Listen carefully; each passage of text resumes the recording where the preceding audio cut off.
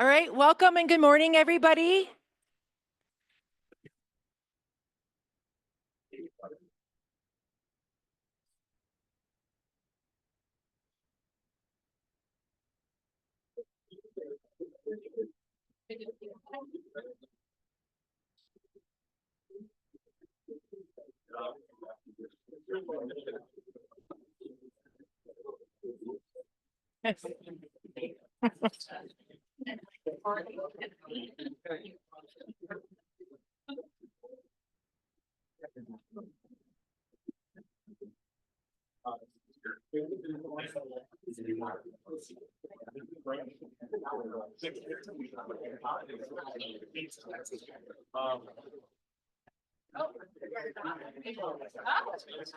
Yeah, and I Volume up.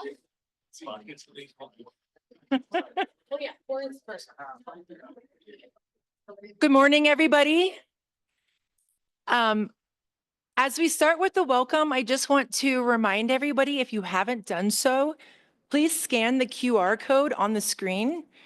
And we just ask that you put in 3 words that you value about living in Flagstaff. Okay.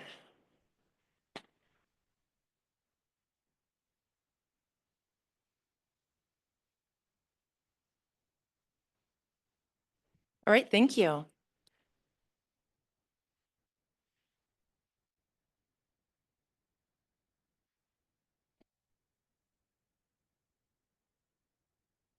right, well, welcome and good morning. And for those of you that I've not yet had the pleasure of meeting, I'm Michelle McNulty, the Planning Director and the Interim Community Development Director for the City of Flagstaff. And it's really great to see this amazing turnout today. And I want to take the opportunity to just first and foremost, thank you all for being here and taking the time out of your very busy schedules to participate in this very important conversation. The framework for today's event is based on over 2.5 years of work by the Land Availability and Suitability Study and Code Analysis Project, or LASCAP project team, and many of you who are in the room today. But really, our community has been talking about housing and carbon neutrality for much longer than that. We are here because the community and council said they want this, which was made clear with the declaration of the climate and housing emergencies, and through the extensive public feedback in developing the carbon neutrality and 10-year housing plans. These plans have established bold visions for our community to reduce the current affordable housing need by half over the next 10 years. And by the way, that's by 2032, and to create a carbon neutral future. The LASCAP project is focused on implementing the vision and the goals of these plans, as well as the regional plan, which reflects the values of our community. And it's not just the LASCAP project that's doing this, but all the code changes that city staff are doing, such as the building code updates, engineering standard updates. And that's why you'll see so many staff in the room today, is that everyone wants to hear this conversation to know what kind of changes need to be made. And change is inherent, and working through the change is messy, but we have to work through the messy details to achieve our goals. So today is a culmination of many conversations, and the reason for today's format is so that we can have one larger conversation. We have a lot of perspectives in the room, and there will be opposing viewpoints, and we celebrate that. We want to hear from all of you, and we ask that you all approach the day with curiosity, listen to other perspectives, ask questions to learn more, and be open to considering a new possibility as we frame Flagstaff's future together. We do have a full agenda for the day, and we have a keynote speaker, Shane Phillips. He will be introduced shortly. You will hear from Shane about where we are as a community and why it's so important that we are having this conversation so we can make bold changes. We also have facilitators from NAU, Melissa Jurgensen and Fei Hung, who will be here to help out. And again, I just want to take a moment to thank you all for being here, giving us your time, sharing your knowledge and your perspective. And I want to make one last announcement. As a thank you, the observatory is giving out passes to everybody who attended today. So we'll be passing those out at the 3 p.m. break. And you can either use those tonight or you can come back another day. And we hope that you're here all day and that you're here at the 3 p.m. break. But if you have to leave early, come see me and we'll get you your pass. And with that, Melissa and Feifei are going to start with some housekeeping before we get started.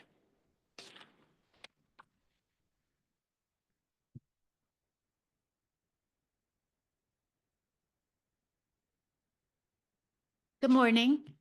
My name is Melissa Jurgensen, and I'm a research associate with Economic Policy Institute. And I am a Flagstaff community member for almost 29 years, or almost 30 years. I moved to Flagstaff in '96 to pursue a master's in biology from NAU. And I never left. I'm originally from New Jersey, and I studied in Rhode Island and lived in Pittsburgh, Pennsylvania, before moving to Flagstaff, but Flagstaff is home. And Feifei and I are excited for this opportunity.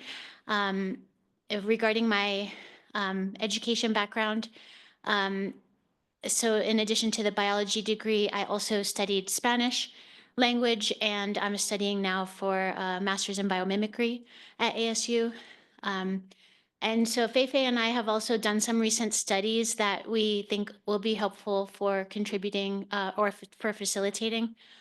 Two with Coconino County Workforce Development, one with FUSD Housing Project, and then another one was with Central Arizona Firefighters Project on housing as well. So we have a lot of data rattling around in our brains regarding the conversation that is going to be happening today. So, but yes, we're here as researchers and facilitators in a neutral stance, and just here to help this journey in gathering as much community feedback as possible on these two topics. Feifei? Hi, good morning. My name is Feifei. I'm a research associate with EPI Economic Policy Institute at NAU. Have a mixed background with geography, economics, and planning. And also in the past about 2 decades, I worked in environmental strategies, consulted with real estate sectors, city governments, international organizations on urban issues. And now my work is mainly in Coconino County and Flagstaff. So I'm very happy today and also appreciative for the city to invite us to facilitate this event, and also happy to see some of our clients are here. About 10 years ago, I came to the US. I went to ASU to pursue my PhD in urban planning. And when I was applying, my supervisor suggested me, please hide your 3 masters because North American people will this as overeducated. Back then, I didn't understand, but I moved to Flagstaff 5 years ago, and I finally understand what that means. Because I think the best learning is through working, especially working with the community on those issues those urgent issues facing the communities. So I see people what you value most is climate and nature. That's the first thing that draw me to come to Flagstaff. But community and people are the biggest one. And now I feel so connected and find my belonging here. We have done so much in different fields. We've done as Melissa mentioned, the firefighter recruitment and retention, the wildfire, the true cost of the flooding to the community, the housing, even wine tourism. So everything is so close related to the community. So we're really excited to learn more through this and hear what you all to say about the city's project. So I'm gonna introduce the day. Oh yeah, we have some housekeeping items. So the bathroom is when you go out, turn left, and it's next to the elevators.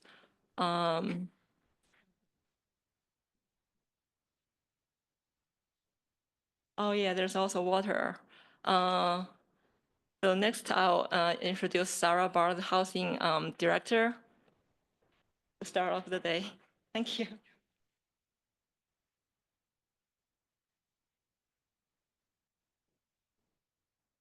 Good morning. I'm so excited to see so many people in this room participating in a community conversation where we may have some difficult topics today, things where people don't agree.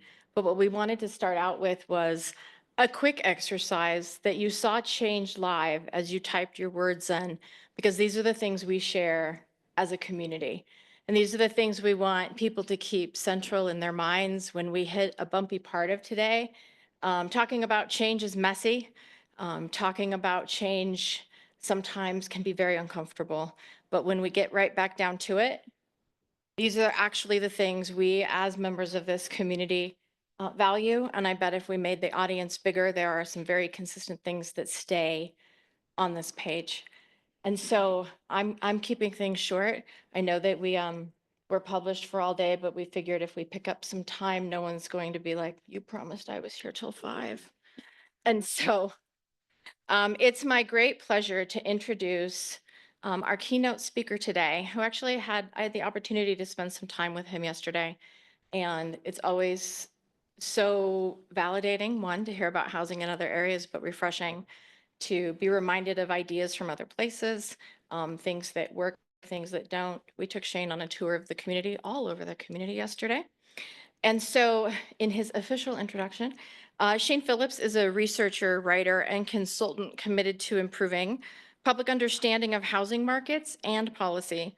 He manages the Randall Lewis Housing Initiative at the UCLA Lewis Center for Regional Policy Studies and produces and hosts the UCLA Housing Voice podcast, a biweekly show that translates emerging policy relevant research for a non-academic audience. And I'm going to pause right there and say, I have not partaken in the podcast. My podcast time is usually non-work related. It's my decompression time.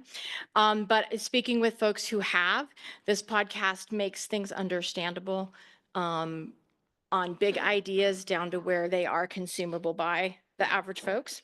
In his book, The Affordable City, he advocates for prioritizing supply, stability, and subsidies, a message he has shared on panels and keynote presentations across North America. He was actually in our community speaking at the Economic Forum in the fall. I don't remember what month. Shane earned his bachelor's degree in biochemistry from University of Washington and master's degrees in public administration and urban planning from USC. We're quite privileged to have him here with us today for his keynote. And thank you for contributing. This will allow us to capture this image so it can show up in the minutes of today, et cetera.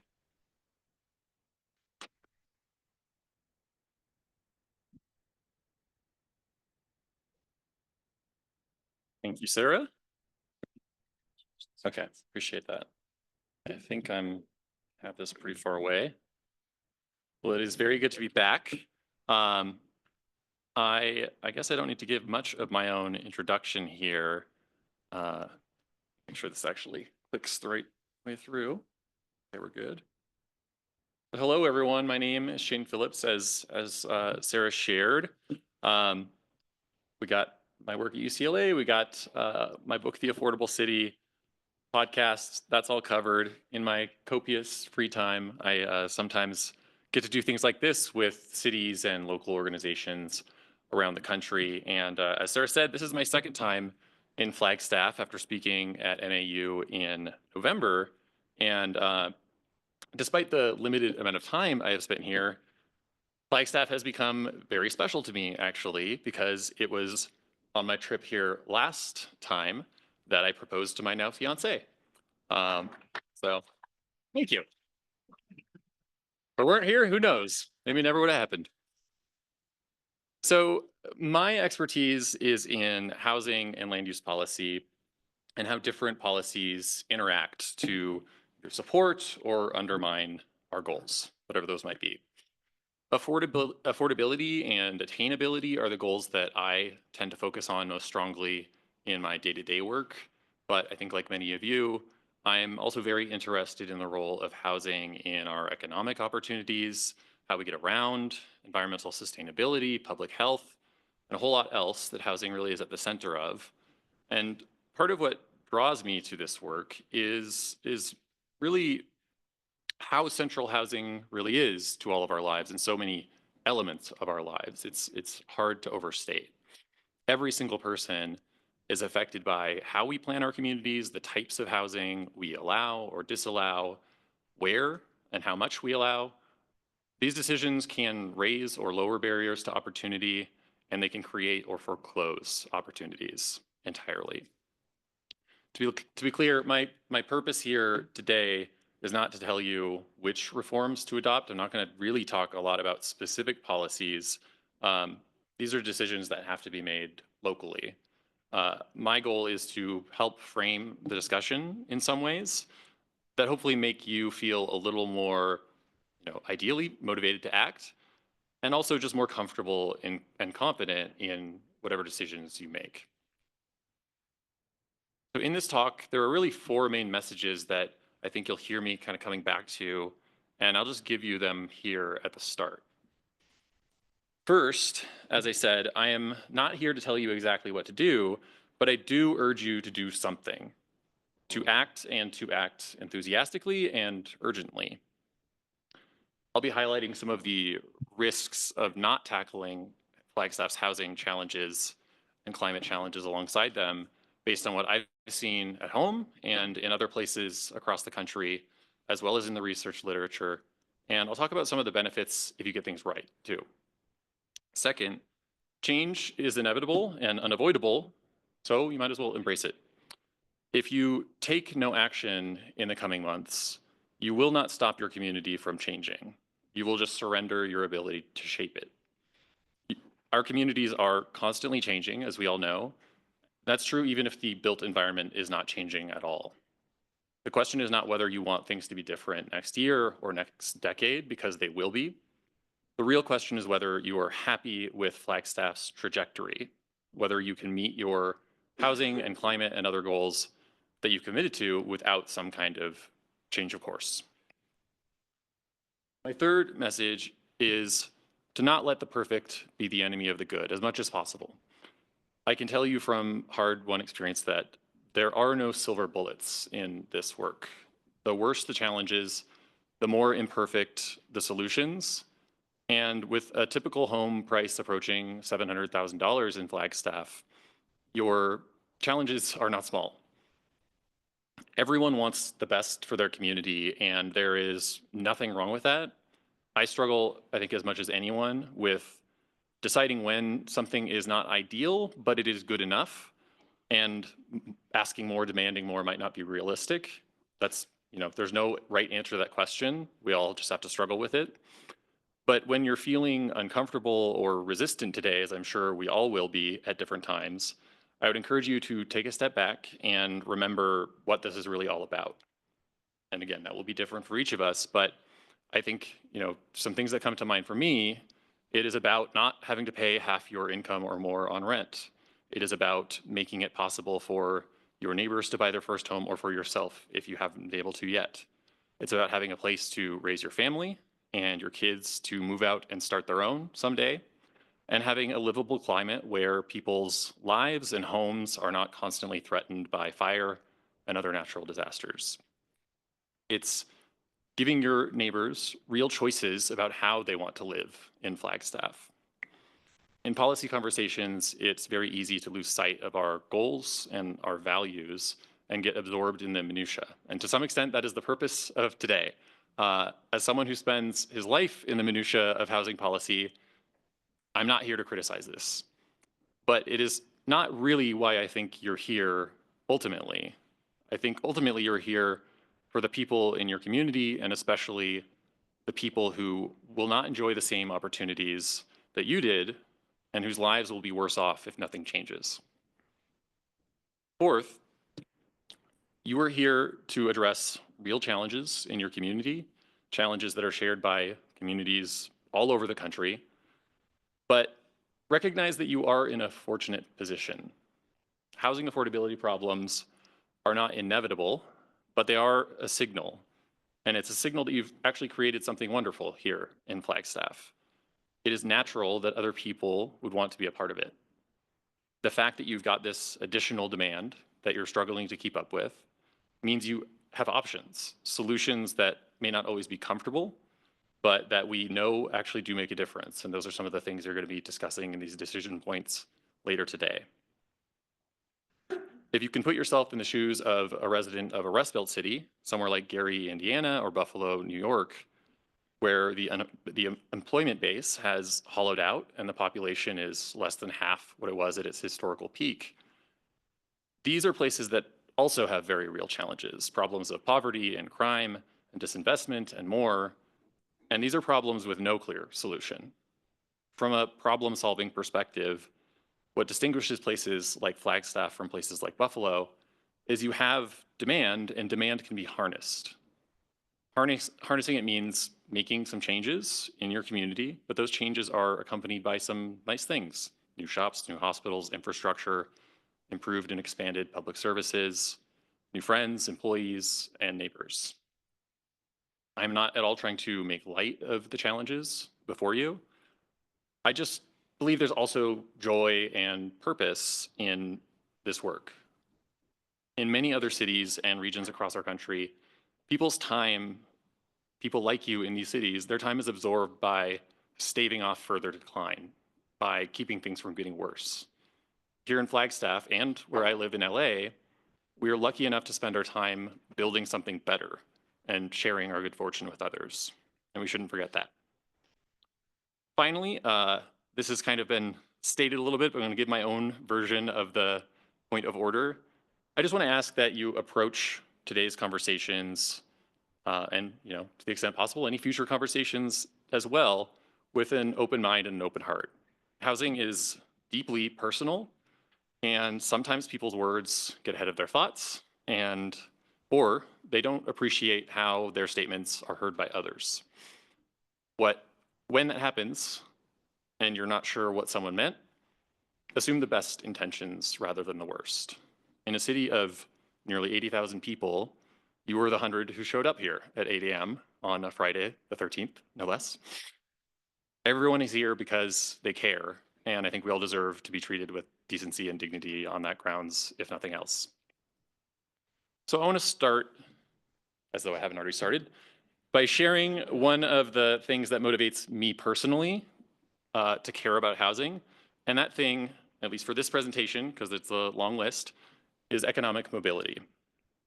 So something that has long set America apart from many other older nations and from much of the rest of world history is that your fate is not tied to where you're born. I right at the top here have to add the caveat that this has not been true for Black and Indigenous people in particular throughout much of our history, but it is a principle that we have celebrated throughout our history, and it's one that we have lived up to better, at least over time, though never perfectly. These very important exceptions aside, folks have always been welcome to stay where they're at, where they were born, where they grew up, but they are not obligated to that fate as they have been in many places in history. And moving away to find new opportunities has been the ticket to a better life for literally tens of millions of Americans across many generations. This was reflected in the fact that from the 100 years between 1880 and 1980, incomes in the poorer US states and the richer US states were converging. Decade after decade, poorer states gained ground to the benefit of their residents and the nation as a whole. A lot of that convergence was driven by migration between the states, with people from cities and states with limited opportunities moving to cities and states with better opportunities, more jobs, higher wages. Whether you were a doctor or a teacher or a retail worker, more often than not, moving to a higher wage state left you financially better off in the long run. But around 1980, that convergence came to a halt, and by the year 2000, it started running in reverse, with the wealthiest states growing their wages more quickly than the poorer states, and the gap started widening again. A major reason behind this change is that people were no longer migrating from poor states to rich ones in the same numbers to find those better opportunities, and the reason behind that was housing. In their study on this change, Peter Ganong and Daniel Shog illustrate and we actually had Peter Ganong to talk about this on one of our podcast episodes, but they illustrate what happened across the country with lawyers and janitors as an example. So throughout most of the 20th century, both lawyers and janitors earned significantly higher wages in the New York tri-state area than in the Deep South. And you could, pick two groups of cities or states anywhere in the country that kind of reflect these things. But New York and the Deep South were the ones they used. Housing costs were also higher in New York along with wages, just as they are today, but the wage boost was larger than the housing cost increase for people in both professions. So many people from both of those professions migrated to New York and the tri-state area, and generally speaking, they did better for themselves and their families as a result. Today, lawyers and janitors still earn more in New York than in Deep South states like Alabama and Georgia. What has changed is housing costs, which have increased much more sharply in New York. If you're a lawyer, the wage premium still means it is still large enough for it to make financial sense for you to move to New York in many cases. But if you're a janitor, that is just no longer true. Compared to the Deep South, the tri-state area offers a greater diversity of job opportunities with higher pay and better prospects for kids who grow up there. That is exactly what we want for people who are lower on the socioeconomic ladder. It is the path for again, millions and millions of people to upward mobility. But today, for janitors who move to New York to ply their trade, despite the higher wages, after you pay for housing, you have less money left over for food, clothing, healthcare, education, entertainment, and everything else than you would in the Deep South. And so not many make the move anymore. If you live there now and work in a lower wage job or sector, then your household budget will improve if you leave. And so lots of people do.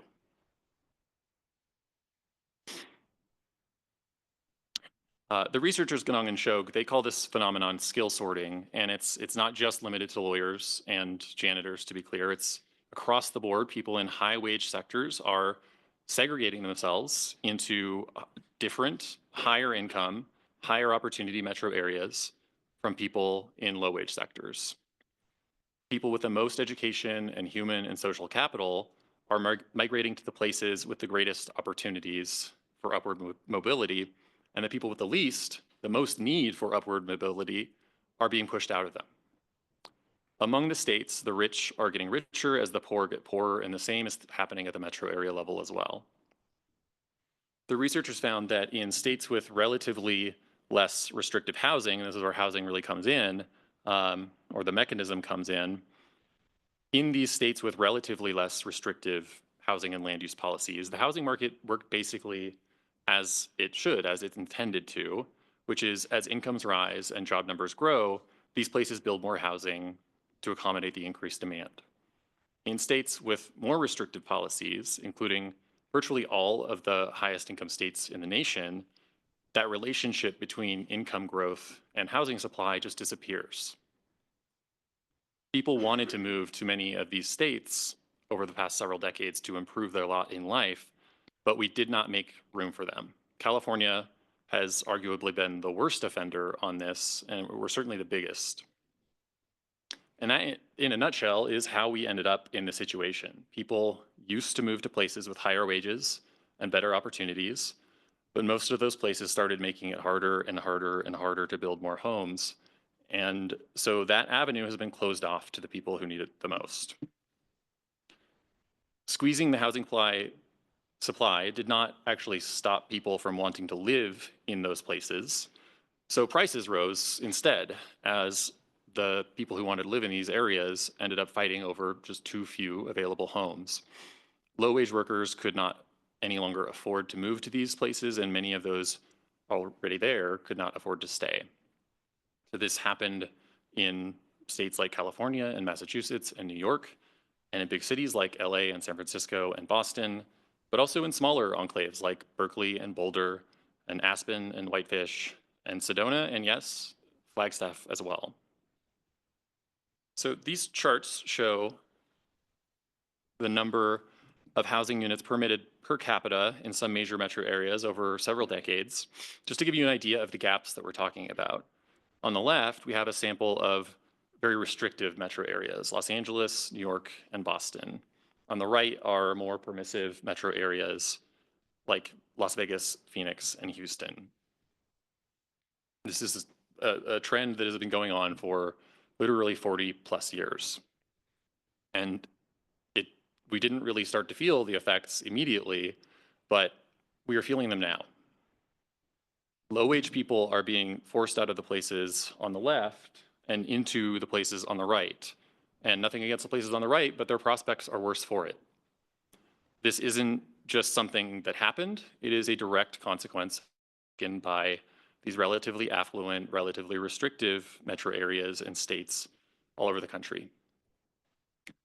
What this story illustrates for me is that we don't get to choose whether our communities change, but we can choose how they change within a finite set of options. For decades, many communities have approached urban planning with the attitude that if you don't plan for growth, then more people won't show up, and change could be delayed or it could be denied.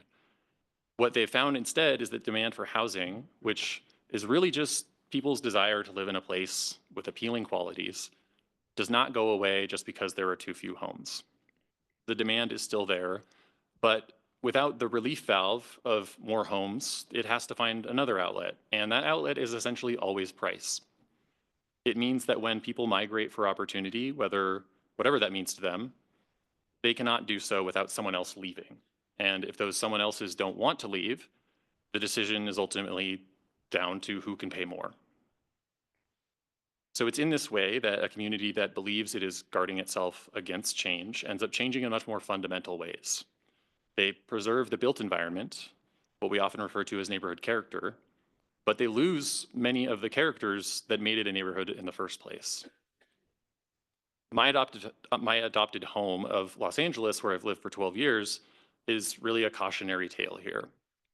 I know how people who live outside California feel about it. They are rarely shy about telling me. And at least when it comes to housing, I really don't blame them. I don't hold it against people. If I said what people say to me about California, about their states, I would be beaten, but we're used to it.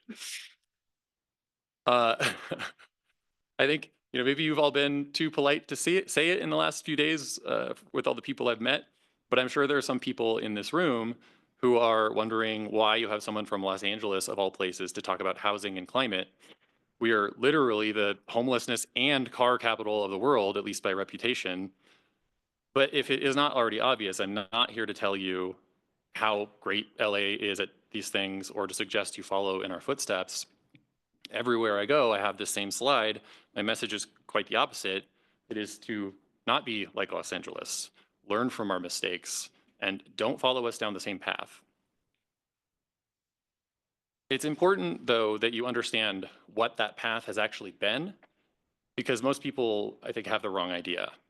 People tend to think that we became so unaffordable and congested by just building tons of housing, especially denser housing, and really not knowing when to stop. And that's not quite right. What we actually did is we built a lot of housing from around 1930 to 1990, and the vast majority of it was single-family homes that just spread ever further outward to where we now have roughly 80 miles of unbroken development from Santa Monica to the San Bernardino forest.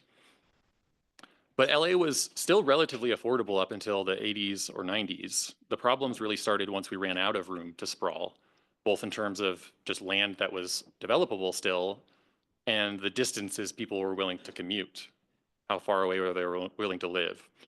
So a point I want to emphasize about our development pattern up to this point around 1990 is that it was a compromise, and it was a bad one. You had places that had already been developed decades earlier, right in the middle of urban LA, roughly in this red area here. They didn't want to redevelop, not unique in that respect, to accommodate this growing demand, but the newly incorporating towns and cities at the fringe were happy to do so. As long as this approach could keep producing housing, it at least kept homes decently affordable. But it did come at enormous environmental cost. And that cost was imposed as much on the people in central LA, far from the development, as it was on the edge. The population in urban LA stayed relatively stable throughout this period, but a whole lot of those new people to the east were still commuting toward the beach, where many of the jobs are, and especially many of the best jobs are. In a normal city, a better planned one anyway, we'd have shifted some of that growth into various nodes within urban LA and used that density to justify new subways and better bus service and other more efficient ways of getting around. In that world, growth would have given us new amenities and new transportation options that didn't require being stuck in traffic and spending many thousands of dollars on driving and gas and insurance every year. But that's not what we did. We spread everything out so that, with a few exceptions, bus stops and train stations just don't serve many people. They're just not cost-effective investments. At the metro area level, and this will probably surprise some folks in the room, LA is actually denser than New York. It's the densest metro area in the country. But transit works so much better in New York, not only because they've invested a lot more in it, but because much more of its population is located in the region's core, particularly in Manhattan and Brooklyn. So it's easy, they can really make the most of the investments that they do make into transit. So that's kind of the first point about the growth pattern up to the 1980s or 90s. It was bad, and it was not just bad for some people, but good for others. It was really bad for just about everyone at the end of the day. The second point is about what came after we ran out of room to sprawl outward. So as fate would have it, people didn't stop wanting to live in Los Angeles and move to Los Angeles once that land was all developed.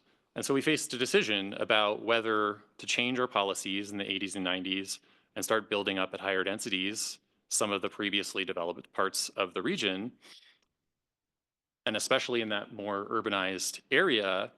And our answer was no thanks. I'm not going to take the time to go into it here, but in the city of LA itself, we actually went in the opposite direction in 1986 in particular, where we cut in half the maximum density of residential and commercial properties in the multifamily zones. And so the rest is mostly history, and today we are reaping what we sowed. The median home price hovers just under $1 million, and this is in a city of 1.5 million homes. So that's more than 700,000 homes that cost $1 million or more.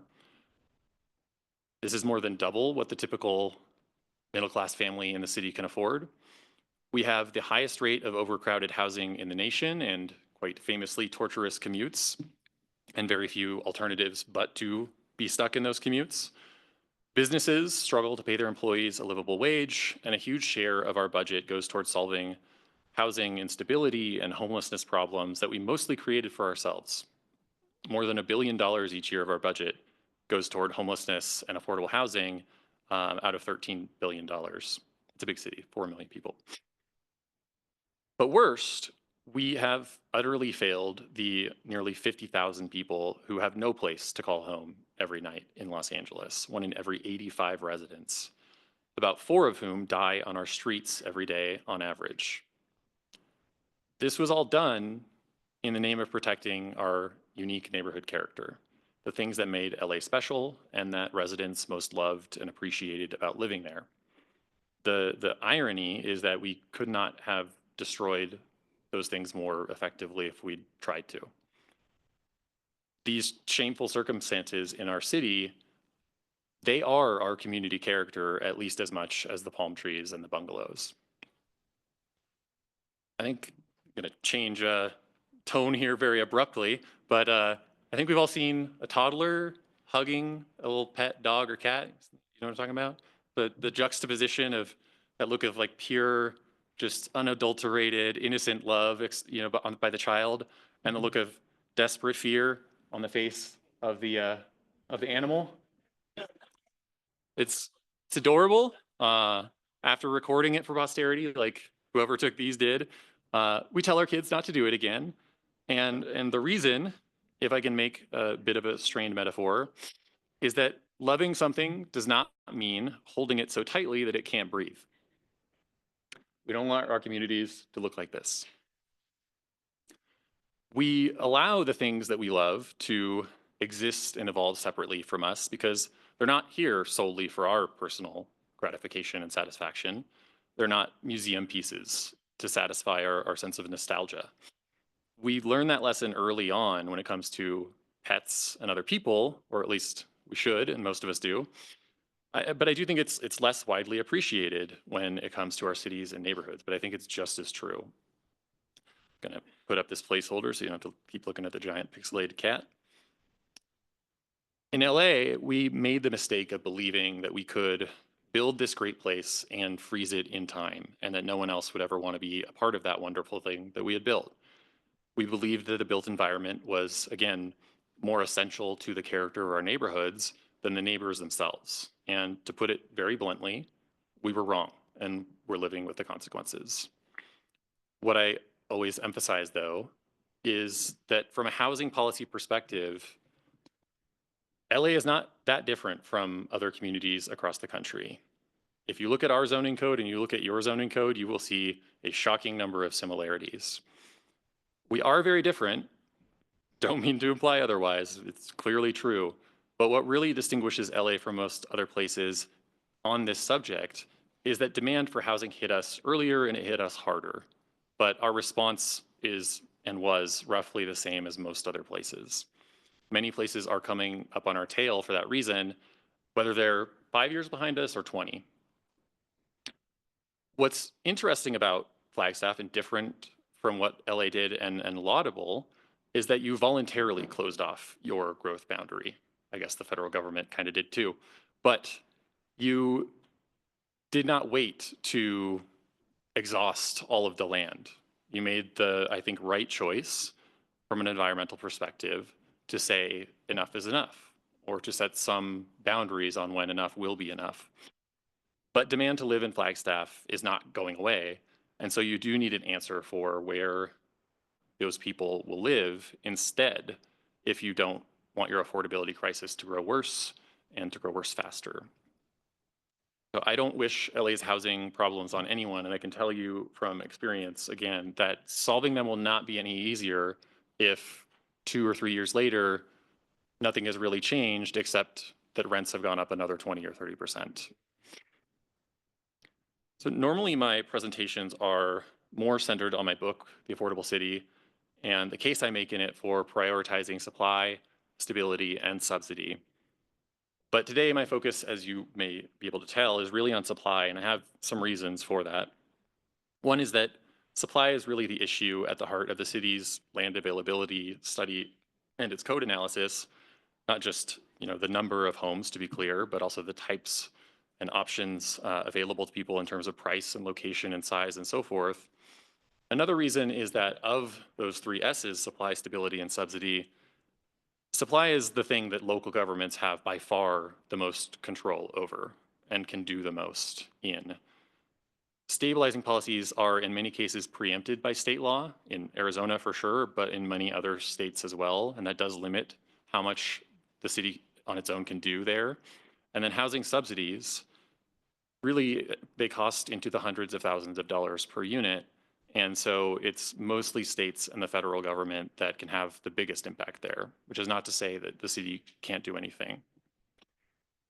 The last reason is that of the 3 S's, supply has the strongest nexus, I think, to climate, and in many ways the most win-win benefits, or what you may call positive externalities.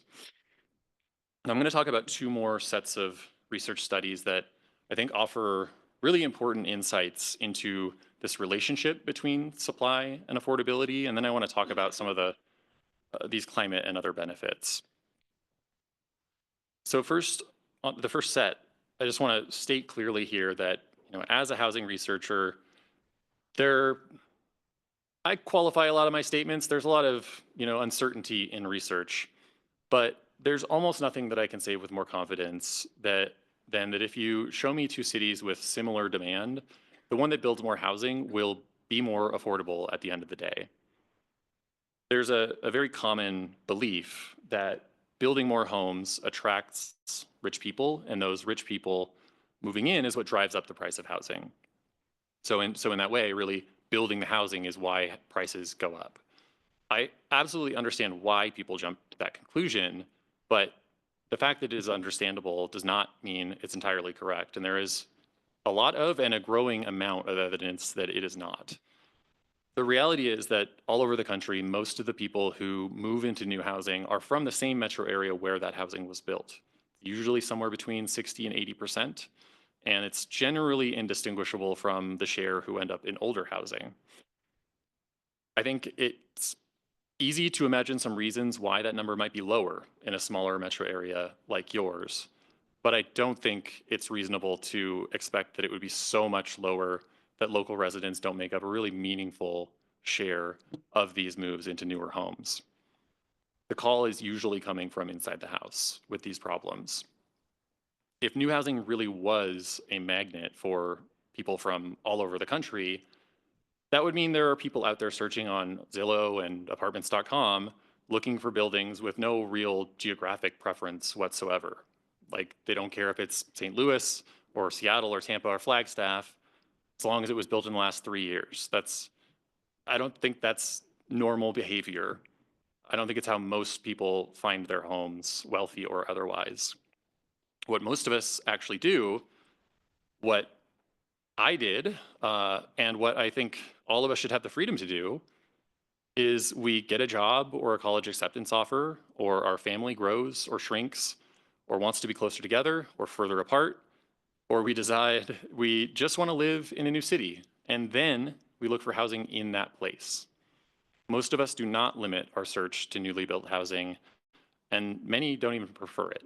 Even if we do, we will usually settle for older housing if new homes aren't available. The thing about new housing is it tends to be relatively expensive. So if we're in the market for that, we can certainly afford the older stuff too. And that's really why just refusing to build new homes ultimately exacerbates the problem. It doesn't change the fact that some subset of people wants to live in your city. The demand is there and people will move as they please. So that's one key point here. The other one is that when we build housing, it has the effect of pulling people out of older, more affordable units into newer and better stock. This leads to vacancies in those older units, which creates slack in the market, and it helps stabilize the rents and home prices all throughout that market. When we don't build, that upward pull turns into a downward push. People with more resources crowd out those with fewer. We see upper income households push middle income households into lower income neighborhoods, and the people already in those neighborhoods are pushed into overcrowded conditions or to other cities and towns or states or onto the street in the worst circumstances. We see this empirically, this chain, in a new line of research that is literally just emerging in the last few years and wasn't possible with the existing data until then. It's something called migration chains or moving chains. And this research follows the moves of tens of thousands of people over a dozen metro areas in the case of the US research. And again, because most moves happen within a metro area, that means that when someone moves into new housing, they are leaving behind a vacant home somewhere not too far away. And because most moves throughout people's lives are upward into something bigger or better, the homes they leave behind are almost always more affordable than the ones they're moving into. The same applies to whoever moves into that newly vacated unit. They're usually leaving behind something more affordable too. But to put some just illustrative numbers to this, imagine a new market rate apartment opens up and rents for $2,000 a month. In many markets, that is quite expensive, but household A recently got a promotion and can afford it, and so they move in and leave behind an apartment that no longer met their needs, which they were renting for $1,600 a month. The landlord touches up that unit, puts it back on the market, household B moves in. Their new rent is $1,600, maybe $1,700, and they leave behind a $1,300 unit. This is the second link in the moving chain. Jump ahead to the fifth move, and data shows that about half of the people moving as a part of this chain, as a result of this chain, as a result of that project that was built in the first place, they earn below the city's median income. Almost a third have incomes in the bottom quintile, the bottom 20% of households. This is the chart on the right. So when all is said and done, 100 new, relatively expensive market rate units create vacancies in somewhere between 30 to 50 units of this much lower cost housing. Housing that's priced at levels you couldn't build without significant subsidies, tens if not hundreds of thousands of dollars per unit. This obviously directly benefits the people moving into those homes, but by limiting the power of landlords, their leverage on their side to raise rents, it also benefits the much larger pool of tenants who aren't moving, who stay put, and it does so at no cost to the public. I want to be clear, none of this is to say that market rate homes are a substitute for subsidized affordable housing. What it does show, though, is that the two are complementary. Market rate homes stabilize rents and prices and ensure a continuously improving housing stock, and they do so without subsidy, without expense. And by stabilizing prices, they also help make sure that the subsidies we do spend, the government funds we do spend, go further, whether your city or state spends a lot or spends a little. So the story I told about housing and economic mobility has analogs in transportation and education and public health and climate and like I said, everything else. It deeply influences every aspect of our lives. And I just want to skim over, I know I'm running out of time here, but I want to, at least touch on some of these connections to other topics and some of the research literature that actually backs up these relationships. So, this is not nearly the whole story, but with climate, this is this pie chart on the right is from the carbon neutrality plan for Flagstaff. About 30% of emissions in the city are from transportation, 50% is from building energy, 20% of that is residential buildings specifically. And what we find in the research is that infill housing, building housing more compact, more centrally, closer to transit, et cetera, closer to just other people and the places people go every day, lowers emissions by reducing driving frequency and the distances people drive when they do, and increasing walking and transit use and other less emitting modes. And smaller housing types, which infill usually has, often with shared walls as well, but not always, this further lowers emissions, particularly from fewer construction materials and much lower costs for heating and cooling. On transportation, reduced driving is obviously good for the climate, but is also good for people's pocketbooks, with people living in central neighborhoods spending significantly less of their income on transportation. And that's, I think, a little too dark to see. This all looks like the same color, but it is actually, I think the central part of Flagstaff here is around, I think, 12 to 15% of household income.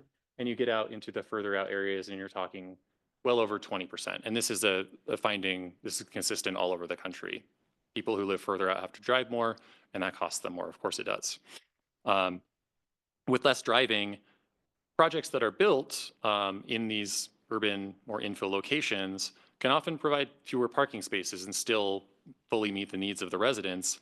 And that actually has been shown to not just attract people with fewer cars, but fewer parking spaces actually causes people to own fewer cars and to drive less frequency. It is a causal effect, which is a difficult thing to actually establish in research. But actually a colleague at UCLA determined that just a few years ago.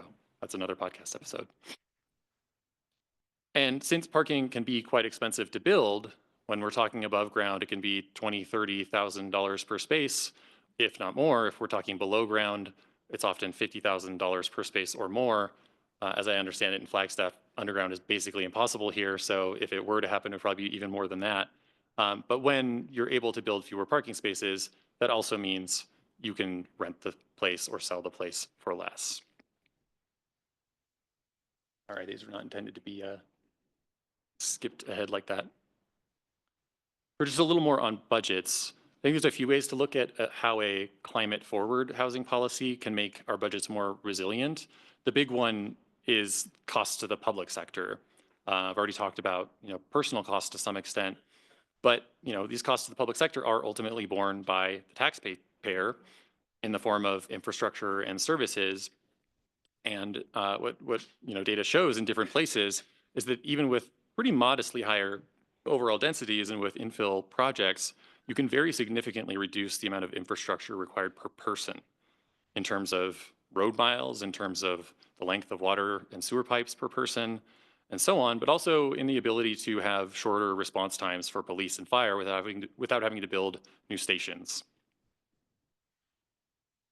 Looking at health, in part because it enables people to drive less and walk more, and driving is one of the least healthy things we can do for ourselves if we're doing it a lot of hours a day or a week.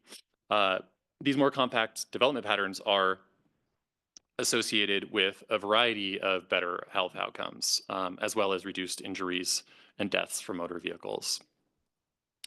I didn't put a slide on here, but I'm from Los Angeles. Lots of crazy stuff going on in my city this year, including right now. But in January, we had the two most destructive wildfires we'd ever experienced in our history. We lost about 16,000 structures, more importantly, 30 lives.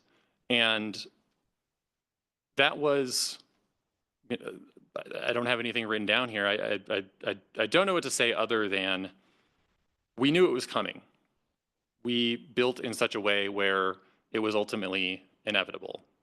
And even despite that, the pressure to keep spreading outward rather than building inward where we know it is safer and it has all these other benefits, it remains a real challenge. And so, I know these things are going to be debated all throughout today and for long beyond that. But I just want to, I guess I just bring this up to make the point that this is not easy, and I don't want to imply that it is, but at the same time, it is in many ways life or death for people, and the decisions you make really, really do matter. So I'm coming up to a close here, and I've been talking a lot about changing the kinds of housing that you allow, and I haven't really given you much of an idea of what I'm talking about specifically. So, more housing, more diverse, more centrally located, but what could that look like? What should that look like? So I just want to go through some examples very quickly. My intent here is not to say that these are the types of housing you should allow, though I picked them because I think they mostly look nice or unique, and so I'm not discouraging it. But my goal is really just to show some of what's possible, to highlight a wide range of options and both in scale and style. And maybe you will like some, maybe you will hate some. It is fine either way. The fact is a lot of old housing is quite ugly too, and beauty is in the eye of the beholder. Some of the most beloved and established building types, like bungalows, were actually very despised when they were being constructed by the millions in the first half of the 20th century. So this is just how it goes sometimes. So let's just take a look. First, we just got a couple townhomes next to a corner store with an apartment on top, facing right up to the sidewalk. And then on the right, we've got two-story duplexes built over partially underground garages.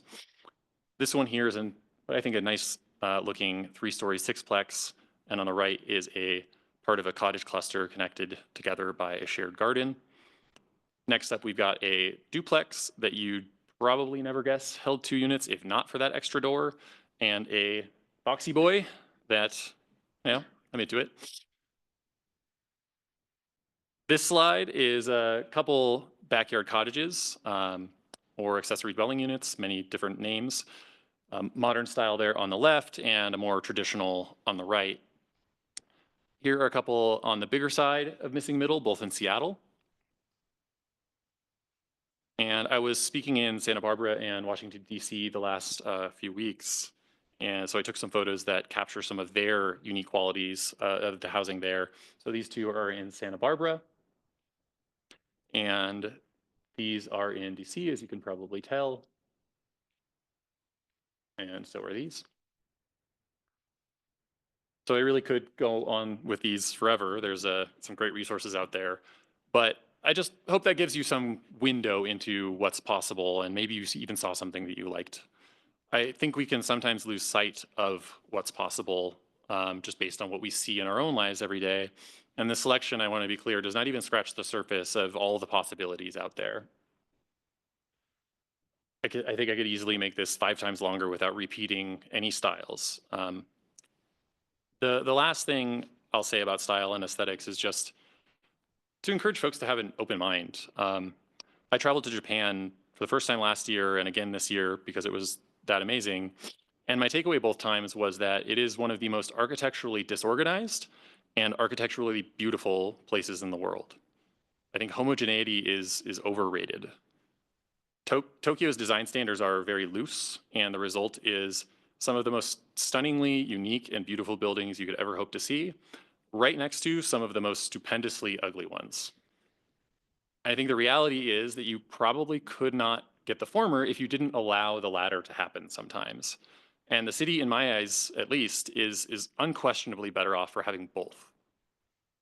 If you don't like what's being built in your community right now, you're not alone. I feel pretty similarly about the designs I see in Los Angeles. It's not enough that I would not want the homes to be built and for them to become homes for people, but I do wish things were better. And I think if you want it to change, it's helpful to find some examples of what you would like to see instead, and to ask your local developers through the city or otherwise, what prevents them from building it.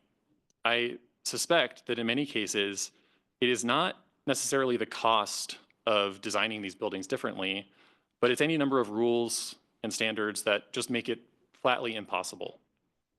And if there are rules standing in the way of delivering homes that you would be excited to see in your community, then those may be rules worth changing. So among these photos, I showed everything from ADUs and duplexes to 3- and 4-story apartment and condo buildings. And if none of these options appeal to you, that is fine. Increasing housing diversity is about making sure everyone can find the home and location that works best for them, balancing their preferences with what they can actually afford. When I was 20 years old, a 350 square foot micro unit in the middle of downtown might have been the most appealing choice to me, given the alternative of living with roommates or finding an apartment in the suburbs. Banning that option does not suddenly make it possible for me as that 20-year-old to afford a 600 square foot unit in downtown. It just means that I'm going to have to go with my second best option. My life is worse off for that decision. Now that I'm twice that age, now that I'm 40, that micro unit is not right for me. I don't want to live there. I have more money. I go out less often. I live with another person. It doesn't make sense for me. But the fact that I would not live there today does not mean it shouldn't exist. It's not for me, and that is okay. So we've covered a lot here, and I hope it's given folks some things to chew on, to bring into your conversations as we go through the day, and you get to these decision points. I think we may, I know I've gone a long time, so we may have some time for questions in a second, but I'll also be around to answer questions one-on-one, small groups, out in the hall, whatever, for anyone who's interested in kind of digging in further. I'll just end by restating something I said at the start, which is to encourage you for sure to tackle the challenges you are facing with a clear sense of what's at stake. Don't forget who and what is at stake, but also to approach this with optimism and positivity. The best places I visit are the ones where residents just exude a feeling that the best is yet to come.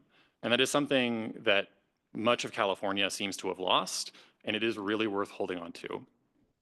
Every place has its warts, but if you're struggling with affordability, it really does mean you've built a community that others want to share in and contribute to. So embrace that and encourage your friends and your neighbors to do the same. I don't think, and I suspect you don't either, believe that our cities, they're not so fragile that they will be ruined by more people. People are what they are. They are their strength. So if you love where you live today, I think the best way to show your appreciation is by ensuring its opportunities are not closed off to future generations, as has unfortunately been occurring in far too many places over the past 40 or 50 years. Let it change within limits and welcome more people just like it welcomed you. But thank you again for the invitation, and looking forward to chatting with you more throughout the day. Thanks.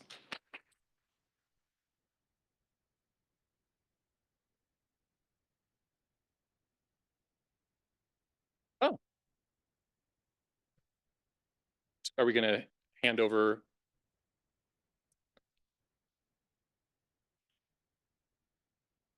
Come on up.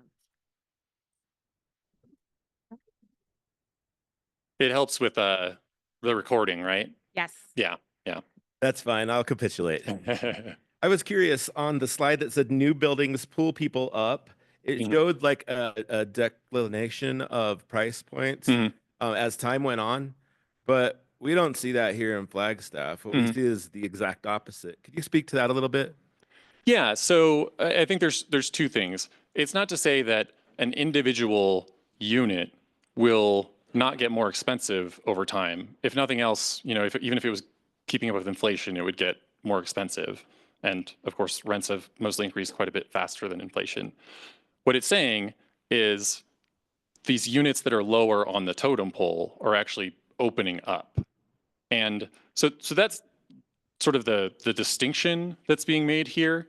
Um, the same researcher who did that moving chain research also showed that when new buildings open up, the buildings within about, I think, 500 feet or 200 meters or something like that, on average lower by about 7% relative to other units that are further away from these new projects. But I think one thing that you're probably seeing or feeling here in Flagstaff is over the long run, this is, I think what we're kind of hinting at is called filtering. And it's just this idea that, a unit built today is going to be pretty expensive because new things are expensive. But over time, as you build other new things, that thing that was new today is now kind of old and shabby. It's nothing special. And so it's going to be, where it might have been renting to someone or sold to someone who's at the 80th, 85th percentile for income when it's new, might 30, 40 years later be renting to someone who's at the median income. So that's kind of the long-term effect that happens. And this moving chain is the short-term mechanism. The issue is if you're a place that is not building much at all or just not building enough, that filtering doesn't actually function. It's not something that just happens naturally. You do actually have to keep having these newer units because otherwise the older ones are not actually, meaningfully lower quality and therefore worthy of lower rents.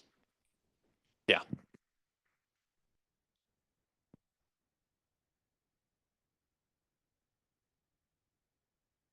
As you might know, here in Flagstaff, and this might be true of LA, I'd like you to speak to this, or other cities you've looked at, there's the second home element. And most of those second homes are large and take up a lot of land use. And so that's of concern to me here in terms of build everything.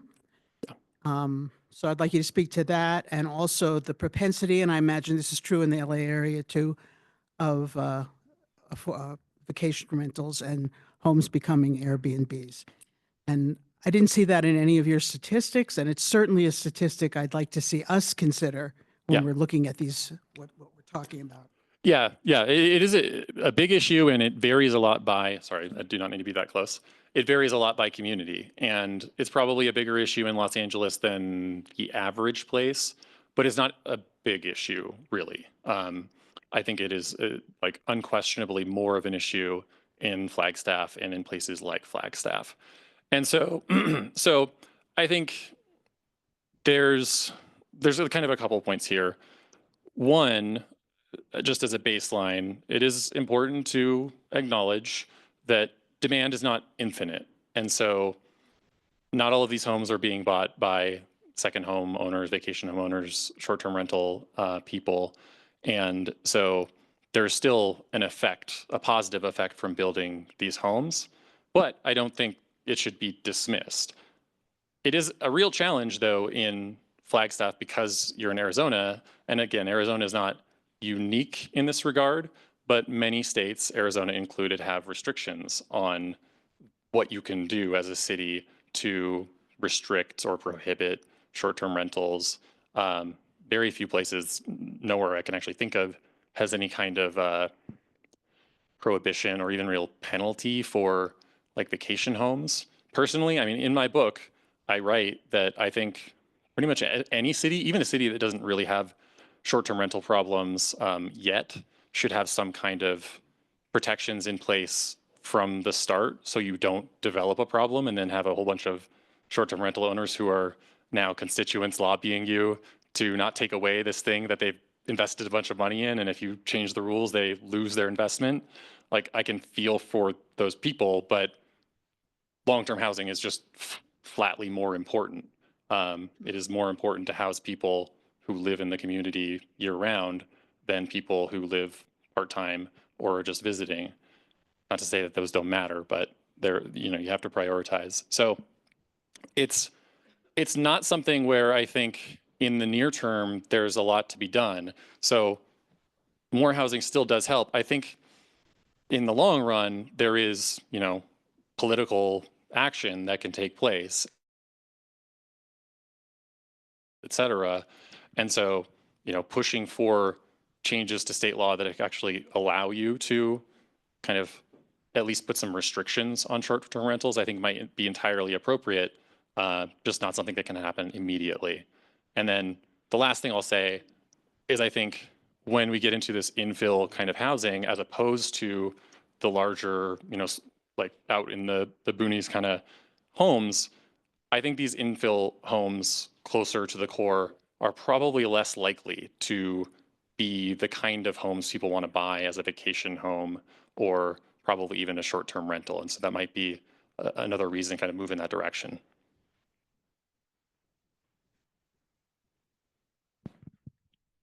Behind the building more affordable homes and more homes, we have to look at how does the infrastructure, especially with water, how can that support the continued building? We here in Flagstaff have a finite, what shall I call it, aquifer. And even though it's very large, we're beginning to see it go down based on data from the USGS.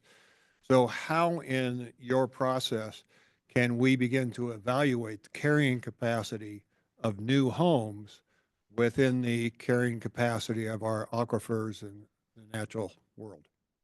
I'm not going to pretend to be an expert on Flagstaff water, sources or use or Arizona's water policies overall. I can speak to more general facts about water use, one of which is that multifamily housing uses dramatically less water because in many places, more than half of water use is for people's lawns. And if you now have, rather than one household with a large lawn on a single family home, you have 4 households and a much smaller lawn, the overall water use may still increase, although that's not guaranteed, but it's not going to increase 4-fold. It's probably not even going to increase 2-fold. Just to pull an example here, and I don't want to say this is all from densification, because it's not. I think a lot of this comes down to different kinds of water efficiency measures as well. But Los Angeles added 1 million people from, I think, 1960 to 1990, somewhere around there, 70 to 90. And during that time, our total water consumption in the city fell pretty significantly. And I'm not talking per capita consumption. Our total water consumption fell as we added 1 million people. And so, again, I'm not going to tell you exactly how that is achievable, but evidence seems to suggest that there are ways to solve these problems. And again, this is a situation where moving toward more efficient housing typologies can actually support that goal if it's done well.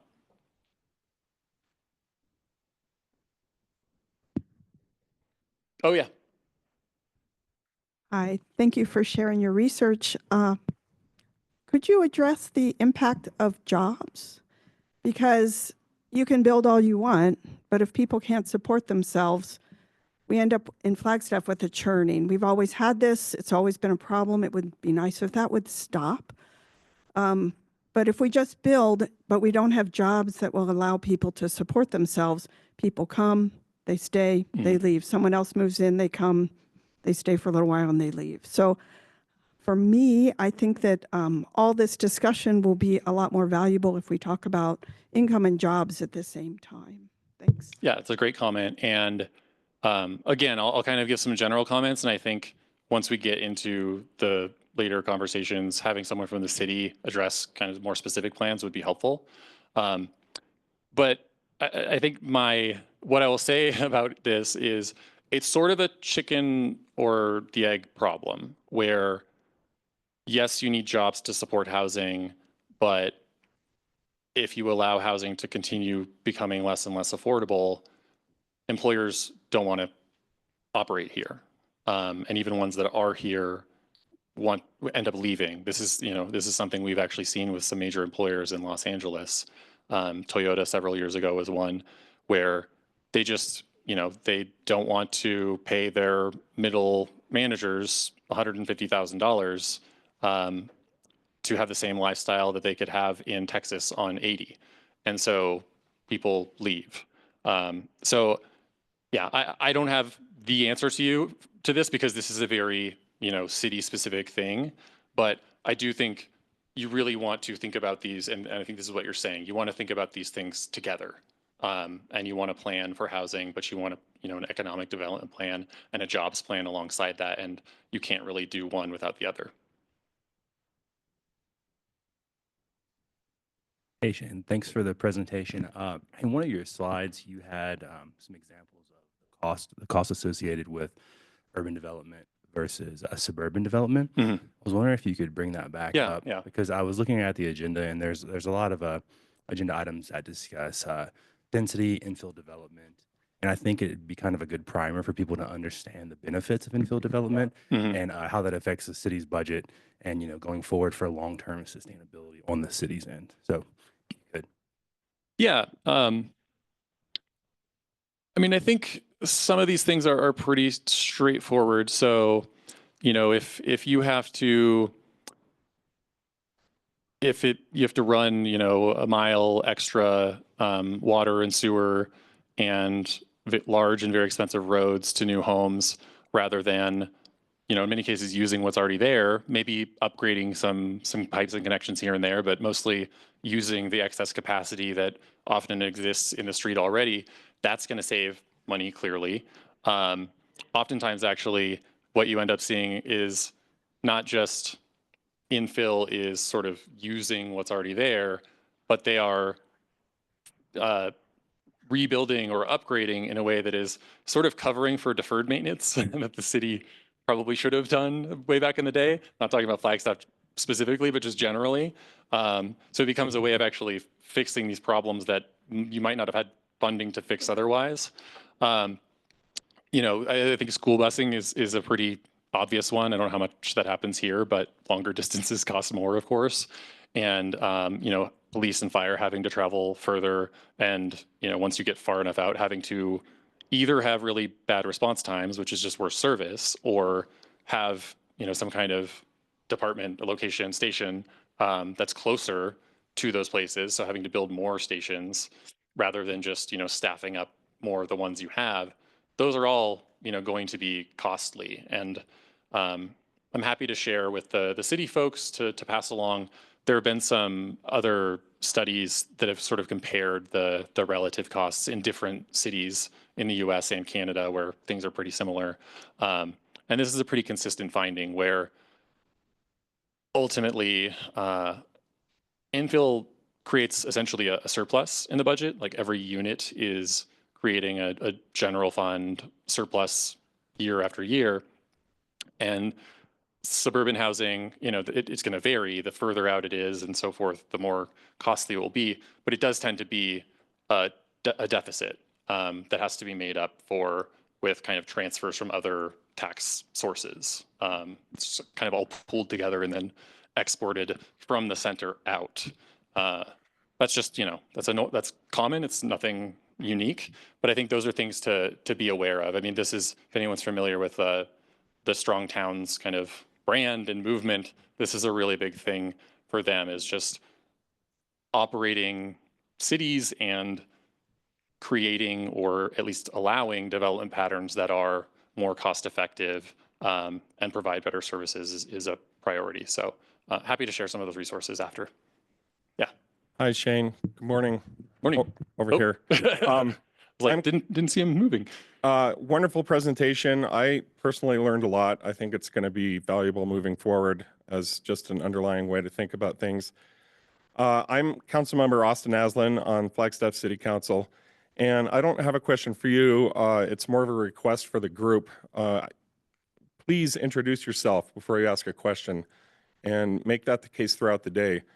I think first we had Councilmember Anthony Garcia speak. Then we had Marilyn Wiseman with F Cubed, Friends of Flagstaff's Future. We also had Duffy with a Midtown Land Trust talk to us. Who am I missing? Hunter is with the Downtown Business Alliance. He just spoke. And also Brian Bates with the Flagstaff Water Group. So Awesome. there's so much talent and so much expertise in this room. I think we should show it off. Okay. So just be sure to introduce yourself before you speak. And I was asked to also say that we have about time for about 4 more questions. Okay. You're up. Oh, okay. My name's Keith Becker. Been a citizen for 47 years.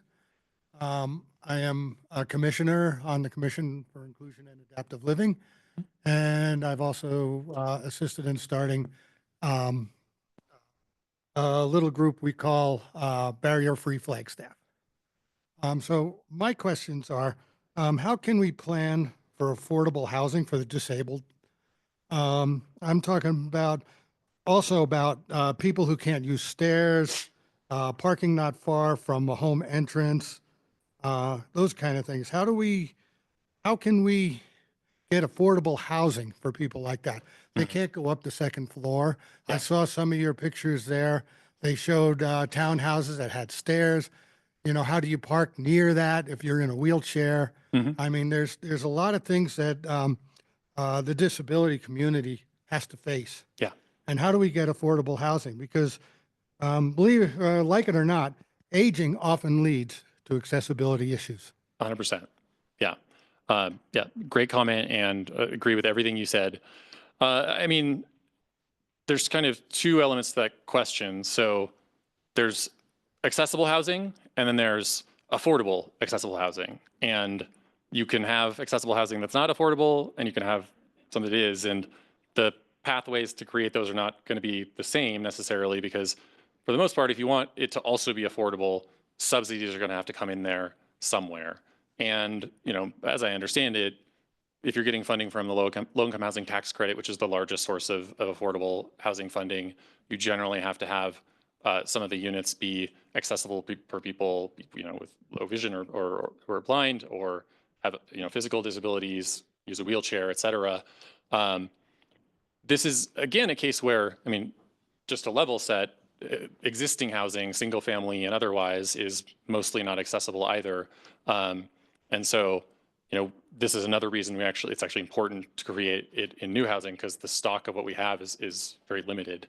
I don't know the exact number. I think it's 4 units. It might be 5. But once you cross that threshold, you actually are subject to some accessibility requirements that smaller projects are not.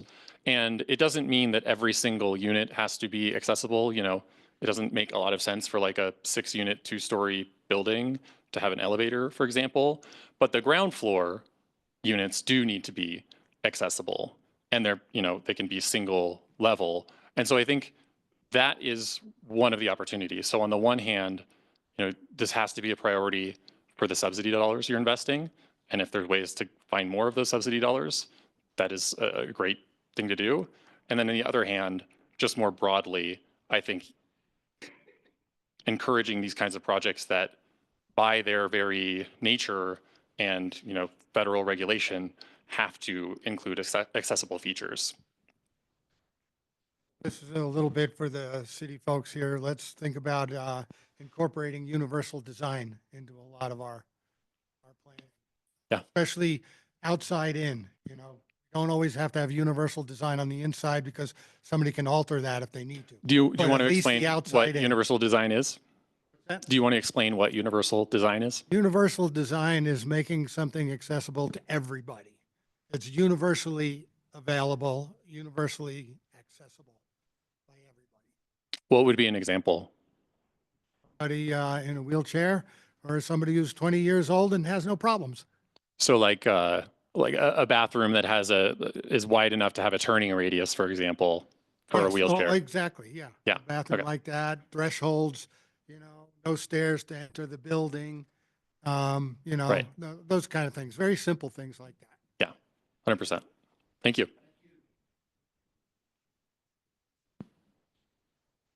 Hello. Again, I appreciate your presentation very much. My name is Rick Lopez. I was born here in 1949. I was a past city councilman from 92 to 2000, served on a whole variety of city commissions and councils, committees, and I'm currently the government affairs director for the Northern Arizona Association of Realtors. One of the things that we have heard for the last 35 years that I've been involved in city government is that new development does not pay for itself. Have you ever done any studies addressing that issue? I mean, in California, it certainly does. This is going to be very state dependent because some states have very low property taxes, and property taxes are often like one of the main sources of revenue generally, but especially from projects themselves. I don't know Arizona's property tax or other, tax structure. I've seen plenty of analyses that it is a net surplus, but it really does depend on how these things are structured. And so I don't have the answer to that, but I do think that is, important to know. And if it is true in Arizona that, regardless of the development type, it's not paying for itself, then that sounds like a good reason to work toward changing it. Because obviously just not building homes is not a solution to that problem. It will just cause different ones. But I think that's all I can really say without having very specific knowledge. I don't know if anyone's, in the city or otherwise here has heard of any of these studies here. Yeah. Hi, my name is Zach Skelton, and I'm with Flagstaff Strong Towns. And I was just hoping you could talk about parking minimums just a little bit, as well as mode switching away from cars, ways to encourage residents to mode switch. Thanks. Sure. So parking minimums are requirements that say, if for every apartment you build, you have to provide 2 parking spaces, let's say. Or maybe it's 1 parking space if it's a 1-bedroom and 2 if it's 2 bedrooms or more. If it's an office building, maybe it's 5 parking spaces per 1,000 square feet. If it's a bowling alley, maybe it's 1 parking space per 1,000 square feet. Who knows? If it's a bar, for some reason, it's 1 parking space per several hundred square feet, because people driving to the bar and back is really what we want.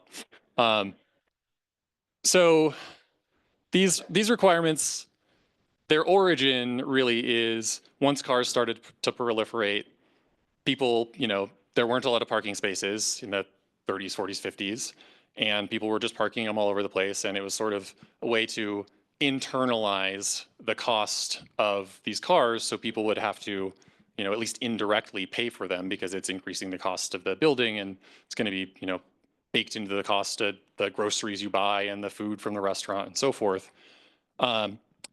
That's all well and good, but one of many problems here is those requirements were set extremely arbitrarily, and once a few cities set them, they just kind of proliferated everywhere with no real basis. It was just, this city did that, so we're going to do the same. And study after study, and this was really, started by with the work of Donald Shoup, who just recently passed away, but he spent 30 years working on this and wrote an 800-page book called The High Cost of Free Parking, and is really kind of the godfather of all of this reform. He really showed how these parking requirements that we think of as, we're going to have free parking, we're paying for them in all these different ways. There's, as I said, it's very expensive to build this parking in many cases, and so that cost is going into your rent or your home price. It takes up space, and especially in Flagstaff when you can't build underground, if you have a height limit and you have to build parking above ground, every floor of parking is 1 less floor of housing. And so it's a direct trade of housing for parking. And, I know people love parking, but Flagstaff does not have a parking crisis, it has a housing crisis. And so that's a really perverse outcome. This all kind of spreads things out where people have to then, you have to make all that space for parking, which spreads out all the destinations, which makes getting around by other means longer and more expensive and time consuming. And so it encourages more driving. And so it's this kind of self-fulfilling cycle and vicious cycle. And, what we found is that these requirements are actually often way beyond what is needed.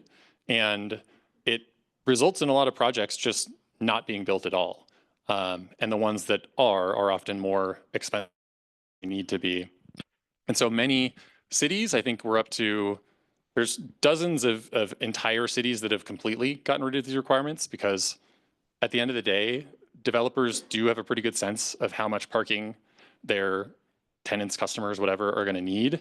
And if they get it wrong, they lose money because parking is an amenity and they don't want to just not give people what they want and force them to park on the street all the time if that's not going to work because that's just a worse experience. And, the last thing I'll say here, other than this is just spreading everywhere, including at the state level in California and Washington and elsewhere, a lot of this, these are kind of academic conversations.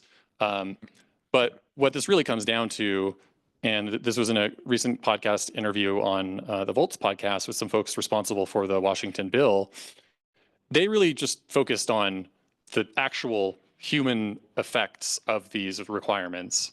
And the example they use most often is this woman who wanted to start a daycare center in her community, which was a childcare desert. And she could fit on the property, I think, 15 parking spaces. But the city required 17 or 19 or something like that. And those are the rules. And she could not get around them. And so she did not build the place. She couldn't.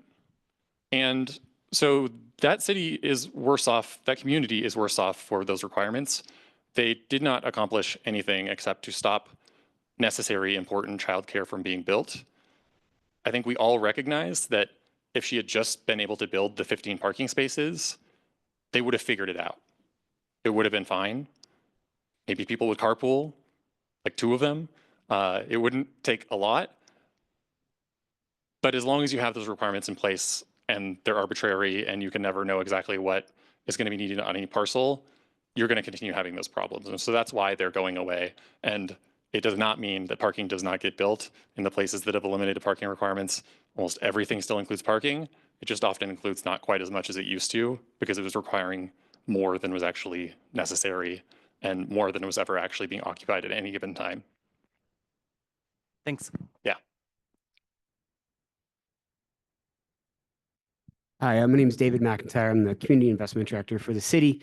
This circles back to some questions. It's a different take on some of the questions we heard earlier, and it focuses more on, I think when people talk about what they're worried about for Flagstaff, it's more that will become a Telluride than that will become an LA.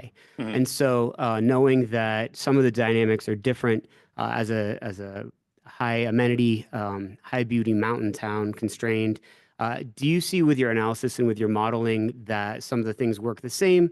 Have you really looked at a Telluride type of a community versus a larger urban one? And does the modeling show fairly similar? Your answers earlier made a ton of sense, but I'm just curious, do we see the math work the same way in terms of units opening up, creating that mobility for the new entry? There's not really that kind of resolution or granularity of study possible at that scale. The reason a study like with the moving chains worked as it did is you could look at tens of thousands of people across large metro areas where the numbers were enough to really have the statistical power and everything. When you're getting down to cities with tens of thousands of people or less, that kind of thing is not possible. And as I said, I do think it's likely that the percent of people who are coming from somewhere else is probably higher here. It's a small area, and it does have kind of above and beyond unique charms as a sort of resort town, in some ways. And so, but again, I do think once you just kind of accept that, it doesn't really change. It doesn't leave you with more options to accept that. And it doesn't mean that the options you do have are ineffective. It might take more. One thing, I don't know if this like means anything to people. This is not good from an environmental perspective. I want to be clear about that. And I do think there's good reason in the long run to try to kind of hem in short-term rentals especially, but also vacation homes. I think the environmental case is probably stronger than any other for doing so. Just from a kind of self-interest perspective as a city, at least on the vacation home side, if someone is like owns this home but is rarely there, they're not using services, they're paying a bunch of taxes, and they're not like adding to congestion and things like that. And so there is a positive spin on this. It's not to say that it's a good thing. But I do think there's you can do things with those resources that are not being spent on the people who are actually not living here. So yeah, I wish there was that level of research, but I think we're a long way from being able to do that. Okay, great. Lucky me. Hi, everybody. My name is Amy Wolkowinski. I'm a 30-year Flagstaff resident, and I currently serve as chair of the Sustainability Commission. And this has been a great presentation. Thank you so much for delivering all this information to us so we can base our discussion today on research. One thing I wanted to ask about is we've talked a lot about suburban versus urban and density and parking. And one thing that I've heard a lot in conversations about sustainable economic development is mixed use as well as that density. Can you talk a little bit about that, what you know about it, what the research says? Yeah, so mixed use would be something like, a 3 or 4 story apartment or condo building with retail, restaurants, a bank, whatever on the ground floor. And it's great. Like I don't have a lot more to say about it. You think about some of the benefits of density of infill, having things closer together generally means you can walk to them, bike to them, take transit, or even just drive a shorter distance. These are all improvements. If you actually have the housing and a lot of the, places people want to go day to day integrated together, that just brings them even closer together and saves even more. I think one thing to be careful of, maybe 2 things, is oftentimes the developers who build, multifamily housing don't really know what they're doing with commercial. And so I think on the city side, it's important to have a clear idea of what you want and some kind of knowledge, research, whatever, about what is likely to work. Because what you can see is developers build these things, but then they can't lease them out. And they maybe even know that they're not going to be able to lease them out from the get-go, but like it's the cost of doing business. And so it's just this very wasteful thing. You'd rather just have it be housing at that point if it's just going to be vacant.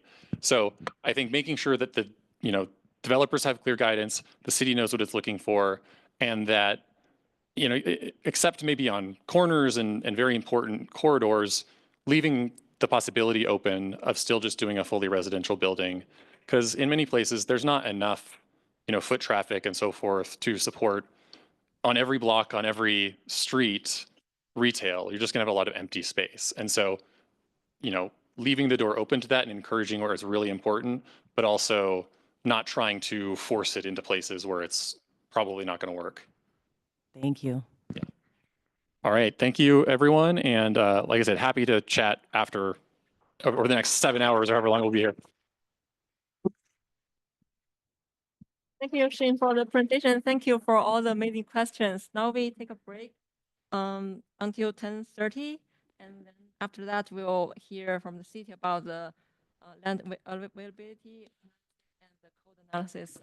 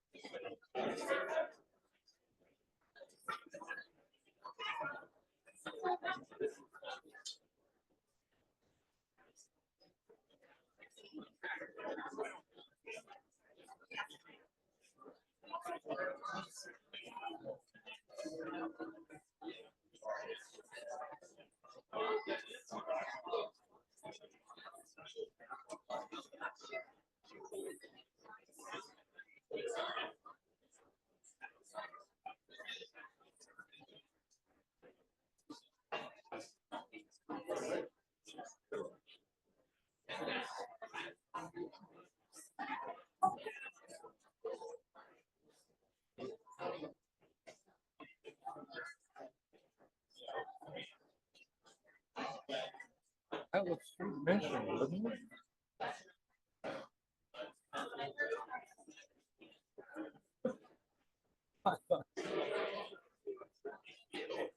I'm not sure.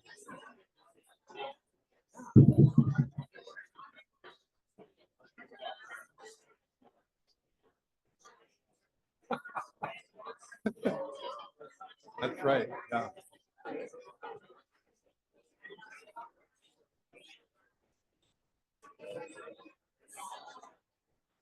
Right.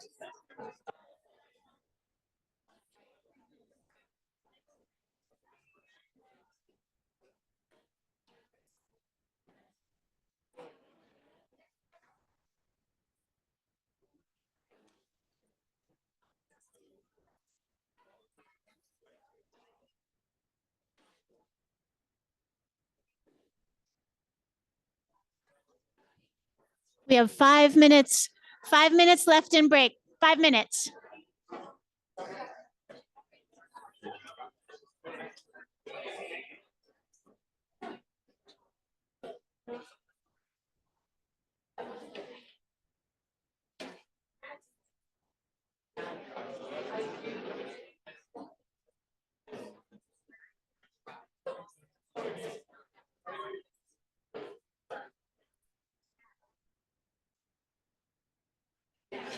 Yeah, I think that's right.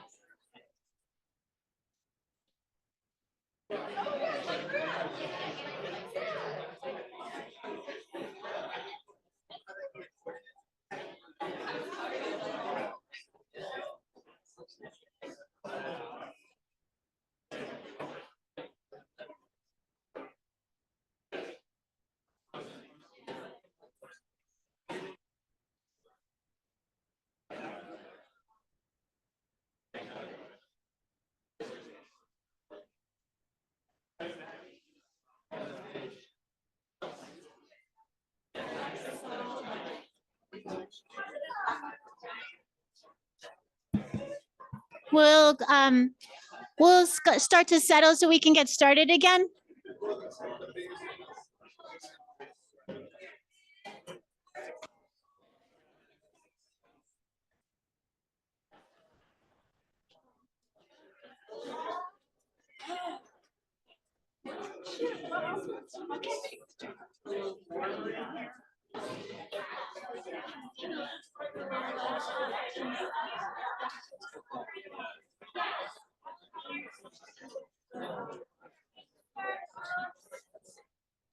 Mary.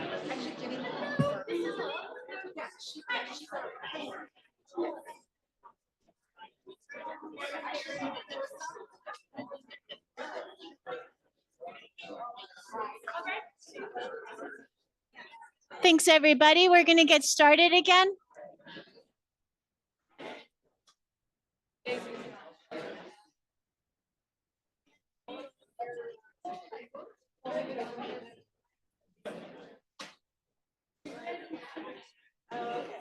We got some feedback that the room is a little bit cool, so we're checking to see if we can warm it up a little. Oh, and yeah, okay. Oh, wow, that's amazing. So if you could have a seat and we'll get started with our next speaker. Thanks, everybody.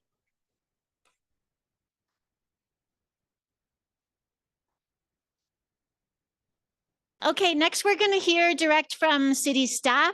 I'm very pleased to introduce Michelle McNutley, who will be walking us through some of the history of the project and what we can expect regarding some of the decision points that we'll move into after that.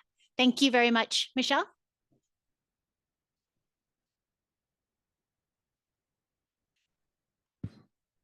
Well, Shane is definitely a tough act to follow. And definitely this is, we built this as a community conversation, and we do promise that the rest of the afternoon will be a community conversation. But before we start that, we do want to make sure that everyone, even if you've heard the presentation on the land availability, suitability, and code analysis project, that you're all hearing it again, that we're hearing it together, so that as we start the dialogue, that we're kind of starting from the same place. So again, kind of harboring back to my welcoming words, the city's 10-year housing plan and the carbon neutrality plan really put forward some bold vision and goals. And so this project is really focused on achieving those goals. And so the 10-year housing plan, again, is to reduce the affordable housing need in our community by half and by 2032. And that's really through impacting at least 6,000 low to moderate income Flagstaff residents through a combination of unit creation and subsidy provision, just very similar to what Shane was just talking about. And then creating or preserving almost 8,000 housing units by 2031, with a minimum of those being 10% of them being affordable. So again, it's increasing the supply, the variety, workforce, and affordable by local residents. And then the carbon neutrality has three primary goals, with the one being very bold of achieving carbon neutrality by 2030 through a 44% reduction in greenhouse emissions. And then preparing Flagstaff's communities, systems, and resources to be more resilient to climate change impacts, and then addressing climate change in a manner that prioritizes those most impacted and ensures the costs and benefits of climate adaptation and mitigation are equally equitably distributed. So the land, I'm just going to call it the last cap now that you're familiar with the words. This project started about 2.5 years ago, and the first two parts that were done was the land availability suitability study, and then the first part of the cap was a diagnostic report. So the last part of this is really, what land do we even have? How much land do we have available? Do we have enough for our residential needs, but also the other things that make a community? We talked about economic development today. We need to have enough land for commercial and industrial uses. We also saw a lot in the wordle that we did this morning, how much we value nature in our community, and that's open space and our parks. So do we have enough land for all of that? The code diagnostic, but really on that last, but really focusing on the how much we have for our residential development. And then the first part of the code analysis is that diagnostic report that looked at every development code that touches a project. So building code, zoning code, fire code, engineering standards. It looked at our traffic impact analysis process, as well as our other development review processes and our housing and sustainable incentives that are already in our code. And that just looked at facts-based. Are these codes that a development has to meet, are they actually moving in the same direction and moving towards meeting the goals of our city? And then now that informed us to going to the code concepts to address those highest priority barriers. Those at this point, and for the rest of today, the highest priority barriers that we're going to talk about are related to the zoning code. But that doesn't mean that's the only thing that the city is working on. There are a lot of people throughout the city working on updating their codes. You've seen a lot of recent changes to the engineering standards come through with our engineering group, really incorporating the ATMP or the All Trails Master Plan. You've also heard the building official announce that we're going to start looking at our building codes and updating those, and also evaluating the green energy code. There's a lot that's happening, and those are just to name a few.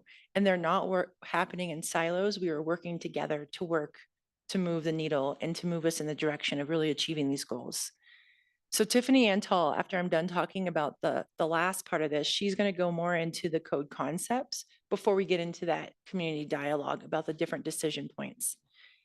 And then this will move us after today, and after the code concepts are wrapped up, we'll move into the final code recommendations, and we'll talk more about that at the end of the day. But today we really want to just make sure that we're having this conversation. If you look around the room, you're going to see some elected officials in here. You're also going to see members of a lot of our boards and commissions. They're not here to represent those boards and commissions or even the council, but they are here as community members. And they're also here to be informed so that when these things do come back to their boards and commissions, they can make informed decisions. And so this dialogue is important because it helps our elected officials provide us the direction that we need to keep this project moving forward. I just want to harbor back to the survey that a lot of you completed today or before today's event. And what are the housing needs in Flagstaff? So the question was, who do you believe are most impacted by a lack of attainable and affordable housing in Flagstaff? What I love about this chart is that there's color on every line. Everybody is affected by our housing crisis. Everyone at different income levels for different reasons. True, it's mostly those in the low income household, our first-time home buyers, and our workforce. Without our workforce, what community do we have? So it just goes to show how important it is that we are bringing in that supply at every price point and for everyone. So this will probably be one of the most boring conversations we're going to have today. I'll try to make it as lively as possible, but it is really just presenting the facts. And sometimes you just have to call it what it is. So I'm not afraid to do that, but it's really, presenting the facts. And again, why did we do this? We have to understand what limited land we have left to develop. You heard Shane say that, one of the precipice for LA's high housing costs was they ran out of room to sprawl.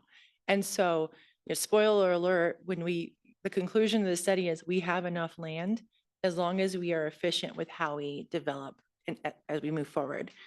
So we wanted to find out, what do we have left? What are the barriers to developing it? And barriers are really defined by what we regulate in our zoning code or other codes. And then it also provides the recommendation for right sizing our code amendments. You heard Shane talk about with the parking standards, how once a few cities adopted it and everybody followed suit. We don't want to just do what every city is doing because that's what you always see in the codes. We want to do what's right for Flagstaff in the context of where we live. So the land inventory and analysis looked at, it really set out to identify 50 opportunity sites. And I'll talk a little bit about how we got to those 50 and then doing a suitability analysis. What are the site constraints? Does it have steep slope that's not developable? Does it have floodplain? What other constraints does it have that can't be developed? We also wanted to look at the infrastructure, what's being served, what is not being served by roads, utilities, water, sewer, electric, gas. And then all of this is being looked at to kind of create a regional cost reduction strategies. And then at the end, kind of a summary of our vacant residential land report. So the study area was much larger than just the city of Flagstaff. But we didn't go outside of the metropolitan plan organizations planning, which is our transportation planning area. So we looked at areas that included outside of the urban growth boundary, as well as some out in the county, just to understand, is there some available land with opportunity neighboring us that we should consider? So again, looking at appropriately zoned properties, we inventoried vacant or underutilized sites, and then from there, identifying the opportunity sites. So those appropriate land use categories were residential and then commercial, industrial, and public, because those three, commercial, industrial, and public all have some allowance for residential. So we kept those on the table to evaluate. But with the public lands, it did exclude forest and public open space, schools, and selected other uses and public owners based on City of Flagstaff input. When we say vacant and underutilized, vacant is just that. There's no improvement on the property, so the full cash value would be zero. Underutilized in each category is parcels with the lowest 10% of improvement to full cash value. So essentially, if 10%, if the structure on the value or on the property was 10%, the value of it was 10% or less of the property, that's considered underutilized, because that's when you start to see people start to reinvest in their properties. And so we consider that might be room for infill development. If anybody's ever used the city's GIS, you won't be surprised that sometimes the GIS picks up weird little strips of land. So we also had to do some removal of narrow strips around right-of-ways and some other pieces of land to remove that. And then again, looking at those environmental screenings, wetlands, stream buffers, slopes, the 100-year floodplain, and then really calculated from what's available, what is actually constrained by environmental constraints. One thing we did not look at was tree resources. So under the city's resource protection overlay, there are also certain requirements for commercial development to retain. Typically, it's going to be retain 50% of their tree resources on your site. And because each site is so different and it's really hard to do that from a GIS exercise, we didn't include that. So some of the available land could be further constrained, but I think a lot of you know that we're also working on a code amendment to kind of help us understand what might be right code changes through a pilot program. So we are working on ways to help keep the character of our community with those trees, but also help achieve the density we're asking of our developers. So overall, here's the map. The light orange is the underutilized, and the orange parcels are the vacant. Across that whole study area, we have about 10,500 billable acreage. So this is broken down by land use. And so again, kind of in those areas that allow residential development, we have about 8,100 acres left for residential development. And if you take that just in the study area, that goes down to about 6,600 acres. For context, the city of Flagstaff is about 42,000 acres. So that's about a 20% of our land is available for residential. Looking at all the zoning districts as a whole, and this is just looking at non-residential, and we'll go into the residential ones and what are the biggest acreages we have. Is our largest landholding is public lands forest. That is a zoning district PLF that allows no residential development. The second is public open space with 3,300 acres, 1,000 acre or 100 acres. So that shows how much we value our open spaces, but and most of Arizona is this way. A lot of our land holdings are in private or public holdings. So we really have to work within what's available for our residential. So within our total acreage for residential, it's our rural residential and estate residential. Those are both zoning districts that allow 1 unit per acre. And then single family residential is next with just under 4,000 acres. And rural single family R1 allows about a minimum of 2 units per acre with a maximum of between 5 and 6. And that 5 and 6 is because it depends on if you're in the resource protection overlay or not. So just to give everyone, I'm going to go through a series of maps, and this is just really for people to help people understand where the zoning districts are located. So this is a map of where all of our rural residential zone lands are throughout the city limits. This is where our R1 zoning is. So you can see it's kind of a little more centrally located, but still out in the some of the outlier areas. This is that estate residential, again, 1 unit, dwelling unit per acre. And then I'm going to go through kind of quickly, but this is high density residential. So it's spread throughout the kind of more along our corridors and our town area, more of our core town. Medium density residential. This is manufactured homes. It doesn't have a minimum, but it has a maximum of 11 dwelling units per acre. R1N, which is single family neighborhood, and this is more of South Side and Town Site. So this has a 2 minimum dwelling unit per acre, and then minimum, and then 14 max. And so that's our housing supply. Quickly, when we look at what we have available for commercial land, we have about 400 acres of commercial land. So what that tells us is we don't have a lot of commercial land to convert to residential. Same goes with our our industrial. Somewhat, we have a nice supply of light industrial, but we have a very dearth of heavy industrial, which has been somewhat problematic in bringing in different development and different companies. So I say that again, because it's important to realize understanding our land supply is really important, because if we don't know how much land we have in those, we need to make sure we have enough to attract those businesses again. But it also shows us that we don't have a lot of land to convert to residential. So we have to do the best that we can with the residential that we have. Then the last one is, this is the public's open space or public land.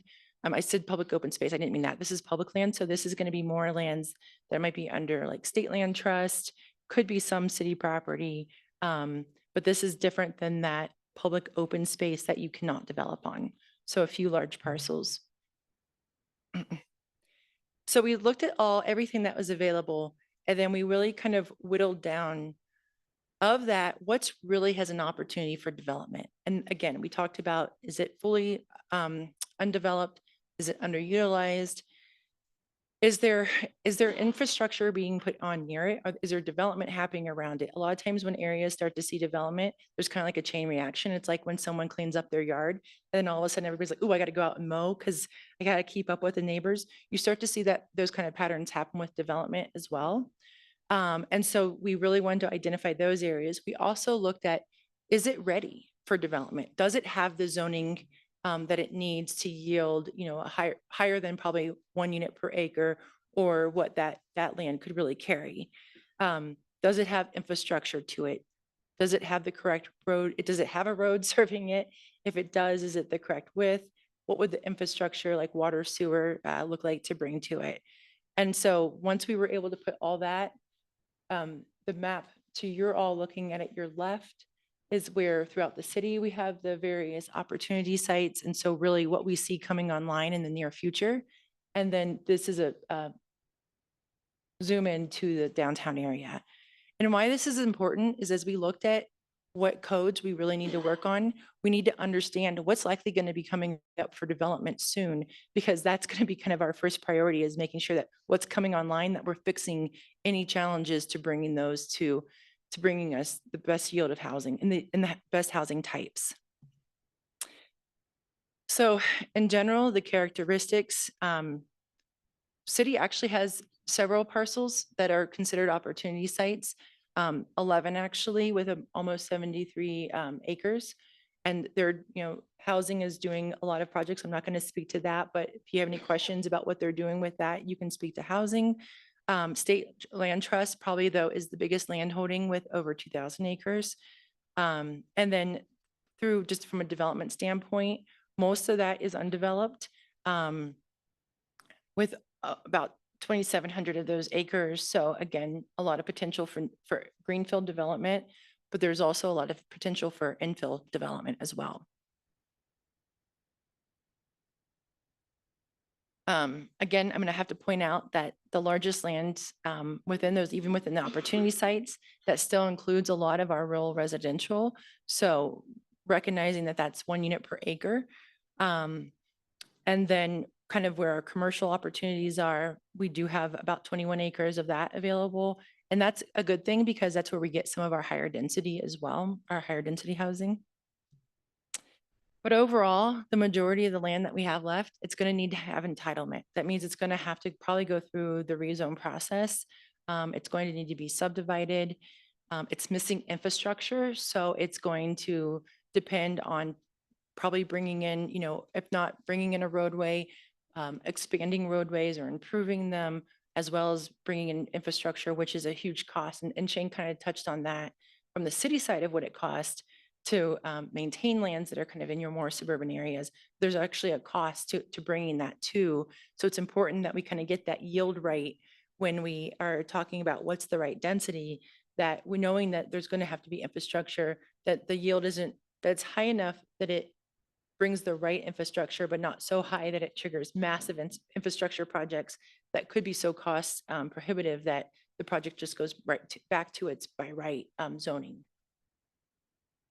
And then just in our downtown area, when we really look at that infill development, we have a lot of aging infrastructure. We have floodplain and drainage issues. Everyone's familiar with the Downtown Mile project, as well as the Rio de Flag, which will hopefully relieve those areas of that barrier, but it does exist today. Proximity to the railroad noise, and that's more from different types of subsidies may have a harder time achieving certain funding because of the railroad noise. It doesn't mean it's totally off limits, it just makes it harder. And then access and parking, whether it's perceived or real, people are convinced there is no parking downtown. And so that is, that can be a barrier to even the community being acceptive of a project coming down there, or also a developer, choosing to come downtown because of the cost of providing that parking. And then talking just about the John Wesley Powell area, it has some drainage. There's a lot of topography out there. It has some drainage issues. It also has, it's going to need some infrastructure being brought out to it. And then it's zoned for low density. So really that's just to give you a snapshot of kind of where our land is, what we have available, and of what we have available, what are the challenges.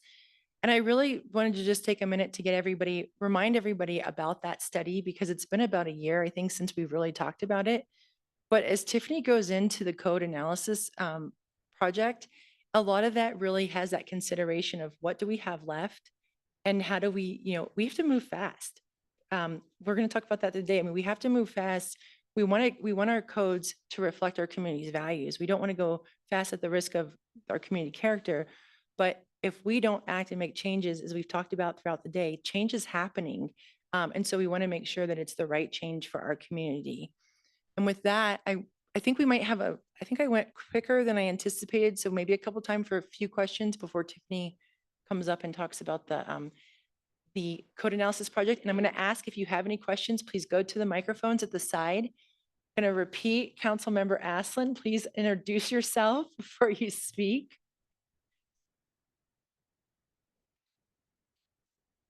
Mary Norton. I do serve on Planning and Zoning and Open Space Commissions. And I know, Michelle, we've talked about this before, but I wanted to bring it up in this forum. And as you said, things move fast, and this picture in time of the last was prior to some of those state land parcels being sold. So I was wondering, because those are large parcels, 400, 500 acres, yes, their purchase, they maybe don't have development applications in right now under current zoning, but they still have bought it with that base zoning of rural residential.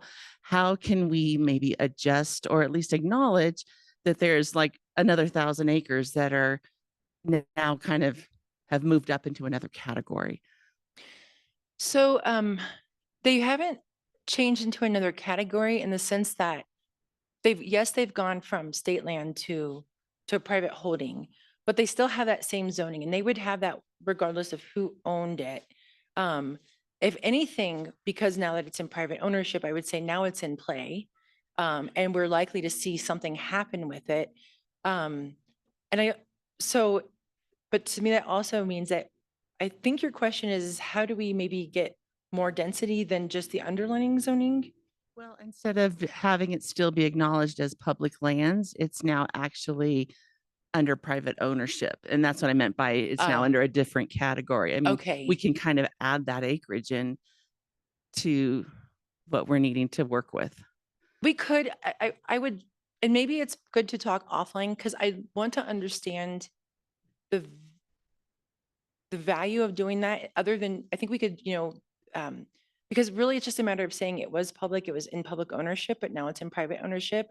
But really what can be done with it is still the same. I guess I was concerned that as it moves into to private ownership, we have a little bit less control as it goes along down the line. So Yeah. I just wanted to acknowledge that and see if Yeah. there was a way to update the acreage that we're looking at that I think has influence. we can definitely update, I think the maps I can talk to. We can do Somebody's like asking where the acreage is, like the state land parcel that was by Woody Mountain that I think Roberts Community is now the owner of 522 Yeah. acres, and the state land piece that's owned by Cemetery and the JW Bell corridor that's 405 acres. Okay. So those are now where they were shown as public lands. They're actually now under private ownership. So.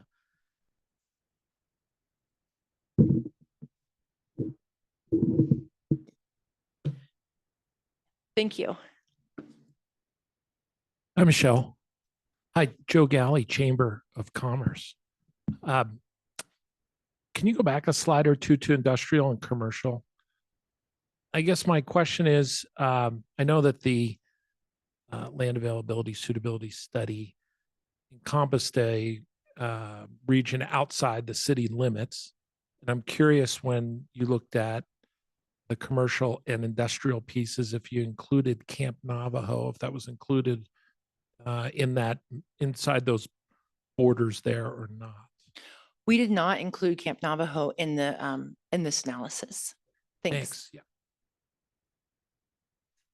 Hi, Chris Spelke, Flagstaff resident, also affordable housing developer.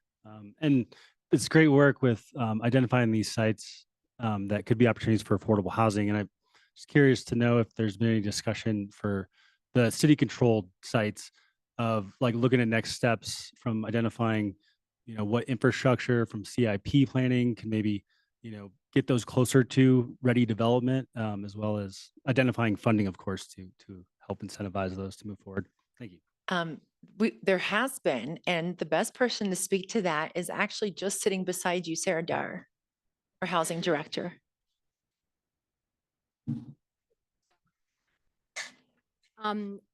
Thank you for the question. We do have somewhat limited, but city land assets closer. Okay.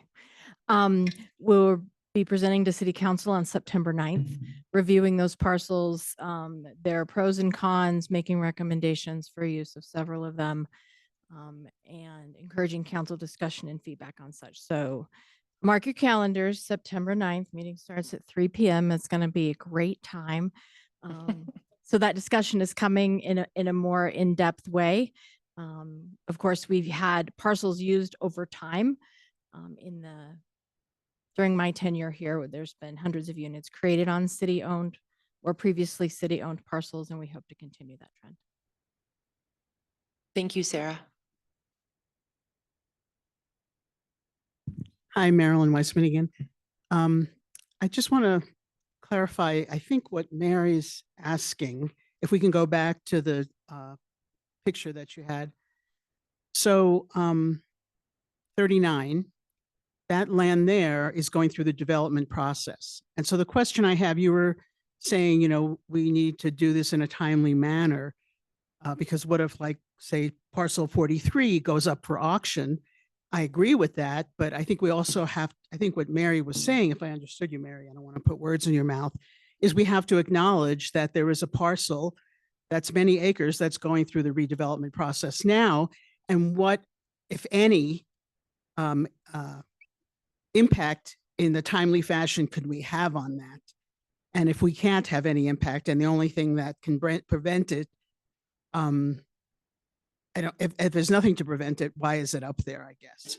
I think that's what she's asking. I'd like you to speak to that because I don't know how many people here know this. Right. And I want to first just say that this report is a snapshot in time. So it was done during a period where those were in the state trust land holdings. So I think that I do still think that there is time to impact that. And I'm going to say something and I'm going to put it out there because I don't want to put you on the spot, but if there's any developer that wants to speak to this, I would encourage them to stand up and do so, but definitely not necessary. But I do think there's a period for influence because I think that a lot of the people who have purchased those properties want to do better projects or different projects than just 1 unit per acre. So I think that they are motivated to kind of see how are we changing our regional plan, how are we changing our code?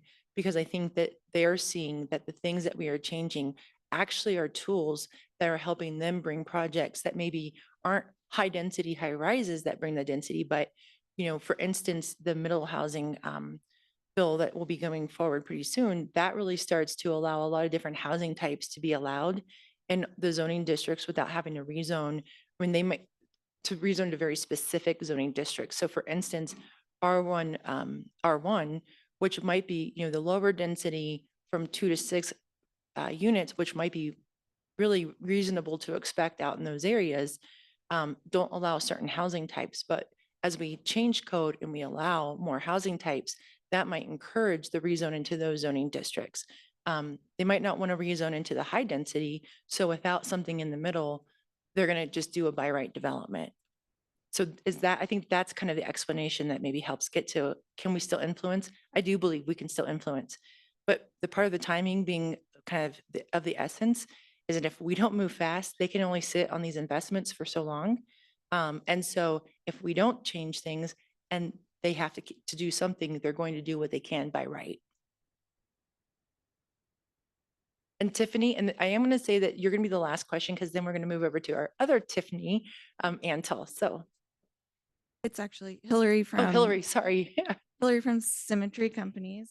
And I just wanted to introduce myself to everyone because we did take down the state land number 39.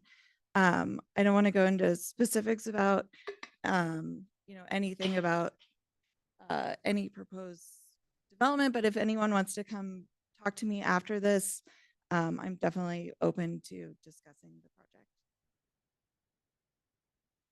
Thank you. All right, I'm going to turn it over to our zoning code manager, Tiffany Antal.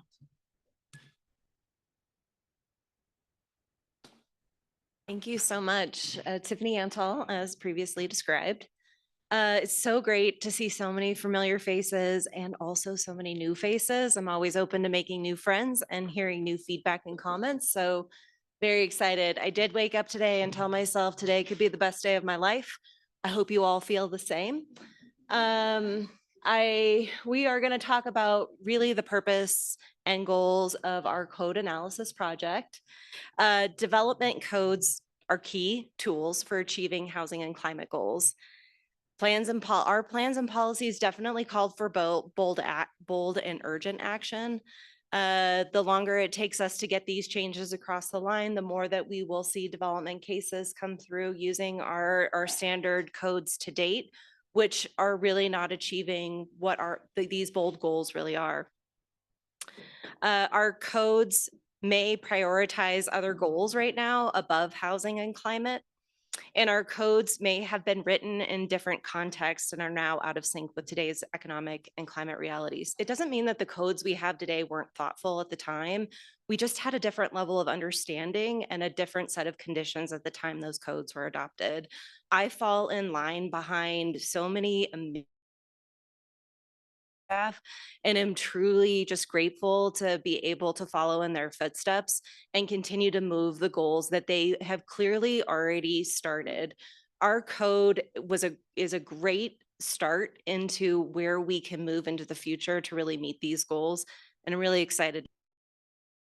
So our first step was trying to understand what are the problems with our code? Where are the people that are using our codes on a regular basis struggling to bring the things that we're looking for in our community across the line? And looking at that, of course, our residential zones come up as being problematic. Our density standards are fairly low. That is of great concern and troubling in terms of trying to meet our goals in terms of overall housing supply, as well as our sort of subsidized housing. In our commercial zones, we do allow a limited amount of residential uses to date. Those currently need to come in the form of a mixed use development, or then we limit them to requiring a conditional use permit. Conditional use permit provides a greater level of uncertainty for developers when they have to go through that process. They've got to design the whole thing just to get to that final step to say maybe, maybe not. So that's a hard process for a developer to go through with a higher level of uncertainty at the end. Our parking requirements absolutely did come out as being a barrier. There was a great conversation about the issues with parking and how it provides that additional cost to housing. I mean, these days it does start to feel like people will need to start choosing between housing themselves or owning a car. And so if you want to house yourself, it doesn't feel like the option should be you have to pay to have a space to park a vehicle if you can't even afford to have that vehicle and the house or the housing itself. Our high occupancy housing standards came up as a barrier. I'm not sure how all familiar you are with our zoning code, but our zoning code does have sort of the conventional Euclidean zoning, which is uses are separated into residential, industrial, and commercial zones. But we also have what's called a form-based code. And that form-based code is trying to really focus on more the function and form of the building rather than the land use itself. So if you think about what you love in downtown Flagstaff, you'll see a ton of residential homes that have been converted to commercial use. And vice versa, you'll see commercial buildings that have been converted to residential use. So, sorry, that just, I'm just gonna wait for that to go. So when we talk about the form-based code, we again are really looking at what that building types are instead of the actual land use itself. When we developed that form-based code, it did really focus on traditional neighborhood design. It very much lowered our parking standards. And the first couple of projects that came out in terms of the form-based code were, one, not exactly what I think everybody had anticipated. They did dramatically reduce parking, and there were some concerns over the way. So it's not to say that we've never dipped our toe into the idea of reducing parking standards. We certainly have. In response to that, we came out with high occupancy housing standards. And the big issue that we're seeing in some of our housing market is because our density standards are so low and it is so expensive to build here, that when we build multifamily housing, we tend to create giant units. These are 5-bedroom, 5-bath units, and 200 of them in one project. Those types of units don't serve the greater community. We're not getting the variety. I say in Flagstaff, we're really good at going small or really good at going big. And we miss the complete in between in the middle. So those high occupancy housing standards, while they help sort of offset a lot of the concerns that we were seeing in some of our student housing projects, they also did a lot of damage to our form-based code. And the form-based code is not functioning in the way that it did. Form-based code thinks of density in a totally different way. And I hope at the end of the day, you all think of density in a different way as well. Our zoning map amendment process, we know we're tough. We hear it all of the time. We're tough. It's tough to get a zoning map amendment process or a zoning map amendment or a rezoning case across the line. I don't know of any planner working in any jurisdiction who's ever been told that was the best, fastest thing rezoning I ever had, ever. It doesn't really exist. And I'm sure even if we make the process perfect, we're still going to get that feedback. But we know that we need to make that zoning map amendment process better. We need to be able for developers to feel comfortable rezoning properties so that we can get as a community what we need from them. And if developers of large land are reluctant to come in and handle those zoning cases, we're liable to get a density of housing we don't want or need. Subdivision procedures, good news, we've already taken care of this. So I don't want you to think that while this project is going on that we're not making progress in any of these places, but we have made substantial progress. The state adopted legislation that made it a possibility for us to do subdivisions administratively. We jumped ahead and jumped on that. Now the legislature is making it a requirement for most municipalities. So people are starting to look to us to see how did we go about it and how did we do it. Our street width and design standards are part of the conversation today. I won't talk too much about it because we're going to talk about it a lot more later. Winter parking as well. Additionally, our resource protection overlay. The one thing that development codes often do is they layer requirement upon requirement upon requirement upon requirement. And all of those requirements together make it quite difficult to achieve what the zoning code is actually trying to achieve. We recognize it, we appreciate it. We also understand the reason why those codes were adopted in the first place, and we want to move forward in a way where we are more proactive. We move these codes forward in a way where we can do both. Our affordable housing incentives, we don't offer enough to really make these incentives hit the mark for developers. I will tell you, we have been very successful in our multifamily. In multifamily, we have obtained subsidized units. We struggle in the home ownership realm. Our sustainable building incentives are the same. You know, we are not giving a big enough bang for the buck of what we want to achieve. Also, street connectivity, the way we manage our transportation impacts, whether right now we do not use transportation impact fees, we go through the TIA process, it becomes a negotiation. It's that those are the most fun times for me personally. And lastly, the idea of transportation demand management for TIAs. And what are we talking about? We're talking about not just focusing our traffic impact analysis on vehicles and how vehicles moves, that there are other offsets in our transportation network so that a developer is not trying to pave the way to improve our entire transportation network for just vehicles. We want to look at it in terms of transit and other modes of transportation. In this process, we know that it is also very important to look at our community in terms of how were we changing our codes and how are we impacting households that are vulnerable to displacement? Because I think the number one thing I get asked every time I have a code amendment coming forward, and Michelle, I think, knows this question, or you I think maybe asked me this question a lot. What are the unintended consequences? And I said, well, if I knew, then they wouldn't be unintended. But so we are trying to be as thoughtful in our considerations for how we change our zoning codes to understand who is vulnerable in our community and how can we make displacement, lower the displacement risk. So we did look at this as part of this process, you know, and it's not going to be surprising to anybody, but the neighborhoods that are more susceptible to displacement are those with zoning districts that allow greater density. The zoning districts that you see there in the lighter yellow, those are our lower density zones. We tend to make the single family detached home the supreme all being, and we want to protect it from anything else. So this idea of zoning that single family homes are the top and best, and you are only a good standing member of this community if you live in a single family detached home is no longer. It is by the wayside. These are the days of old. You know, so how do we go about equalizing what we allow across all zones? This will be an important part of these discussions as we move forward. Oops, I don't know what I did. Okay, just please hold.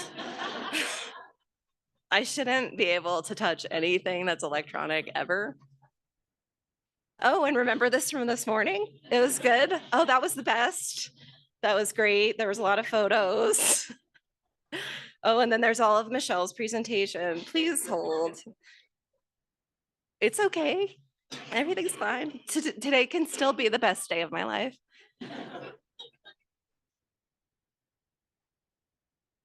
All right. So where are we in this process? After we got through the code diagnostics, there was a bit more than we could eat all in one bite, right? So you eat that elephant one bite at a time. This code concepts report focused on these core features, these being the ones that we believe that can move the needle the furthest, the farthest, the fastest. So we are looking at how do we incorporate more of sustainability standards and incentives into our code, looking at our resource protection overlay. I will note that we're not going to talk a lot about the resource protection overlay, that we are in the process of adopting a pilot program for forest resources. If you want to talk about that, happy to talk about it online, but we're making some separate progress in that area already right now. We are going to look at, we're going to talk about reduced street widths potentially, and our winter parking ordinance and snow removal. We're also going to be talking about these core features that are found in our zoning code. These are the tools that we use every day to approve a development case or to say, nope, you got to fix this and come back. And those include our use regulations, what types of land use are we allowing, and those housing types by zoning district, our densities, whether or not we choose to use floor area ratio, our minimum parking requirements, our affordable housing incentives, our sustainable building incentives, as well as the potential of using a menu of sustainable development standards.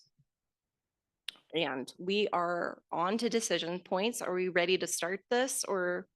Okay.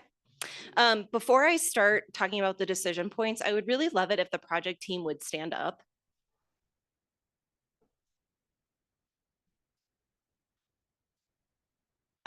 So this is the core group of people that I get the privilege to work for, and today I get to speak for.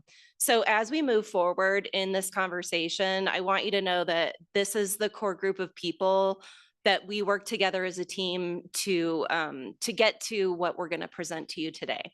So I would love it if all of you would just like pop into the microphone and just say name and. Good morning. My name is Paul Mood. I'm the city engineer. Hi, folks. Jenny Neiman, Climate Action Section Director. Hello, I'm Jennifer Michelson, Housing Planning Manager. Good morning, everyone. Justina Costa, Assistant Housing Director. Good morning again, Sarah Dar, Housing Director. Michelle McNulty, Planning Director and Interim Community Development Director.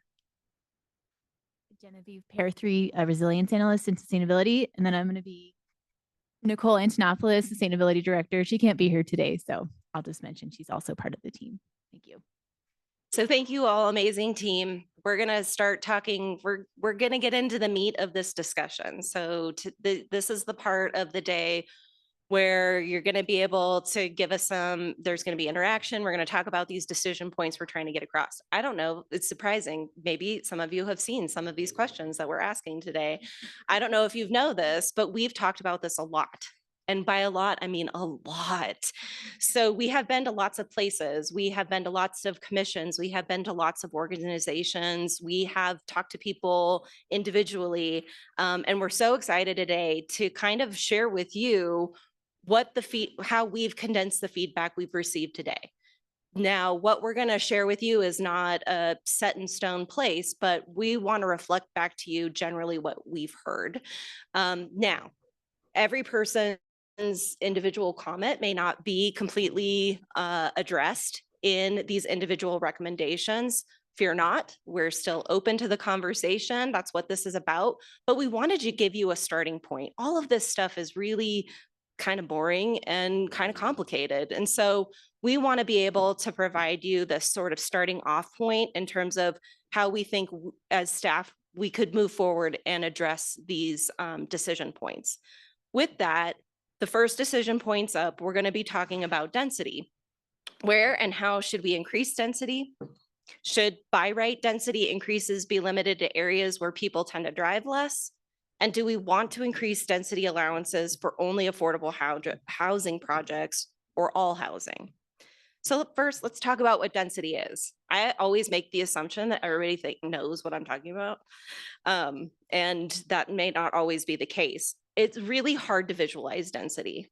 People write books about it. Density really is what the number of dwelling units are per acre. So here's a good example. You have 1 house per acre, then you have 6 units per acre, and 18, and so on and so on. So let's talk about what that looks like for Flagstaff, because I always hear people talk about middle housing. In middle housing in Los Angeles and middle housing in Portland is not necessarily middle housing in Flagstaff to date. It doesn't mean that we can't get there, but middle housing means a lot of different things to different people. So what does density look like in Flagstaff? For us, detached single family, which is a lot of what we do, is in that range of 2 to 6 dwelling units per acre. I will say for the most part, a lot of our residential single family detached is about 2 units an acre, bordering on 3. To get to 4, it's a push, and to get to 6, it's really hard. So you can see here, that's the bulk of what we do within this range. In terms of middle housing, for us, that's really townhouses, duplexes, triplexes, and fourplexes. Townhouses are really what you're going to see on that lower end of 6. The duplexes, triplexes, and fourplexes are what you're going to see on that higher end of 14. In terms of multifamily apartments, 10 to 29 units an acre. For a long time, 29 units has really been the high-end cap of residential development, which is still, again, fairly low. The important thing to think about in density, and this is going to transition to a decision point in the future, is that density looks at the dwelling unit versus per acre. But it doesn't take into account how big that dwelling unit is. It doesn't consider, is that a 1-bedroom dwelling unit or is that a 5-bedroom dwelling unit? Code treats it the same, but clearly they have different impacts to the community and they serve different populations. So it does not take into account what the size of that unit is. And lastly, what we consider to be mixed use or high occupancy housing. So previously, the only ways to really go above 29 units per acre in Flagstaff was to do it as part of a mixed use development or to do it as part of a form-based code development or one of our transect zones. When we adopted high occupancy housing standards, we basically required anything that goes above 29 units an acre to require conditional use permit. So we have not seen projects go above 29 units an acre since we've done that. The only projects we've had come in for the conditional use permit have been single family homes. These tend to be high-end luxury homes that have more than 5 bathrooms. They trigger high occupancy housing. They come in for the conditional use permit and then we move on. But nobody has pursued a conditional use permit. So we've really, in this community, since we adopted the high occupancy housing standards, I believe in 23, we've stopped that high-end level density. So we took a step backward from when we adopted this zoning code in 2013, which was really progressive. So I want to talk about the other city feedback we've gotten, because while we have this core team that is really focused with housing and sustainability and planning, there are so many other divisions in our city that provide so many great services and have a different aspect and are trying to also achieve very important goals on their own that are separate from the goals that we've outlined here today. So in terms, I just want to be able to make sure that we're representing that feedback that we've received in terms from those other divisions, which includes from fire, that the challenges of denser and taller redevelopment can be increased emergency call volume. Existing infrastructure and equipment are likely undersized for the new heights or use. Taller building responses or taller buildings present more complex emergency response operations and would impact staffing levels, and then access requirements. Our economic vitality group encourages us to focus on both ownership and rental residential building types. Public Works, they would match increased demand for services with staff and equipment. As density increases, there will be greater demand for services. They're already experiencing challenge in meeting needs, and increasing density would heighten that. For Parks, Rec, open space, and events, greater density can be an opportunity to introduce more park space into our neighborhoods. There's an opportunity to preserve high valuable pockets of nature and build more complete neighborhoods. If done with park space in mind, it can provide more residents the chance to be in nature, helping more residents have 10-minute access to parks or natural areas.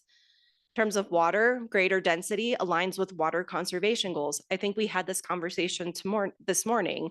May be more cost effective to upsize water sewer infrastructure where it already is, rather than extend system outward.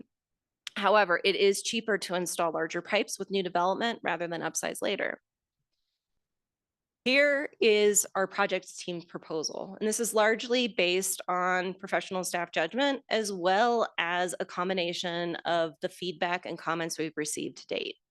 What we would recommend in terms of these specific direct questions is where and how should we increase density? And the answer really is across all zones, except for the rural residential and estate residential and the residential single family neighborhood. And I'll give you the answer. I'll give you the why. The why on this is rural residential and estate residential, while they're 1 acre minimum, if we up those zones, we're just creating a new R1 zone, which is that zoning district that we see that's 2 to 6 units an acre. We'll just be recreating that. These are really more holding zones meant to be rezoned to the densities we want to achieve in our community. Doesn't have to be that way. That's just the recommendation that's here before you today. Certainly things can be changed, but hand in hand with this is changing the rezoning process, making it an easier process to go through, or looking at going out and proactively rezoning the areas that we want to achieve the densities we're looking for to achieve these very high goals. The R1N is a very special zoning district. You saw it earlier in Michelle's presentation. It falls primarily over our historic zones. It already has one of the higher density allowances. It basically has the density of the medium density residential zone. So its density level is already high enough for what it is and what it's meant to be. And so for that, we would recommend keeping it the same. We would recommend calibrating the increases for each zone to improve the viability of middle housing in all zones. I will call out that R1N is that perfect example of where middle housing already exists and what we'd like to replicate throughout our community. Should by right density increases be limited to areas where people tend to drive less? No, density should be increased in all areas, but focus the highest density development along permanent transit network, both current and projected. We get into a little bit of a chicken and egg problem where transit's not going to go where density it doesn't exist, and density sometimes needs to go so that transit can come later. So let's not lose out on the good for the perfect and accept that transit will need to sometimes follow behind the density. Do we want to increase density allowance or do want to increase density allowances for only affordable housing projects or all housing projects? The team came back with increased density for all housing, but also improve the effectiveness of density bonuses for affordable housing as well. We are within a state that doesn't allow us to require or mandate affordable housing. These affordable housing projects are still very important in our community, and we do want to continue to keep these incentives while increasing density overall. And with that, I'm going to hand over now to our facilitators to have a little bit more of this conversation.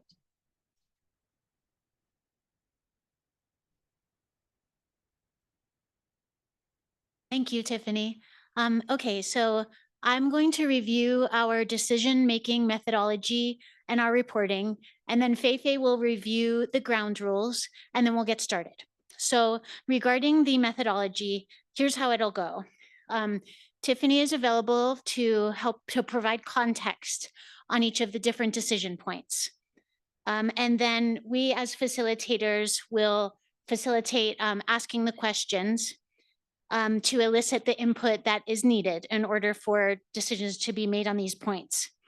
Feifei and I will take turns making, facilitating and noting. So I'll start with the first decision point and Feifei will note, and then she'll facilitate the second decision point, and I'll note. And so our purpose is to gather the community feedback, and that will be compiled with the pre-community survey that went out into a report. That will happen at, probably next week.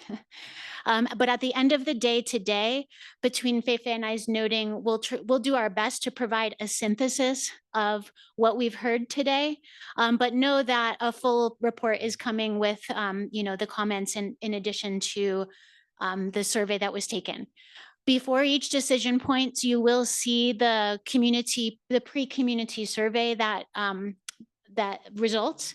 So as you can see, we have some agreement around the that we know, coming into this day, we know that there is some agreement around increasing density.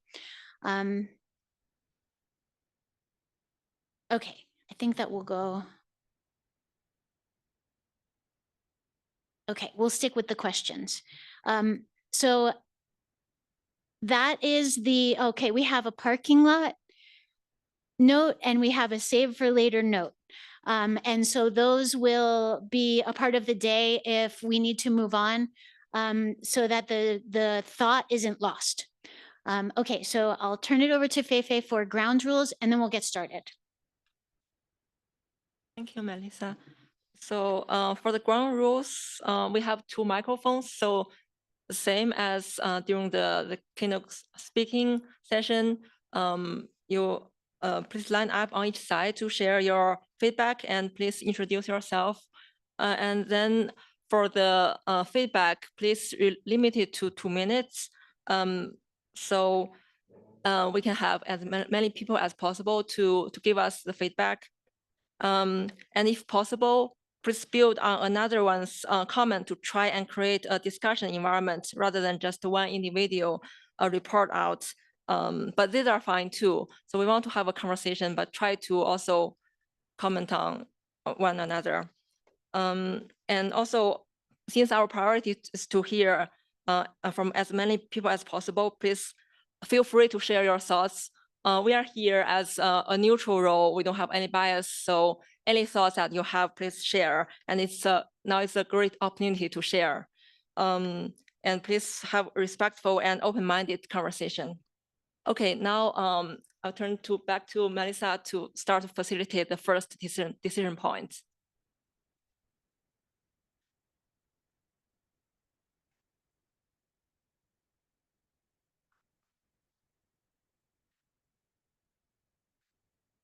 Was this one combined with, are these 2 combined? Is this a part of the density conversation as well?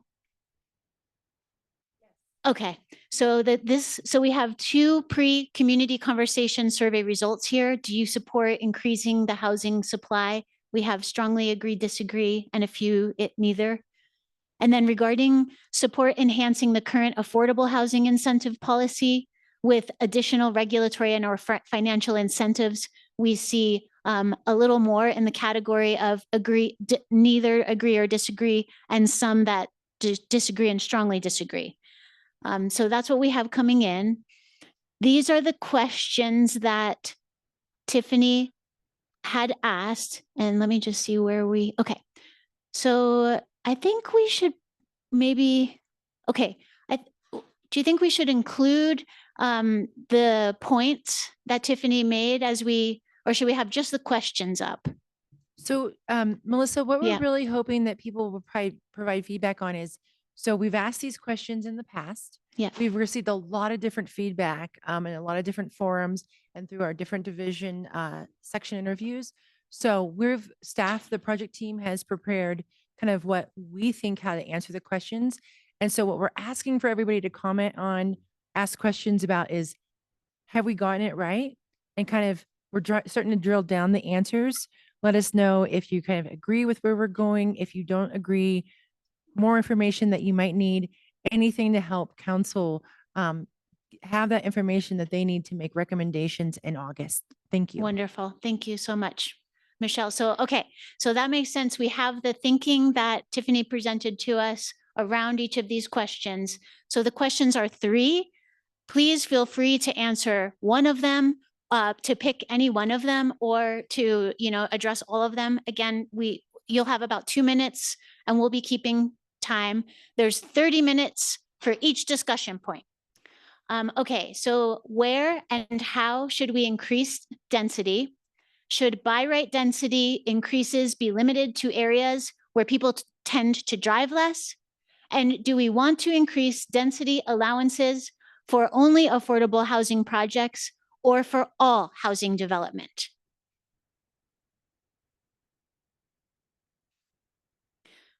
Okay, so there was a question, what do you mean by drive less? I'm going to turn that to Tiffany.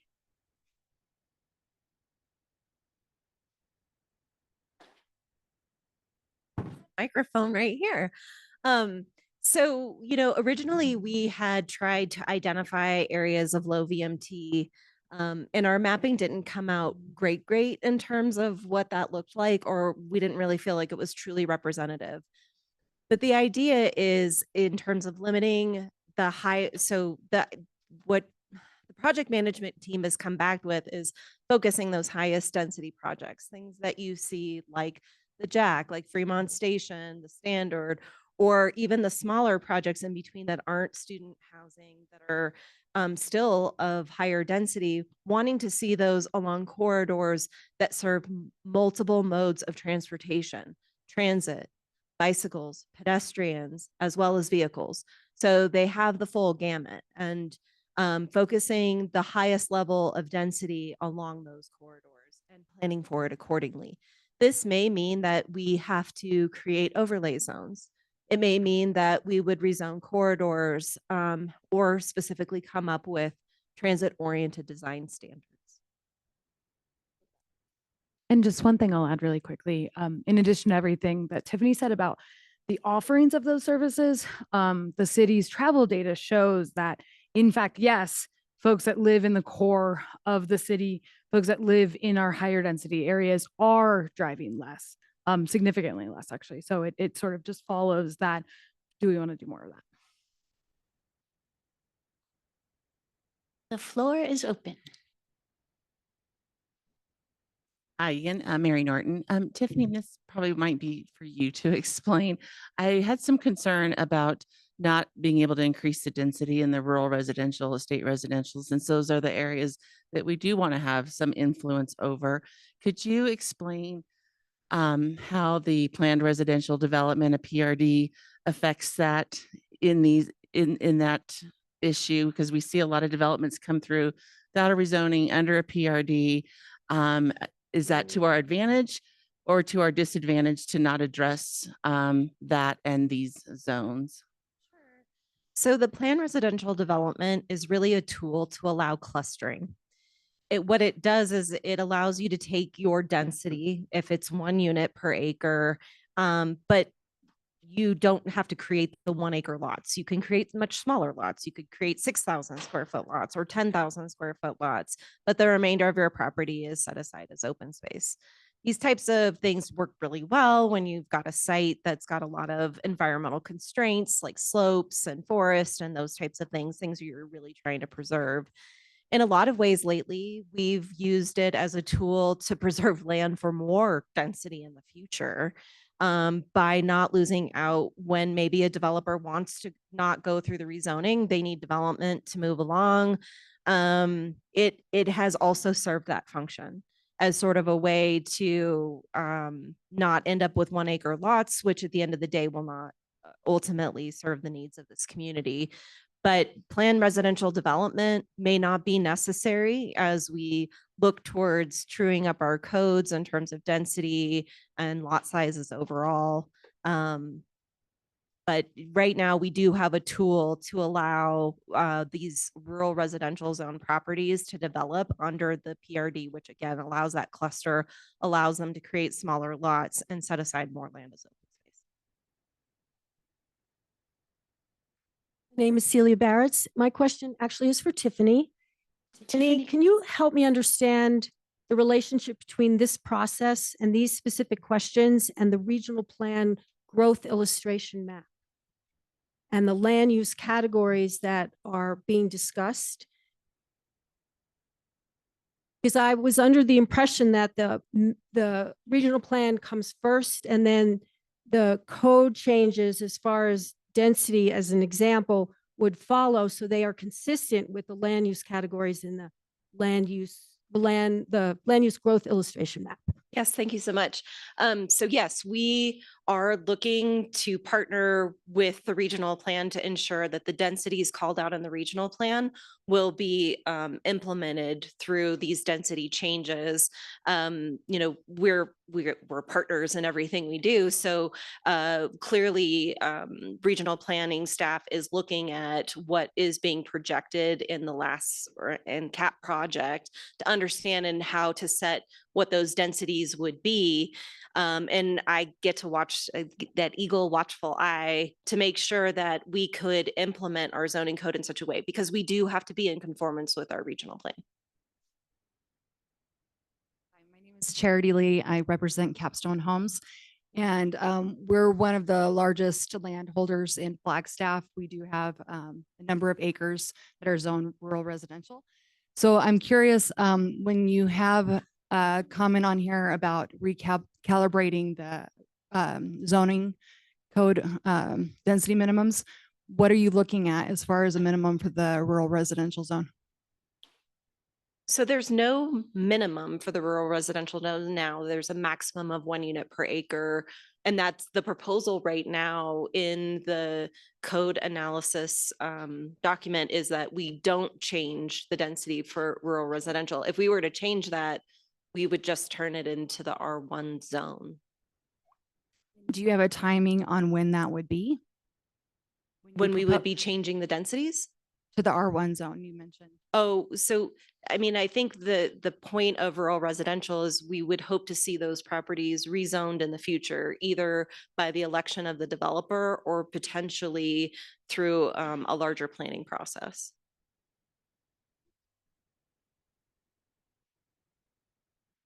Good morning, Bryce Doty. I'm the real estate manager for the City of Flagstaff. I just wanted to talk a little bit more about why we're accepting rural residential and estate residential. Just kind of walk us through the pros and cons of that, because I know there was some comments earlier about these large tracts are already being taken down. If we want more density, they'll have to go through our rezoning process. We know that needs to change. It seems like it could just be easier just to allow increased density on them. Sure. So rural, like I said, rural residential and estate residential are really that 1 acre. They tend to be in areas, and I will tell you honestly, rural residential, we've always looked at it as a holding zone. There's actually an old definition in the code that even sort of refers to it as a holding zone, as areas that we intended to see rezoned in accordance with the regional plan. So RR and ER don't typically meet any of the land use classifications within our regional plan, which is our general plan. So when you think about the the zones that we have. We have rural residential, we have estate residential, we have residential single family, then we jump to medium density and then high density. As we're talking about changing the densities, for example, this particular document recommends on the low end to change R1, which is residential single family, from a maximum of 6 to a maximum of 10. If we do that and we move that mark, where would we likely move RR? Well, we're going to likely move RR to 6, which is where we were before. So we will end up in exactly where we are, not getting the density we're looking for, because we will take what is the most available land supply and still keep it at that lower density of 6 units an acre, which I agree is better than 1. But if we will lose that enticement to see folks rezone properties to even higher, or to consider mixed projects, or to have that analysis done in terms of our regional plan.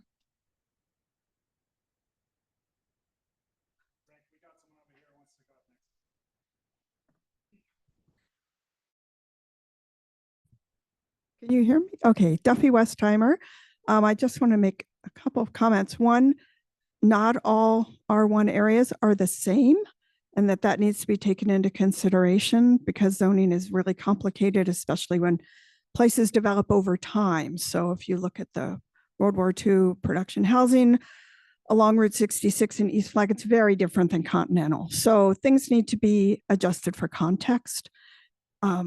And then the other thing I'd like to comment on about the density allowances for affordable housing, I think that we need to look at temporary affordable housing and permanent affordable housing. Those are two different things, and that needs to be taken into consideration. Thanks. Rick Lopez, again, just to follow up on what Dusty just said, I think we need to have a clear definition and distinction between by what we mean by affordable housing, because affordable housing for rentals is one thing. That same term for home ownership is very different. And when we live in a community where the average sale price of a home inside the city limits of Flagstaff was in excess of $900,000, I don't think that's affordable under any definition you can probably come up with. So I think we need to really distinguish between rental and home ownership when we're talking about affordable or maybe attainable housing. Alrighty. I'm David Haywood. I am a real estate developer, among many other things. I think you asked us a question, right? So I'm going to try and answer your question, which puts me in the uncomfortable position as a real estate developer. I spend most of my time disagreeing with the planning staff. So this is awkward that I have to say yes to everything that you suggested. I think this is the right direction for the community in answering, the question that you've put in front of us. I think it keeps things relatively simple. I think it recognizes the specific issues that we have in Flagstaff. And I think at the end of the day, as Michelle pointed out at the beginning, you guys have spent 2.5 years working on this. That's, 1,000 times more than most of us have. So if this is your advice, I think we should follow it. Thank you.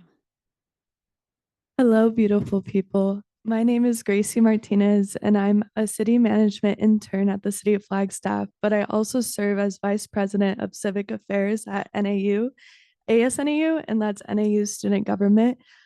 I wanted to just bring a different perspective up in this conversation, and I thought this was the best time to do it. Relating to affordable housing here in Flagstaff, I was probably the reason why there's a little sliver on the student housing being the vulnerable population. But I just wanted to share my experience within housing. I was in student housing my freshman year, and then as I went into my sophomore year at NAU, they were admitting too many freshmen. There wasn't really any student housing available on campus. And then housing off a campus was just way too expensive for me. And I'm originally from Page, Arizona. So in my head, I was like, okay, well, I can't afford anything. No one can help me, but I really still want an education and I still want to find my place here. So what I did was I went to Page, Arizona, and I traveled once a week up here to go to one class per week. And then all the rest of my classes were online. So I made a commitment to travel up to Page once a week to obtain my education. And I know other students don't have this opportunity to maybe have a car to travel like that. So when that problem presents itself, that causes them to drop out.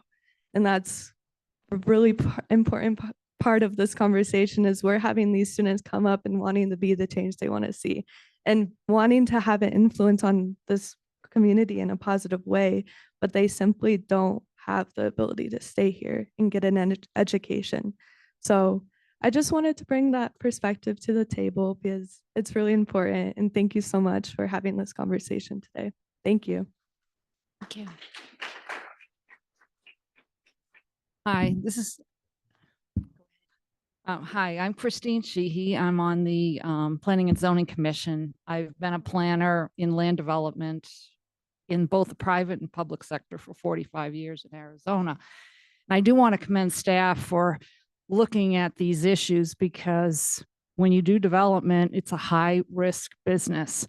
And as far as the first question, I think we're heading in the right direction by allowing increasing density in these zones. I think we could push it a little further because if you think about some of the zoning cases, you still by statute are subject to referendums and 3/4 votes through legal protests.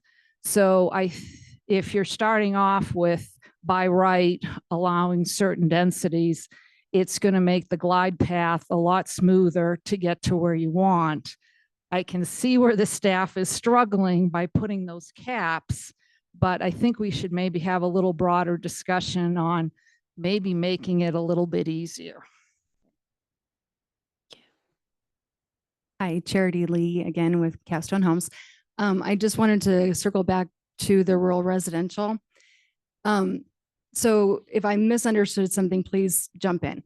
But from what I'm understanding, you're not proposing a density increase on rural residential, but if you were, and you would go up to the next level, which would be R1, correct? And I can tell you, I think that is a mistake to not do that with a rural residential. For example, we have 325 acres in Juniper Point.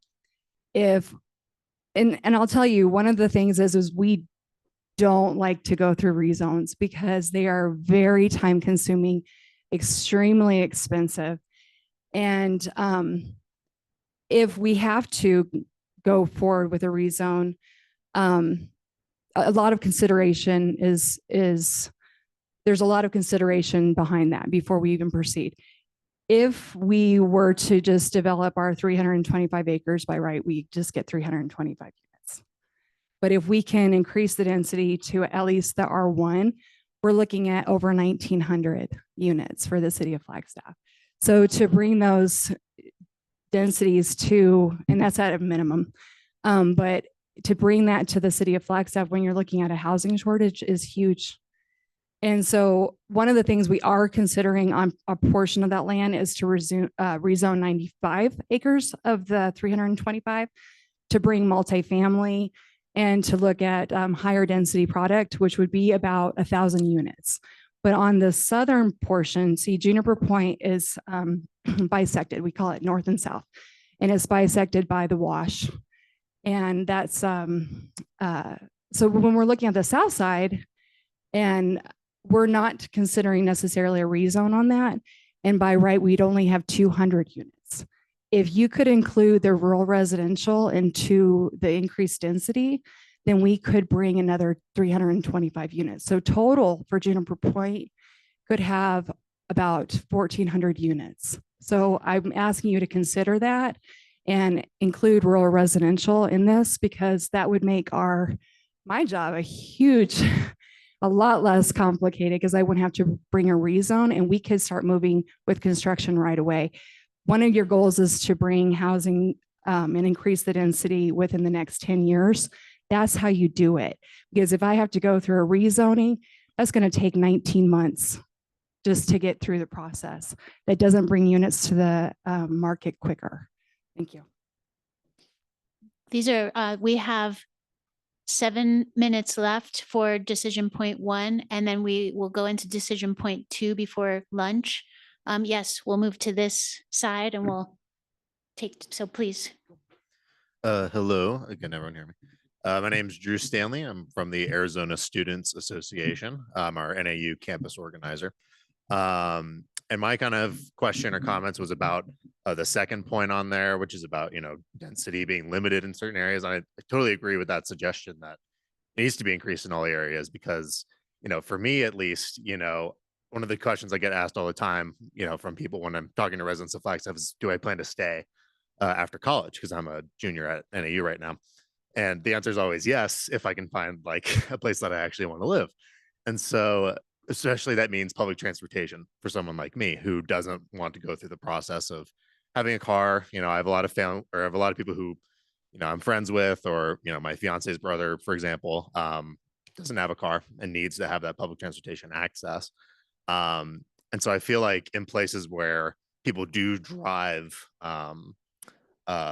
more, or where people drive less is absolutely crucial for getting that public transportation involved. And I know that's kind of a little bit outside the scope of this conversation, about zoning, obviously. But one of our big things is, accessibility for Mountain Line in particular, making sure that everyone can afford it. So maybe making it a fare free process. Obviously increasing frequency and routes and all that kind of stuff is so crucial. And yeah, I really hope that, residences are built with public transportation in mind in the future. Thank you. Thank you. These are great. This is great feedback. Thank you. Thank you. Anthony Garcia, Flagstaff City Council, again, speaking on my own volition today and here to tell my own story. So I have lived in Flagstaff my entire life, as my family has for several generations. And I think missing some context from this demographic, the one that I'm a part of and have been my whole life. I'm glad that finally it is not, well, I'm not glad, it's a double-edged sword, that it's finally met, that affordability has finally met the middle class and affected them, because now it's an issue that the city wants to deal with. Because when I was a kid growing up, it affected the low class and nobody seemed to care back then. So it's good that we're moving in the right direction for the right reasons. But when we talk about density in our neighborhoods, much like to the point that I mentioned earlier, how it was shown that density or that housing gets cheaper as time goes on, we're not seeing that now in Flagstaff. And also, when we're building, I live in the Sunnyside neighborhood, and I hope I always live there. I have always been a renter. I will never own a house. That's not by choice. I wish I could own a house that had a backyard. That would be really cool. If anybody has extra $1 million, I'm right here. Anyways, getting to the point of density. Density moving into the Sunnyside neighborhood is increasing rents. That's the bottom line. We have a wonderful 1-bedroom and single, or what do you call that? Where you live in one room altogether. What is that called? Studio. Studio and 1-bedroom housing project that's coming together. I'm pretty sure, it's on Arrowhead and East Street right now. Very excited about that to come in, because that'll increase the housing stock, and that's really important, right? Well, if those rents are more expensive than the 1-bedrooms and studios that are around there, it's just going to incentivize the people that want to put more dollars in their pockets to increase their rent, because now it's okay, because the development down the street that costed that much in this day and age to build, not out of greed, just out of economics, is now pushing the price of everything in that neighborhood. And I think it's a valid point, but I also have concerns about it, and would like to have an answer within this plan on at what point will we start to see density make things more affordable for our working class. Because when we talk about people moving in or having to drive into work, I work in an environment where most of our employees at a manufacturing outlet in town that has about 100 employees, or it did at one time, they drive into work from Loop, from Winslow, from Williams, from further out than that. And these are our lowest. They want to work in Flagstaff, but they're getting paid too little to really even survive. And I don't know how they're able to drive here every day to work. But if we're not looking at our lowest class folks or our working class individuals, then who are we really building houses for here? Thank you. We received another 15 minutes for this topic because it's perhaps one of the meatiest of the day. So we really encourage maximum participation. Please try to limit your comments to 2 minutes. And if you're thinking, oh, I want to speak, now's your chance. Okay, so please, to this side. Thank you. Guillermo Cortez, community member since 1984, went to Coconino, NAU, moved away for a little bit, but glad to be back since 2000. I'm also one of your local civil engineers, so definitely I'm in the code all the time. Would love to talk to a lot of you. Some of you have heard me on some soapbox here and there, but Tiffany, I just want to make sure that either I'm not misinterpreting or others aren't misinterpreting the fact that it's not that we don't want to see rural residential and estate residential rezone. It's maybe just a like or a want to not rezone it just to R1. You want to see a mixture. That's all. So, and it could include R1, but maybe some townhomes and condos and everything else. So I just want to make sure that I'm interpreting that correct and everybody hears that, because when you read this up here, you kind of read it as we do not want to rezone those. So I just want to make sure that statement is clear. You have spoken to my soul, Guillermo. I'm done. Mic drop.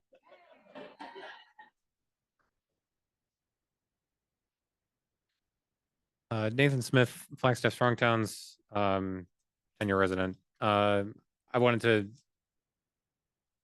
continue talking about rural and estate residential. Can you come a little closer to the microphone? Thank you.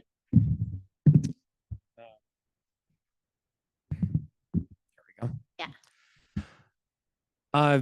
Flagstaff is a community at fire risk. When I hear rural and estate residential, I think about the wildland urban interface. And I just wanted to make sure that as zoning conversations happen about that portion of our community, that fire risk is part of the conversation, that we're making sure that we reduce the extent, the wiggliness of the wildland urban interface as we increase density in that area. I just want to follow up on that comment and let you know that I've officially been adopted into the fire department. They're going to make me a firefighter any day, but we work hand in hand. And we are very aware of the issue and the problem and the concern. And our fire department is very forward thinking. They're bothering us every day. And it is with many thought towards that. Thank you. I was going to continue on the discussion of the rural residential and the R1. I mean, certainly if the default became R1, they can certainly rezone up from there to something higher density. So I think there would still be that flexibility. I mean, what we're seeing and what the 3 years that I've spent on planning and zoning and the 35 years I spent in the development industry with home builders is nobody wants to go through a rezoning process.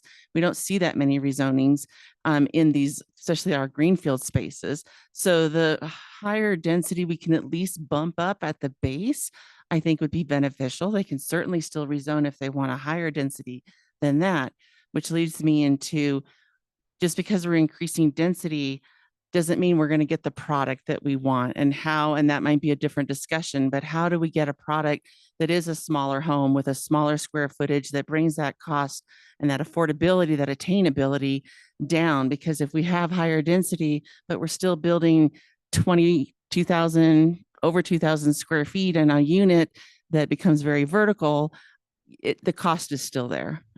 So wanted to bring up the issue of product choices and encouraging our developer partners to consider, if the density increases, you get to build more units, that you also consider smaller designed units. Thank you. Said. My name is Michelle James, Executive Director of Friends of Flagstaff's Future. Mary, you just stole a lot of what I was going to say. I'm liking that we're looking at density in all areas, but we need to think about what's missing right now is our smaller homes, right, for the beginners and the middle class, or the middle, missing middle. So how do we, it's great to allow density in all these places, but how do we get the product that we want? And Tiffany, we'll be talking about this when we talk about FAR, floor area ratio, as a way to do that. Again, this is what's missing now. People are building, relatively small apartments and condos, but they cost $500,000. How do we get the smaller homes that cost less? And I was just at the Strong Towns National Gathering this week, and they talk a lot about working with developers who build in that size range and that smaller size range. So not Miramonte or something, but work with builders locally. The city can encourage that and actually do a lot to help those builders and encourage those builders to stay in Flagstaff and to build that missing middle. I'll use that housing, less expensive housing that we need. And I think that's all I want to say. The floor area ratio decision point is next. So we have another opportunity to talk about density. Please. Hi, Hillary from Symmetry again. I just wanted to touch on the RR and ER density issue again. In our 405 acres that we're looking to develop, I know I didn't want to go into specifics, but we are looking at a robust, mix of uses on several, like 22 different parcels. Some of those will include, townhomes and condos. Some of them will include single family homes. If the single family parcels could move forward on those RR parcels with higher densities, higher than 1 acre, and we didn't have to go through the rezone process on those acres, and we could get moving on those houses quicker, and the city of Flagstaff could have houses on the ground easier without including those parcels in the rezone, we could have houses up a lot faster, and we wouldn't have to include those in the rezone. We know we're going to have to rezone the townhouse parcels, and we're totally willing to do that. And, we're moving forward with those rezones. But I'm just saying, like, on the larger parcels, if we don't have to move forward on those rezones, that would be super helpful. And I know Capstone has parcels like that they would like to move forward on. And the city of Flagstaff could have houses on the ground a lot sooner. Hello, my name's Keith Becker, and I have, it may be a topic, I don't know, but my wife and I live in Sunnyside. We live in a trailer court, an old trailer, and our landlord's in his 90s. Won't be long before we're homeless, and we can't afford anything in this town. We have limited income. And I don't know if there's any such thing as affordable housing or affordable rent anymore. But that's something we really need to think about, because we're probably not the only ones that are affected by this. Thank you. Yes, I think that this is going to come back up too. Thank you. This is great. Great to see people that haven't spoken yet. So yeah, we really encourage you to share your voice. Thank you so much. And yeah, we have about, I think about another 10 minutes on this topic. Please. My name's Tom Pearson. I'm with Flagstaff First. Wanted to follow up on the comment about fire danger in town. There was a recent presentation by insurance experts to the county supervisors in which the comment was made that Flagstaff is in the 96th percentile nationwide for wildfire risk. A significant part of that risk is a result of our resource protection overlay, which requires 50% of trees to remain on property. The forest canopy in Flagstaff is extremely dense, and that contributes to our wildfire risk. And this is one of these unintended consequences that was mentioned earlier. We really need to do something to reduce the density of trees in Flagstaff so that this risk is not as severe as it is. That has a direct cost or a direct effect on the cost of housing and rental, because we're paying higher insurance rates if we can get insurance at all. Thank you. Please. Hello, my name is Devonna McLaughlin with Housing Solutions of Northern Arizona. I have two questions. One has to do with the third question about in allowing density bonuses for affordable housing versus all housing. And I'm not sure what improving the effectiveness of density bonuses for affordable housing actually means and what that results in so that developers actually use whatever the heck that difference is to create affordable housing. So I think the devil might be in the details there to see what effectiveness is and what the strategy is to see if it's then utilized. So that's a question. And then my other question has to do with increasing density maximums. I support, I think we need to do it across the city for all housing to increase housing supply. My understanding is we're not hitting our maximums now. So I'm wondering if, once again, the devil's in the details. If we go from 6 units per acre to 10 units per acre, but we can't get there because of all of these other requirements, this is the first domino to fall. Are we collectively supportive of higher density? But then I think the hard questions come when we have to figure out how we get that higher density. And I'm guessing those will come next, but I just want to say out loud, even if we increase the density allowed in these zoning districts, I don't think we get them unless we make some additional harder choices. So yay, density, but I just want to make sure we can get there. So thank you. So we have this noted.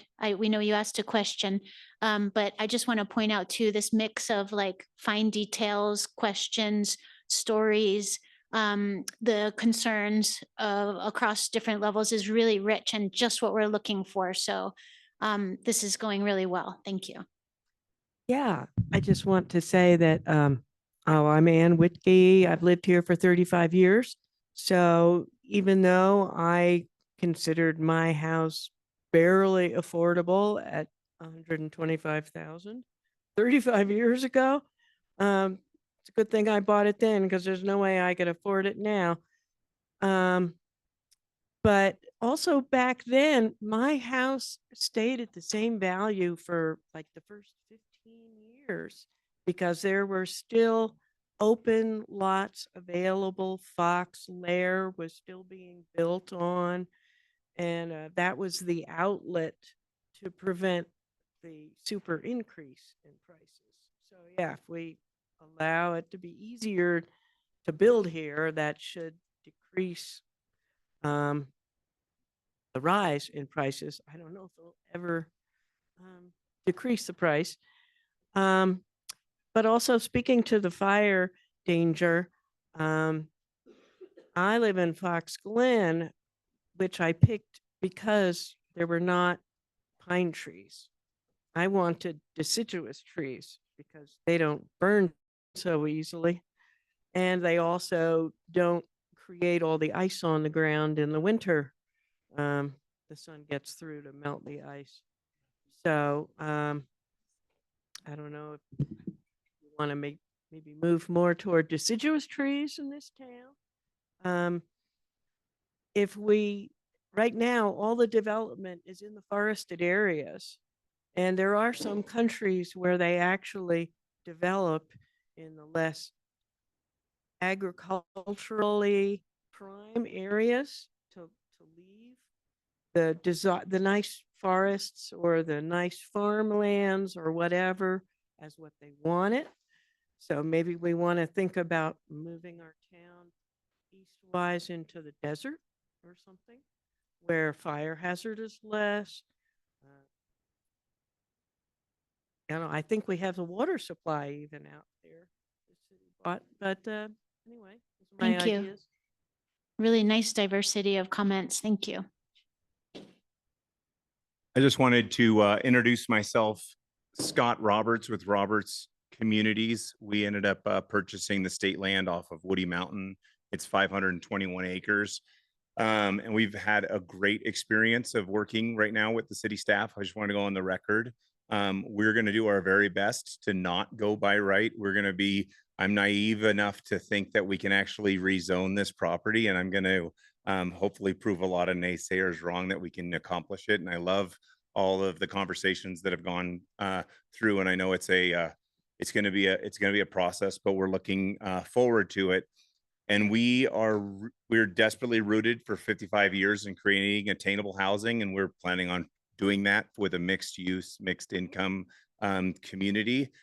I think one thing we'll have to think about with especially our property, but others, is things that when you trigger a certain density, the offsite infrastructure that it's going to cost to be able to do that, sometimes it would cause you to not trigger a certain density. We obviously have a unique situation where we have a bridge that we have to cross on Woody Mountain, and that's going to be a costly regional plan, and could prevent us from getting the maximum density that I think would really impact the community. And I just look forward to, hopefully, if anyone else has got any creative solutions on that, or in future conversations coming up with solutions. But we've really felt welcome here, and we really look forward to working with all the staff and everybody else in the city to make this project a success. Thank you. Thank you. Okay, so we have time for 2 more comments. We'll start over here and then one more here before we break. Well, mine is short. Duffy Westheimer again, and I'm hearing large acreage development being proposed and discussed. I would like to invite and challenge those large property owners to offer to put in meaningful parks in those areas. You're talking about a lot of housing. We're talking about quality of life and all sorts of things. And much of the parks that have been created in Flagstaff are because people donated that land to our community. And so I'd like to invite and challenge these guys to outdo each other to put in really great parks in these large tracts of land. Thank you. Thank you. Please. My name is Louise Kissinger. I've been a resident here most of my life. I was born across the river from Wapaki on the Navajo Reservation. And my problem is, yes, I'm blind, but where we live, my neighborhood don't clean their yard. We clean ours, but what's the point? We cleaned it, but when a fire comes up, we're still going to get consumed. So if there was some way we could get high school kids or something that, it's just temporary jobs that they can clean people, the alleyways, cut down the elms that are coming up everywhere. I'm always tripping over them. And I'm just concerned about, I live in East Flag, but I worry about the whole town. I've seen the mountains burn down in the 80s, 78 and stuff. And it's heartbreaking. It has that Mount Eldon hasn't become Mount Eldon again. It's still naked. So, and then people come in and leave their fires going, and they leave their trash behind. I've seen kids walking and even adults walking down the street, and I will hit something, and then I was, what did I just hit? And you look closer, like it's a piece of a bottle, empty bottle, or something from the store that they ate something and then they just drop it to the ground. Sometimes I take a bag with me and pick them up. And then I started thinking, they might think I'm the bag lady down the road. coming around, if they're thinking, I wonder if she's found anything to eat in there. But that's my concern is that. I live by the Coconino High School, and surrounding the Coconino High School, there's high grass. And they go dormant, and they're standing there. They finish their blooming, and we don't clean them up. So what are we talking about? Fire conditions, but nobody cares to put their 2 cents in. Like, bend over is part of exercise. Carry a grocery bag, pick up some trash. And I noticed that the city has taken away a whole lot of trash barrels. Now I have to bring it all the way home, put it in my trash barrel. I'm sorry to interrupt you, but we are at the 12:15 mark, and we do have a really tight schedule today. So thank you for your comments. We can put those in the save for later bucket, and definitely keep it into consideration. Lunch is ready. So we're going to change the agenda a little bit. We're going to take a half hour for lunch, come back at 1:15. So you get lunch early, but you have to come back early, 1:15, and then we're going to start with this decision point 2. Okay, I'm lying. 12:45. 12:45.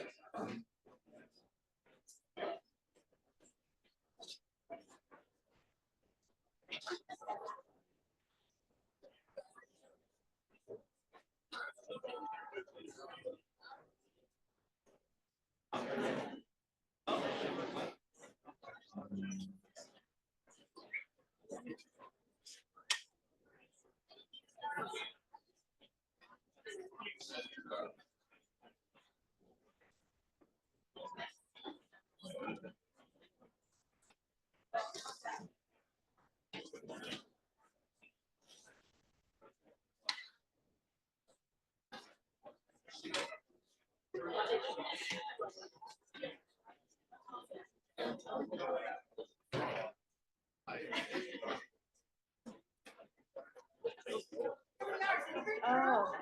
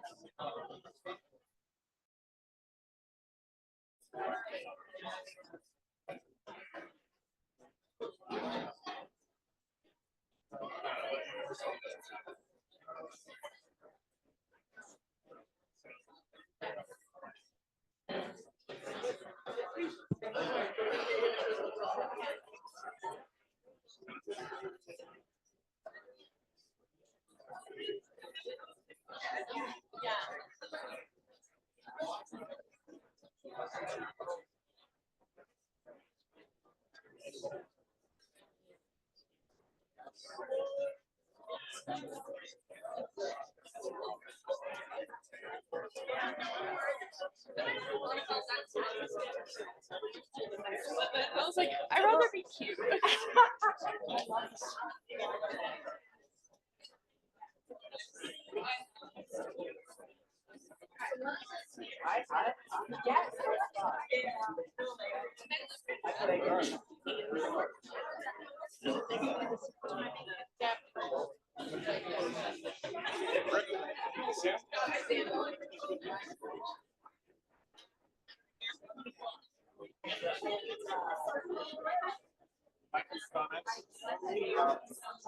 So, 92 to 2000. Who else was on? Who else was on?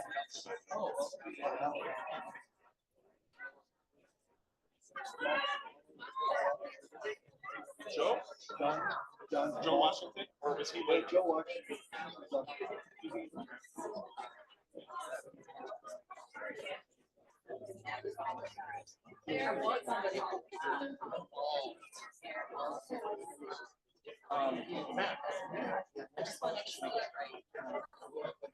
I love how he said too, don't let her because like there's always something else to consider, right? Yeah. That's not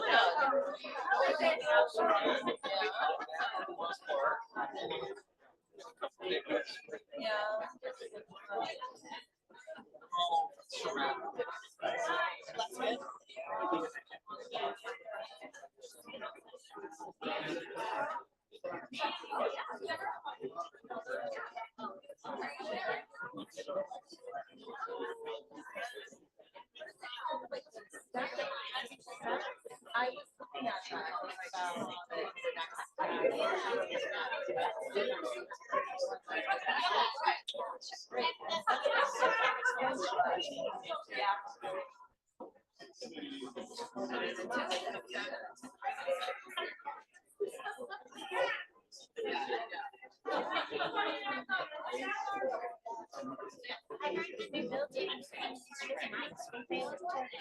well, come visit anytime. We're in there now. We opened on Monday. It's open to the public now. Yeah. Thank you. Yeah. That you have fantastic. The staff are very happy. Customers. So our contractor, they still had equipment because they were doing a few final things. So we think the public doesn't realize it's open because we've only had small trickles of customers between them, but which is good too. It's helping us soft open a little. Yeah. Yeah. Yeah. A great building. It's so needed. So, yeah. We're hoping now that we're done, we're going to reach out to you to help us do an economic impact statement for construction and operations of that facility. Because if we go to DC and say we want more money, we will show that impact the money. And with our state officials. Yeah. Yeah.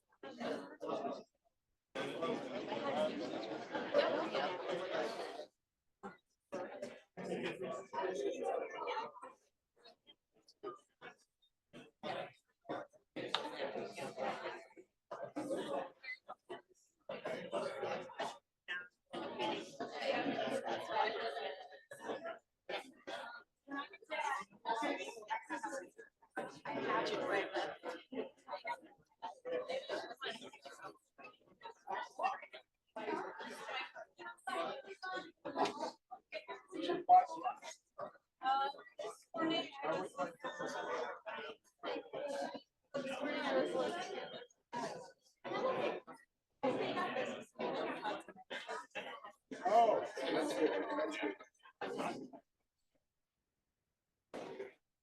I like that one. I like all of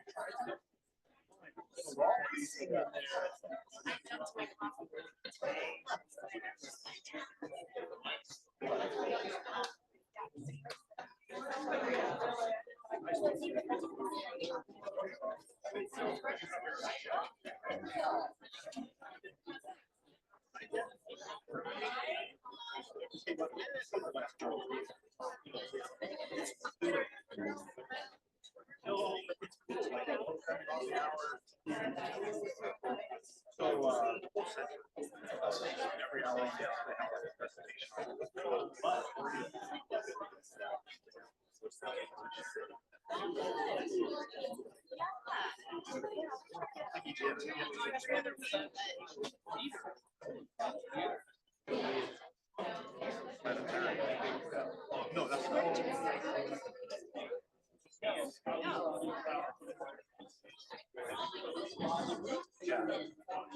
so that they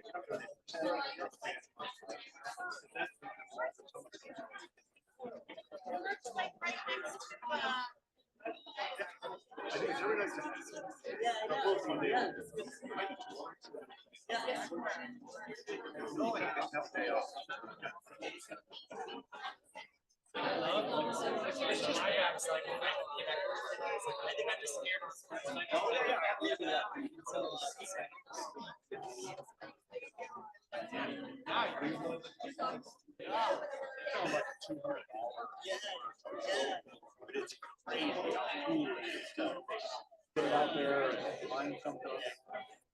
It's cool.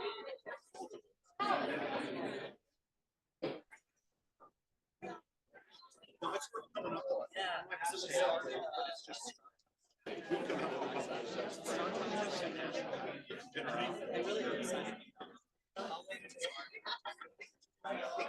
Summer hours, but it's still there in winter. I'll bet it's.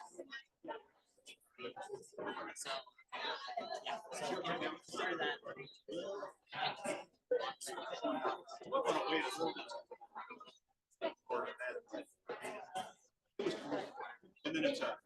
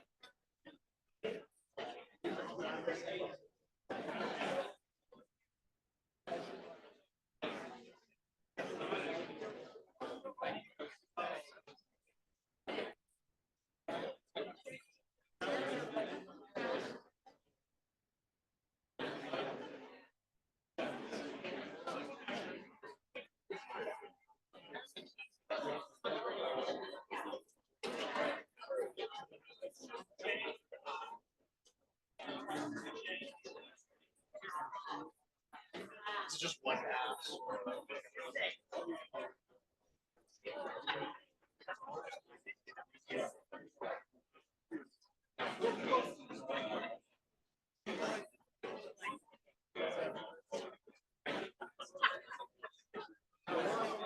She's over right there. What's going on?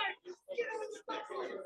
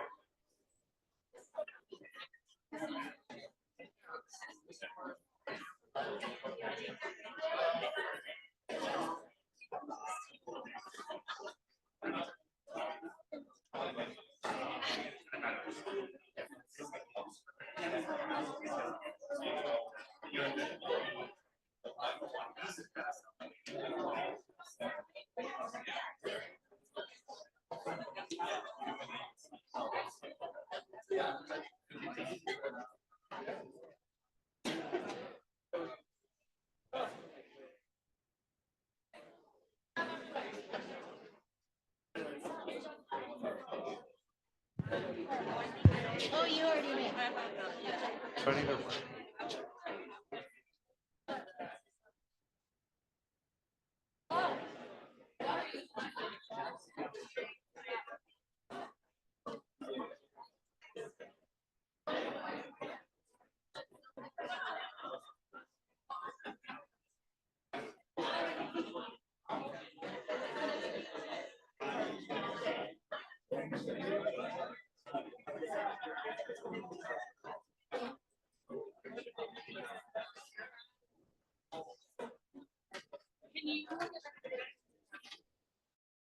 We're gonna get back started in 2 minutes.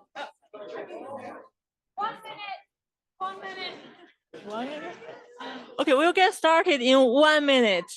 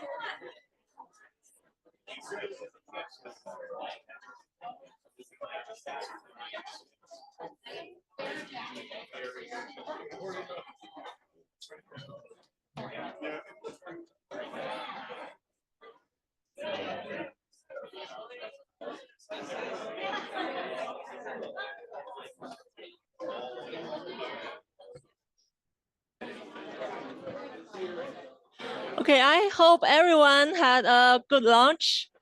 We are now at 1:05. Let's get started for this afternoon session. If you need to get more food, grab more food and seats. I think it's very nice weather outside and the room is cold. That give us a lot of energy. So we are going to skip the post-lunch energizer activity and we'll start off with our decision point. Nobody can hear right now. Hello, everybody. Welcome back from lunch. I'm going to ask that everybody sit down. Thank you.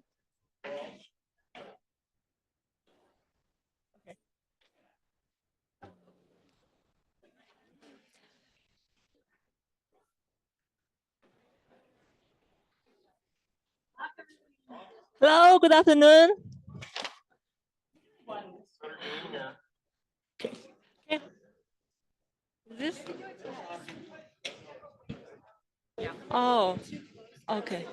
Testing, testing. Hi.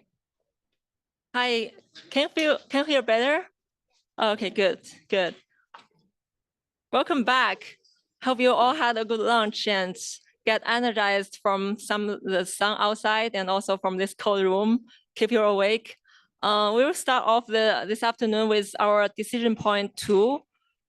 Before that, I'll restate the ground rule of this 2 minutes feedback. Please limit your feedback time to 2 minutes. And our note taker will keep the time. And if you're over 2 minutes, and she'll get up and signal.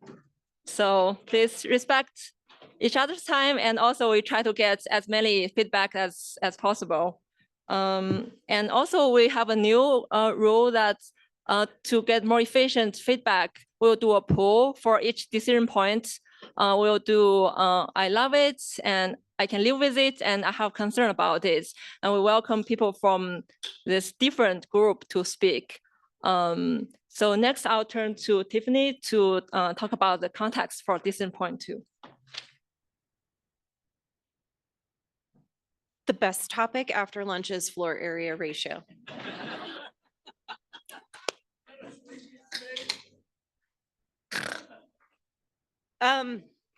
The hardest thing in the world to explain is what floor area ratio is, and I'm going to make an attempt. And if you still don't get it, don't feel bad because I don't think most people do. But the idea here is, do you support managing the intensity of residential land uses with floor area ratio caps? A long time ago, our code did have floor area ratios for all of the zoning districts. Currently, in residential zones, we rely on what is lot coverage. So I'm just going to try to explain what floor area ratio is. And it is a regulatory tool that regulates development intensity by limiting the amount of usable floor space that can be built on a given lot or of land relative to the lot size. So what it's really regulating is the size of the building on the lot that it's going on, right? Whether that building is 4 stories tall or 1 story tall. It doesn't make you build up. It doesn't make you build low. It just limits the overall size of the building that you can have. FAR has always been thought as a way to regulate density, right? So we talked about density earlier. We talked about the fact that we treat a 1-bedroom unit the same as we treat a 5-bedroom unit. What adding floor area ratio has the potential to do is to still allow the same amount of building or density, right? So we increase the density numbers. Now we want you to hit, you can go to 80 units an acre, but your floor area ratio is capped so that you have to, as a developer, think wisely how you're going to use the usable building area you have. So let's think about this on a 10,000 square foot parcel. If your floor area ratio is 0.5, that's a 5,000 square foot building, okay? Whether it's 1 story, 2 stories, 4 stories, it's a 5,000 square foot building. That's all you can build. In that 5,000 square foot building, you can have 5 units. Well, if you take a 5,000 square foot building divided by 5 units, that's 1,000 square foot per unit. You are not putting a 5-bedroom apartment in 1,000 square feet. So as a developer, you have to think wisely about how you're going to, well, maybe you could put a 5-bedroom, but maybe not a desirable one. The point being is that the floor area ratio encourages the range of units, right? It makes you think more desirably about, or makes you think more about what those unit sizes could be. So of the feedback we already heard, right? We want some entry-level homes. The idea is that smaller homes can be entry-level homes. So floor area ratio is one of those things that could be used. Ta-da! Oh, there's a couple of other feedback comments. Water felt that floor area ratio may lead to a smaller building footprint that takes up less lot area and could potentially increase water needs for landscaping. Public Works, if FAR leads to more space for landscaping on a lot, could that additional area be used for snow storage? Pros, supportive of this tool to ensure that density can be used to preserve natural areas. And here's the proposal from the project team. Yes, add FAR caps, but calibrate them by zone. Make sure that we're not preventing development as a whole, that we're not overly restricting density that we just allowed on the other end. But also evaluate how lot coverage and FAR might work in some zones. Maybe we get rid of lot coverage. Maybe we don't need lot coverage. Maybe we still do. We would need to work that out and vet it. Consider calibrating the floor area ratio and lot coverage differently for large and small parcels. The one unique thing that I hope you saw in those zoning maps earlier, especially when you look at medium density and high density residential, is those zones specifically, they're on tiny parcels, like 6,000 square foot parcels, but they're also on big parcels where you see apartment complexes. So people clearly don't build apartment complexes on a 6,000 square foot lot. So how that zoning category works for the large and the small lots is also really important. And we want to make sure we think that through. Consider also how floor area ratio works in conjunction with that maximum bedroom density. So we did build into the code a density requirement for bedrooms. We do need to rethink that and recalibrate it as we change the density levels. Right now, if you do 29 units an acre, you're limited to 72.5 bedrooms an acre. What that equates to is 2.5 bedrooms per unit for 29. That's 29 times 2.5, it gets you 72.5. And that's where that comes up with, because somehow we think that 2.5 is the right magical size of a unit. I don't know. I don't know what a half of the bedroom is anyway, but that there's the end point of that. So I will hand this over, and so interested in the conversation. Here is the feedback we got from the survey. The survey question is a little different, but it's do you support managing the footprint of residential land uses with FAR? And we can see that the biggest proportion of people said agree, and the next is neither agree or disagree. But also there's a more than 10% people responded with strongly disagree. So next is conversation time. So we are going to do our poll. I'm going to do one by one to read aloud the city's proposal and have people to raise your hand. And after that, we'll have people to come to the microphone and speak. So I'll start with the general question. Do you support managing the intensity of residential land uses with FAR caps? People who love it, please raise your hand. Okay, you have a couple, a few. Thank you. From the city. Okay, I can live with it. Right, with a fair amount. I have concerns about it. Oh, it's similar to I can live with it, right? I hope those people who didn't vote could come up and speak. What do you think? Okay, so yes, add FAR caps and calibrate by zone. Love it? No one? A couple? I can live with it? Oh, there's more. I have concerns about it. All right. Evaluate how lot coverage and FAR may work together in some zones. Love it? Nobody? Live with it? Very few, and I have concerns. Yeah, we would love to hear your concerns later. So consider calibrating FAR and lot coverage differently for large and small parcels. Love it? Great. The more people, I can live with it. Okay, similar amount. Have concerns? Feels like it's quite equally distributed among those. Okay, the last one. Consider how FAR works in conjunction with maximum bedroom density per acre to very high density developments. Love it? Very few, and can live with it. Right.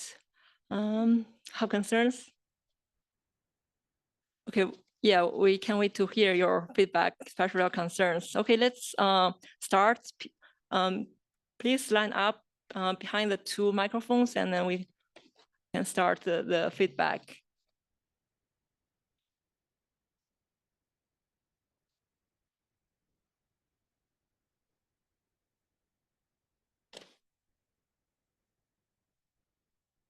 Please. Yeah, when you're asking us questions about the FAR caps, it's even after your explanation, it is such a nebulous concept. I'm still not exactly sure I understand what you're asking.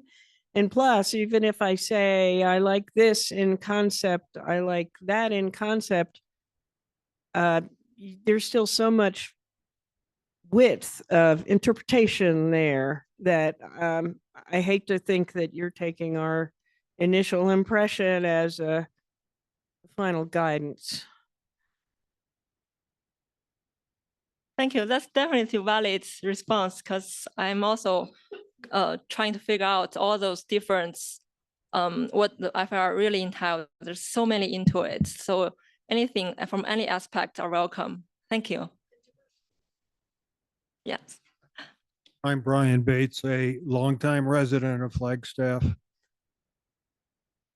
I think this needs to be put into the context of what the community character is. Is it, single homes and neighborhoods that you're looking at this? Are you looking at it from the aspect of apartment places? Or are you looking at it from a rural perspective? I don't have a full context of how this concept of floor area ratio is applied to different community structures.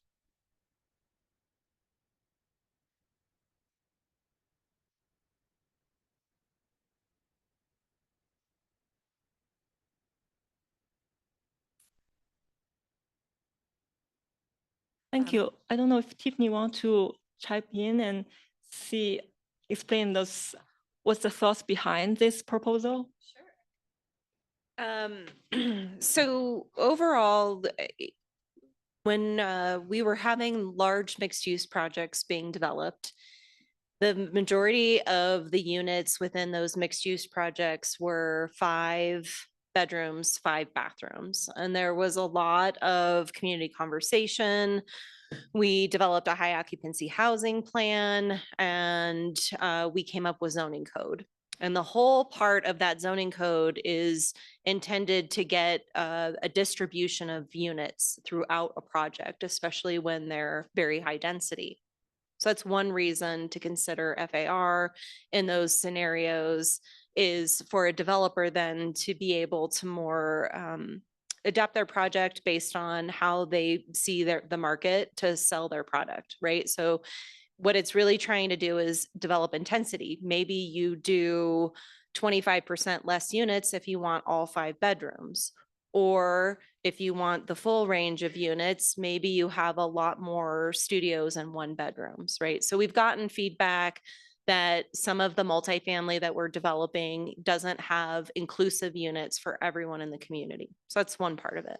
The second part of it is some of the feedback that we've gotten are that the new single family homes that we are getting in the market are too big, that they are not entry level homes.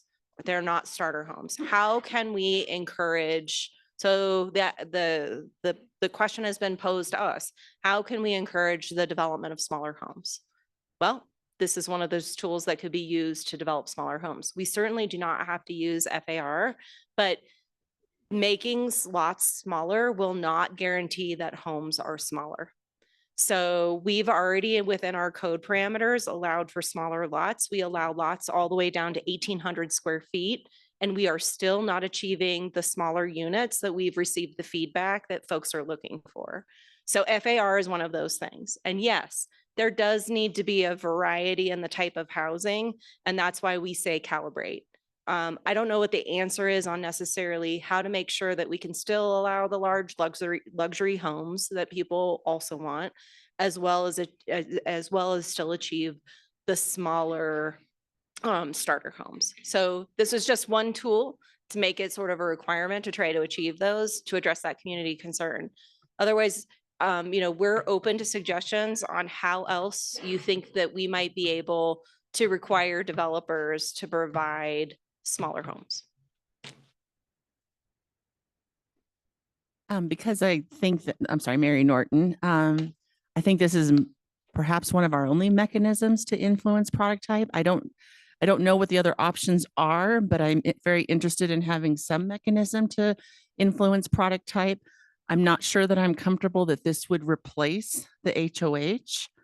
So I'd want to know more about that as well. I think that was all I had to say. Thank you. Please. Thanks for that explanation, Tiffany. I guess I'd like to understand, just as an example, and if you could explain Presidio. Now, I was around when that was developed and it was touted to be small homes. But what ended up there was large homes on tiny lots with no backyards and small setbacks. So I want to understand why that happened. and how far could affect that.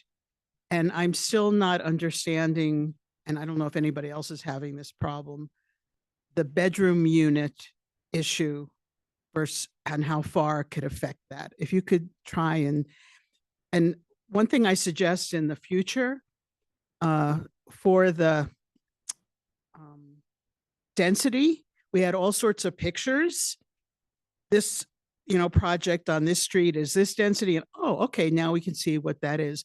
I think it would help for the FAR for you to have, and you can even take those pictures that are used for the density and say, this is the FAR there. Right. Unfortunately, it's a lot harder to calculate FAR when a developer hasn't calculated it already.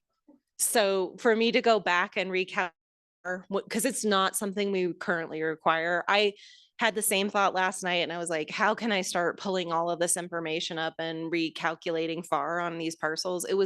It just wasn't anything I could do.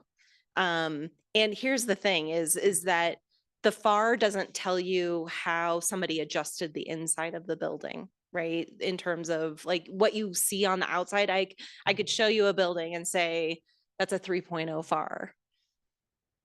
But what's inside of that building, right? I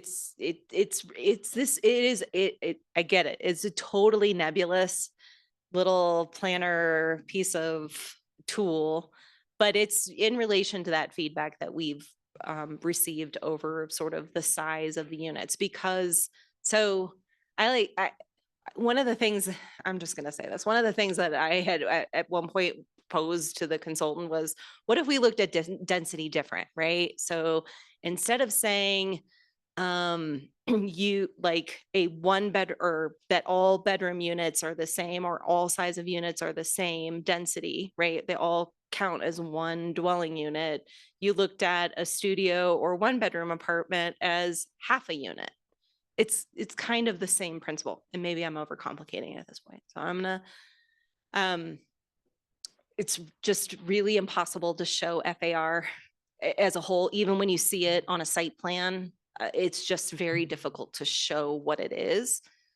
All it does is set the maximum size of the over what the building itself can be. Where lot coverage, we have lot coverage standards. So if you live in our R1 zone, which a lot of people do, you have a lot coverage of 35%. So your building can only cover 35% of whatever that lot area is. But all we care about is that first floor. It doesn't take into account every other floor of development. So you could still build a 6,000 square foot house easily and still only cover 35% of a very small lot. So, right? So what FAR does is it comes in and says, so FAR is 0.5, for example, on a 10,000 square foot lot, the maximum size of structure you're going to build is 5,000 square feet. Whether that's 1 story, 2 stories, 3 stories, whatever, it's a 5,000 square foot building. So if you're on a 2,500 square foot lot and your FAR is 0.5, you're building a 1,200 square foot home on that lot. That's what that tool does, right? It says you can't go over. How it changes a bedroom, it's really about changing up the intensity of how, right? So the smaller the unit is, the smaller the house is, the fewer people generally live in that unit.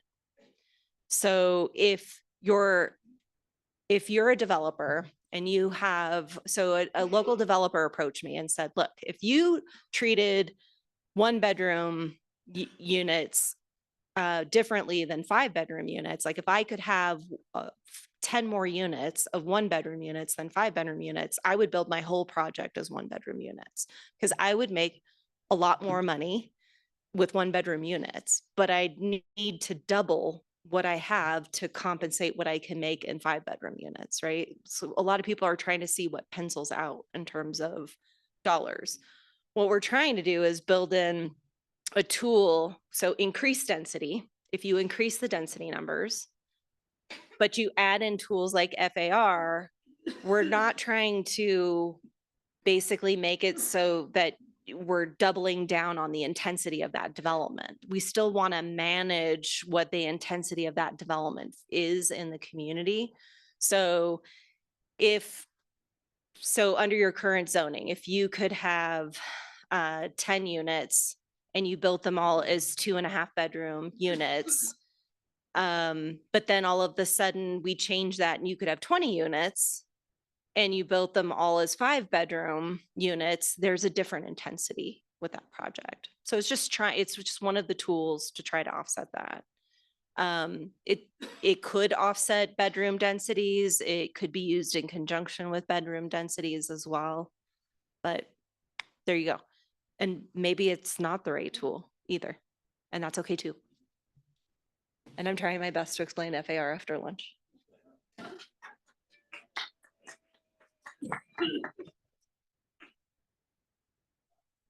Thank you, Tiffany. I feel I'm more confused than ever because I heard that we try to increase density, but FAR we try to put a cap is counterintuitive. Like how do we increase density but also put a cap to limit the area? But I also understand we have this lot coverage ratio, and we want this the area to be small, but we don't want this building get too slim and very tall. So that's just my understanding after this. So please go ahead. Hi, I'm Ann Whitkey, been in town 35 years. It sounds like you're trying to decrease McMansions and increase the number of bedrooms. So why don't you incorporate, I still don't understand FAR so well. Why can't you use square footage of the house? Is that in residential terms? Is that how many square feet it takes on the ground, or that includes floor area, right? So 2 floors would account, you'd be basically doing the FAR.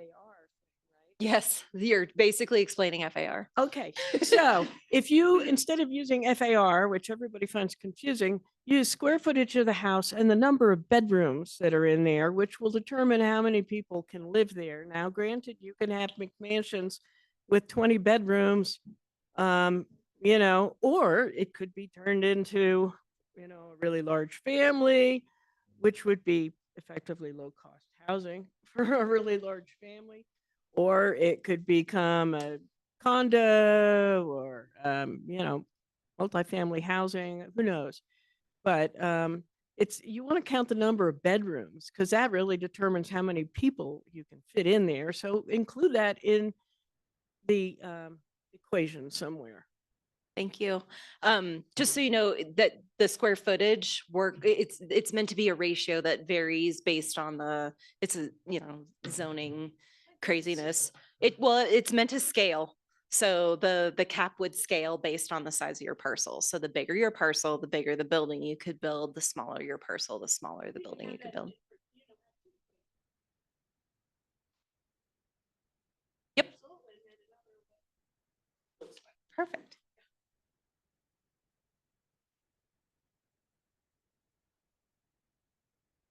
Have a maximum building height. We don't regulate floors. So we just go with maximum building height. Some people like really tall ceilings and some people are okay with 8 foot.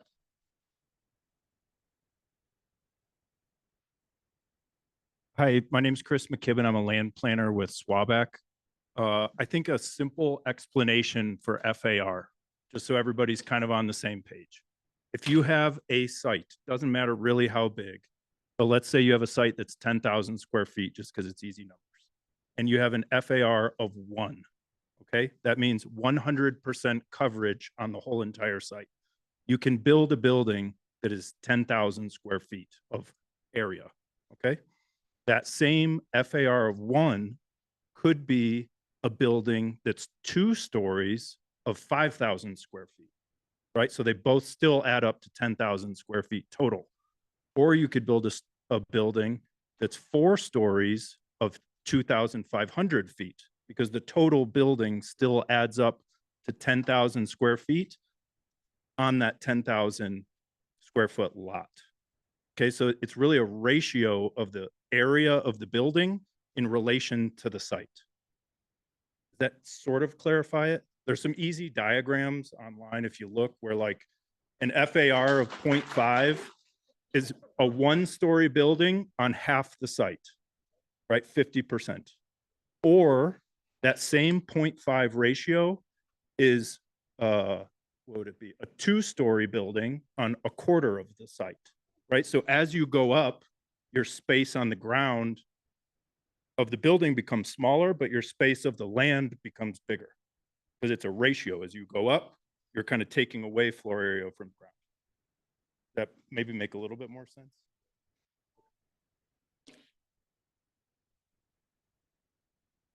Thank you for the explanation. So my name is Zach Skelton, and we did a walking tour of town site last weekend. And it's interesting to hear the conversations about densities and mass and these kinds of things, because town site, there are certain parcels that are 29 dwelling units per acre, not legal to be built today. They feel right in their context. They feel good as the building that they are.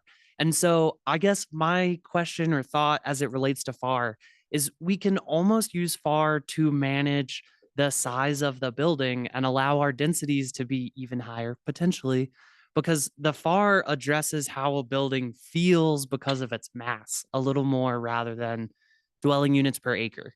Yeah, Duffy would love to take you on a town site tour, but there's awesome density in town site, but it doesn't feel like the standard. It doesn't feel like the Jack because those units are smaller and they fit their context. And I think that's what we're trying to address with the FAR a little, but tell me if I'm wrong. So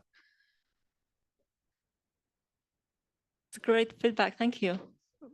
So Duffy Westheimer again, and yes, town site R1N area is already full of a mix of single family, small single family mostly, and duplexes and apartment complexes. But you get to a point where you can change the whole character of everything if the proportions of each type move too far in any one direction. So it would be nice if that could be addressed. I would also love to have, well, I'll say, so people understand, a 35% lot coverage sounds like not most of the lot is coverage. 35% lot coverage feels like 80% is the way I describe it. It's a lot. So don't be fooled by that. And with FAR, and I'm not advocating for one over another, I'm just saying, but with FAR, there are things that are not included in the calculation of floor area ratio, like elevator shafts and things, parking. Some of these things are not included. So as a building gets bigger and things like an elevator shaft are added, the building proportionally gets bigger. So nothing is perfect, nothing is simple, but there are a lot of devils in the detail. And I would just hope that with all of this, the areas that are already built get extra attention because there are families that live there and either don't want to move or can't move. And it's better to bring more people in through affordable housing programs and include them than to tear down what's there and have non-resident owners have apartment buildings that can raise the rent whenever they want. So all these things are extremely complex, but I think as a community, we should really watch out for the areas that are built. Many are already sort of smaller homes on smaller lots, and we should work to make those more affordable for more people who actually live here. Thanks. Yeah, thank you. I think you have the point to the key of the issue. Do you have more feedback? Okay, let's move on to the third point.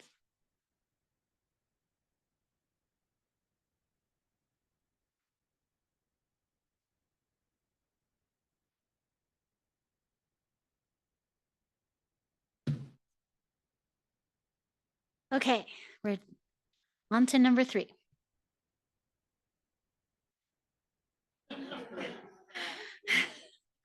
Okay, this decision point is around the menu of sustainability options. Okay, so the questions are, do you support creating a menu of sustainable design options for developers to choose from? And should a wider menu of transportation demand management or TDM strategies be included in this menu? And again, Tiffany will provide us the context around this decision point. Hi, it's me again. Here we go. Do you support creating a menu of sustainable design standards? The project team says yes. Develop a simple, understandable menu that focuses on most impactful design features while providing flexibility for developers to choose what works best. Why menus work great is because there are certain things that the state has preempted us from requiring outright. So for example, we cannot require a building to be all electric. But we can include it in a menu of options. So if your development is required to meet certain sustainable items on a point value, you could still elect to pick the all electric building. So having a menu allows us to include that broader array of sustainability improvements that go a lot farther towards meeting those overall goals. I think one of the clearest comments we got in this regard was, do not water down the intent of what you're trying to accomplish. And that would be our goal here, is to make sure that this goal menu of items provide the most meaningful for meeting our carbon neutrality goals. Next up is, should a wider menu of TDM strategies be included? And yes, right now, we did talk a little bit earlier about how in our traffic impact analyses, we don't take into account other modes of transportation. TDM specifically would allow us to have developments obtain points for providing TDM. Let me say what TDM is: transportation demand management. What is transportation demand management? It is basically a way of trying to offset people from driving. It is providing other features in a building. For example, an employer may offer showers as part of their employee restroom so that people can shower before they start their day if they've ridden their bike or walked or ran or roller skated or electric scootered on their way and sweated on their way to work. They can take that shower. Sorry, that was long and fun, but there are a whole series of ways. But it includes creating bike racks that are kept free. I mean, if you own a bike, if you have an expensive bike, putting it out, leaving it in the elements attached to a bike rack is probably the worst thing you can do for it. So providing bike facilities that are safe, secure, and also keep them free from the constraints of weather. Those are small little things that a developer can do and add to a development that fall within the TDM strategies.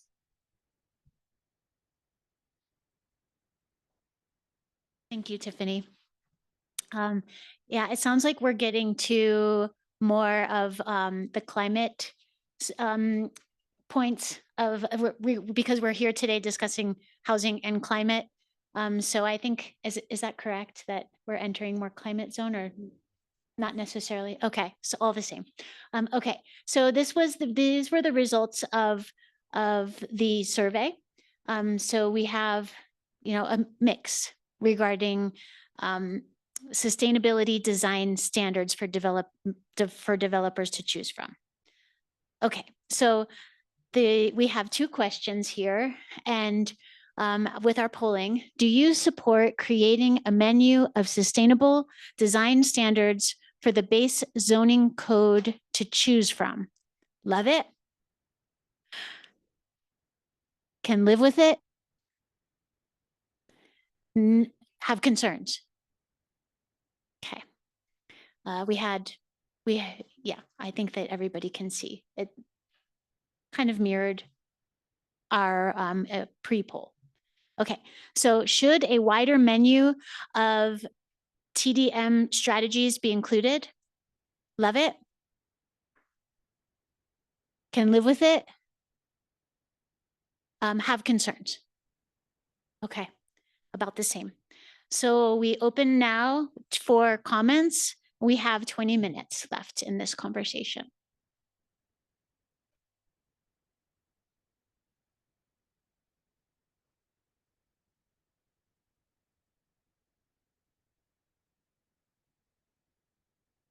Hello, Tom Pearson again.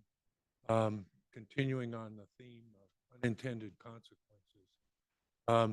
It was mentioned all electric homes was one of the goals, although it couldn't be mandated. One of the, is it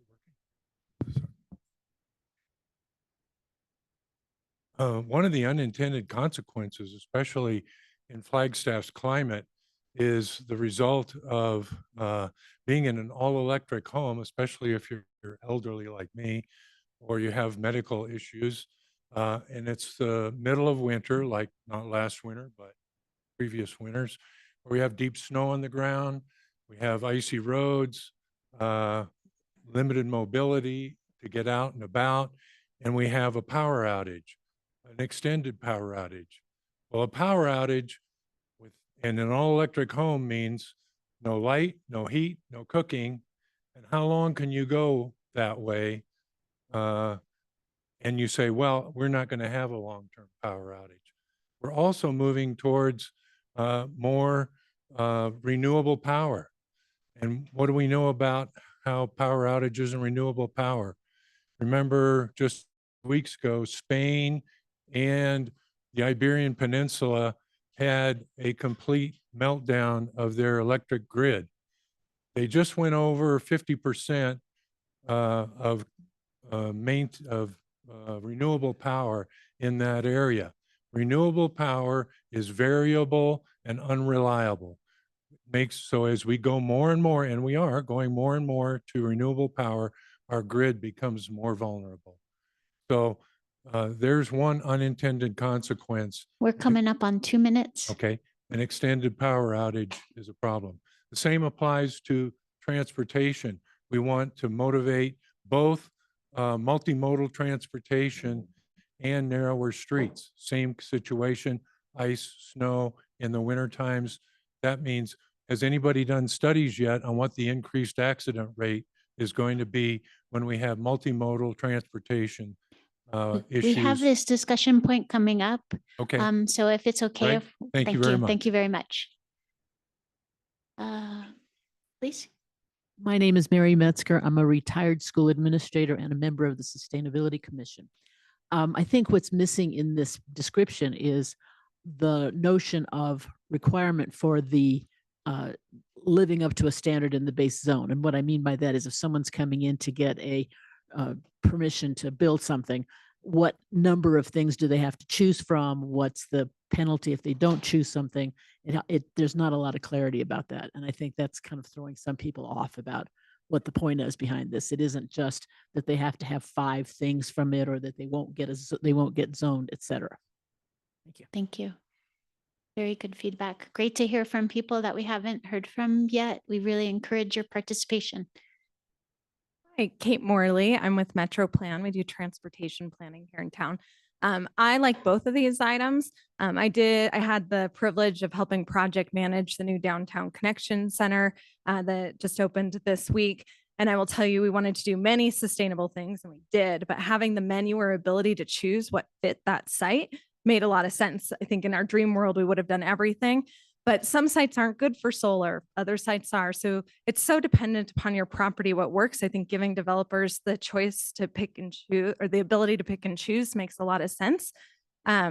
Additionally, I think on the TDM one, I think tying this to also offsite improvements, right? We heard about offsite improvements before and the impact that those will have. And if we allow credit for development for the things that they're doing to get people out of cars, to reduce those offsite impacts, makes a lot of sense. Will help get projects done. Thank you. Great feedback. Thank you.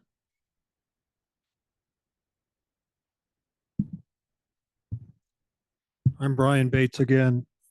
In 1987, I built a 2-story solar hogan, and it has functioned very well. It's powered almost entirely by solar panels.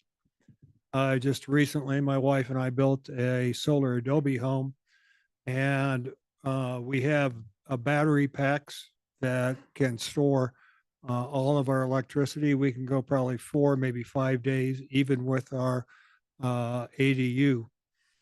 What I'm getting at is that if properly planned, it is viable for someone to have a home that is sustainable, that is providing water, heat during the winter. And if you don't want to get batteries, then I hear that Tesla is having a sale on theirs, and you can pick some up very easily. Thank you. Great discussion points. Thank you. Eric? Hi, Eric Nielsen, Northern Arizona University. I just had, I guess, a question, clarification on the bullet on the option should have the greatest impact on climate and the smallest impact on cost. Can you stand closer to the microphone? So the smallest, the greatest impact on climate and the smallest impact on cost. What is there extra points that are given for things that are related to energy versus low flow faucets for water? Is that kind of what that point is getting at? Thanks for the question, Jenny Neiman, Sustainability Office. So we're not there in the details yet. I'm going to be completely honest. But what we want to know, we know what we want to do. We want to be high impact without significantly adding to costs, right? We want to think about both upfront costs and cost to operate. And so we're going to think about that, all of that. But we're not really at those details quite yet into what exactly gets more points, what you can do, et cetera. Follow up on that? Of course. So I think what's really important then, if we're still getting into the details, is thinking about total cost of ownership, right? And we know, the rent is high, but are the utilities high, right? And that's a huge factor for low-income people being able to pay their utility bills.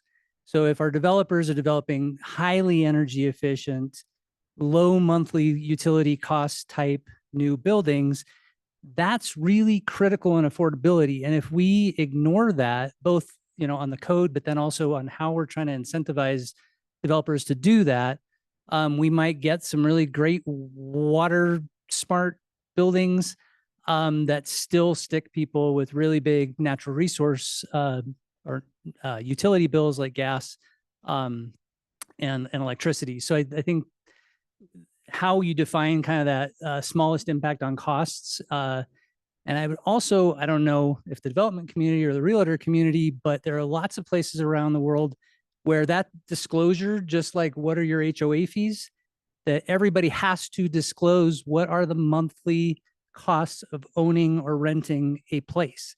And that will let the market shift what developers do.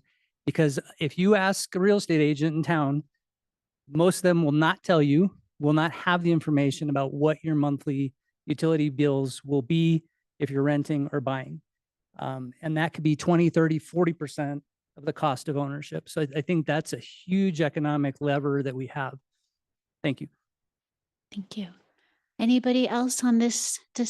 Wonderful. And again, especially if we haven't heard from you, we really encourage you to share. Would love to hear from you. Please. Yeah, maybe I just didn't hear the answer, and I just wonder if Tiffany can address. So there's a menu, but there's no requirement that they pick anything from it. And I don't understand the point system. And then the other question I had, is this TDM strategies an appropriate place to talk about creating bus routed subdivisions that would encourage buses to be within so much distance from people's homes? Or is this not the appropriate place to discuss that? Try really quick. So the idea here is that there would be a base standard requirement for sustainability features in all developments, right? We're trying to achieve our housing and carbon neutrality goals. That's what we're here for. The suggestion is that, do you support those sustainability items being required as there being a menu of options, right? We see that as the ability for a developer to choose. I think Kate Morley said it great, right? Not all sites are great for solar. So maybe solar is not an option for you at that location. Water reduction measures, of course, are always highly vetted, high efficiency,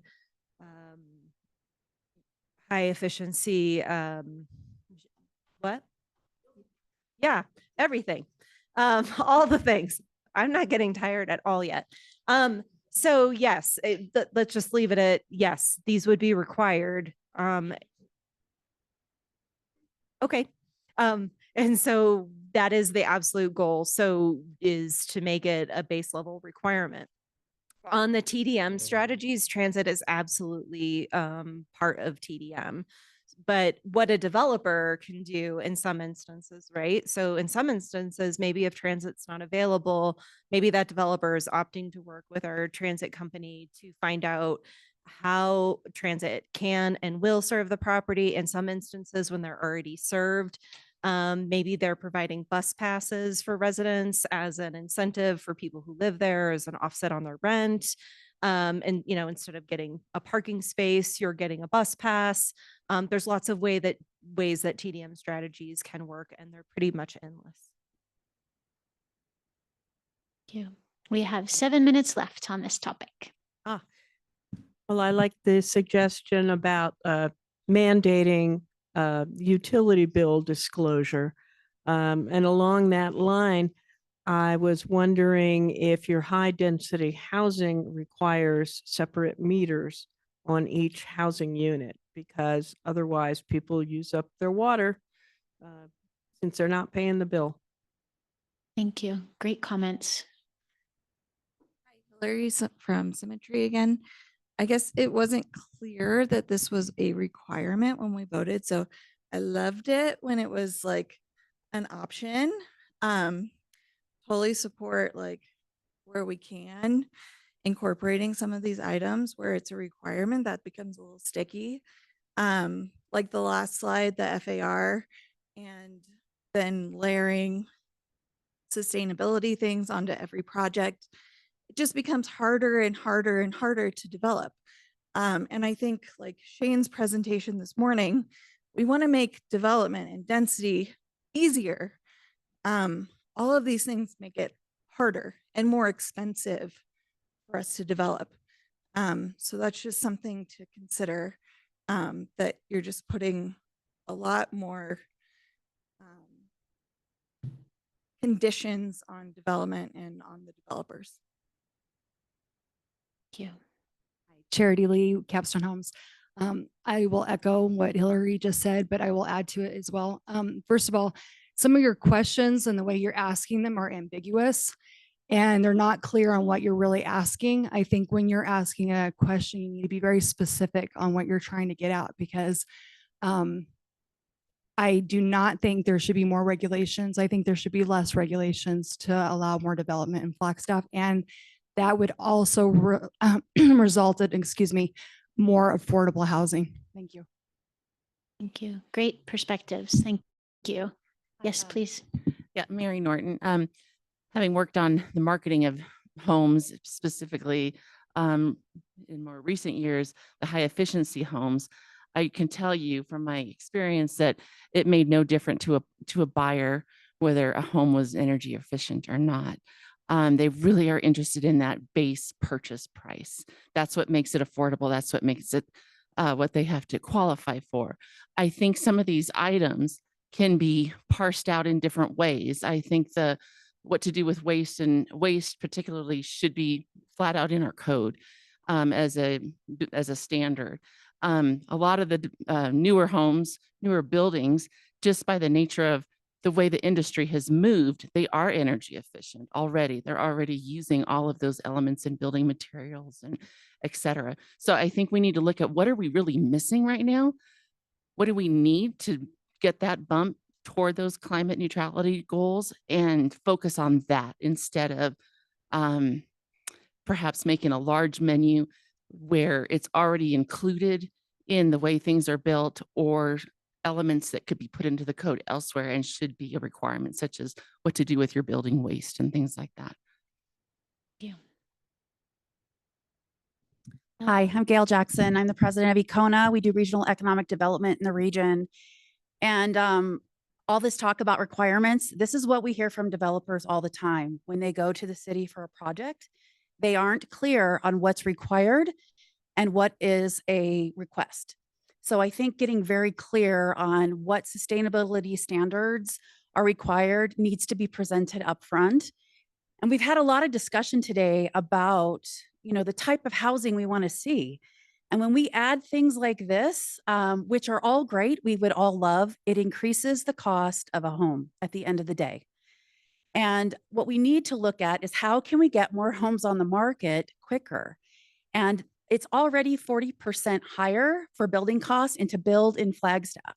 So when we look at all of these little things that feel really good and that we all want to participate in some way, I feel we should give that to the consumer and let the consumer decide what they would like to see and take that away from the developer and that kind of a requirement. So thank you. Okay, so we have 2 minutes to spare, but I think we can move on to the next decision point. But boy, this feedback from such a diverse, from such different perspectives is really valuable. So thank you all for your contributions. Decision point number 4, parking. Parking, everybody's favorite topic. So do you support moving forward with parking reductions? Should parking be left to the developer or the market to decide, or should there be standards? Should on-street parking be addressed in conjunction with reduced parking standards? So I'm going to give you the feedback we've got from other divisions, which includes people will vote with their feet and will eventually choose to live where the amount of parking or residential density suits them. Hear, hear. Water and fire reduction in available parking may lead to increased illegal parking. Fire, ensure adequate parking is maintained to meet needs of development, particularly in areas with high tourist and non-resident activity, to reduce obstructions to emergency response. Economic vitality, consider realistic parking needs of tourists visiting certain areas. Here's your project team's proposal. Yes, reduce but don't eliminate on-site parking requirements. Reduce base parking requirements to 1 to 1.5 spaces per unit. More dramatic on-site parking reductions may be appropriate for transit-oriented development located near the permanent transit network. Explore future on-site parking reductions once we have a better understanding of the impacts of all of the code changes, including reducing minimum on-site parking requirements. Parking reductions are consistent, so a lot of these parking reductions that we're talking about are already consistent with state law. So there are 2 pieces of legislation that have recently been passed, the ADU law, which requires each city to basically allow both any property that has a single family home to have at least a detached and an attached. So that means everybody can have 2. And in some places, if you're on an acre, you could have 3 if you commit one to affordable housing. 3 accessory dwelling units. But we are not able to require on parking for those ADUs. So those ADUs can now be built without an additional parking space. Previously, we were required 1 for the ADU. We only allowed 1 ADU. Now you can have 2. No additional parking spaces are required. Middle housing is the next piece of legislation that we will be working through code and should be to council by the end of this year, which basically we'll be allowing middle housing types up to a 4-plex. So that's 4-plex, triplex, duplex, townhouse, everywhere that a single family home is permitted. Again, we would only be able to require 1 parking space per unit in those developments. So that is substantially different than from what we require today. So the state is already stepping in with mandates for how we are managing parking today. And so it might be a consideration, it might help in the consideration on this topic.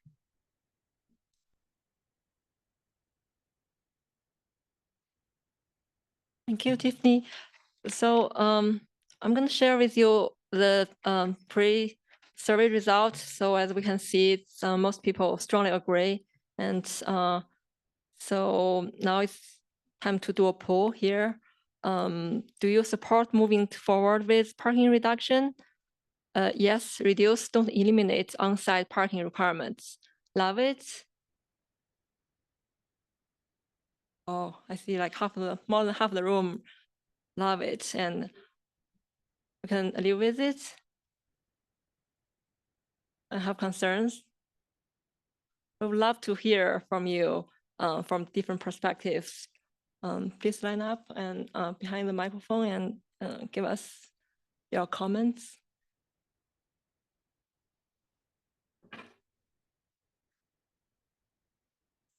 I know you're all tired of hearing from me, but Charity with Capstone Homes, I think you should let the developer and the development dictate how many parking spaces they need, because on some of the projects in downtown Flagstaff, we've talked about this earlier, there were commercial buildings, multi-use buildings that were developed, and they can't get commercial uses because there's no parking. So I think that ultimately the developer and the development should decide. It shouldn't be dictated. Thank you. Hi, Christine Sheehy, Planning and Zoning Commission. I think we also need to think about some unintended consequences, particularly with the state statutes that are now not allowing the city to require parking. I live in a single family neighborhood, and people across the street with no HOA, people across the street have 5 cars parked in the front yard. Now, even though we have an ordinance that it restricts front yard parking, it's not enforced.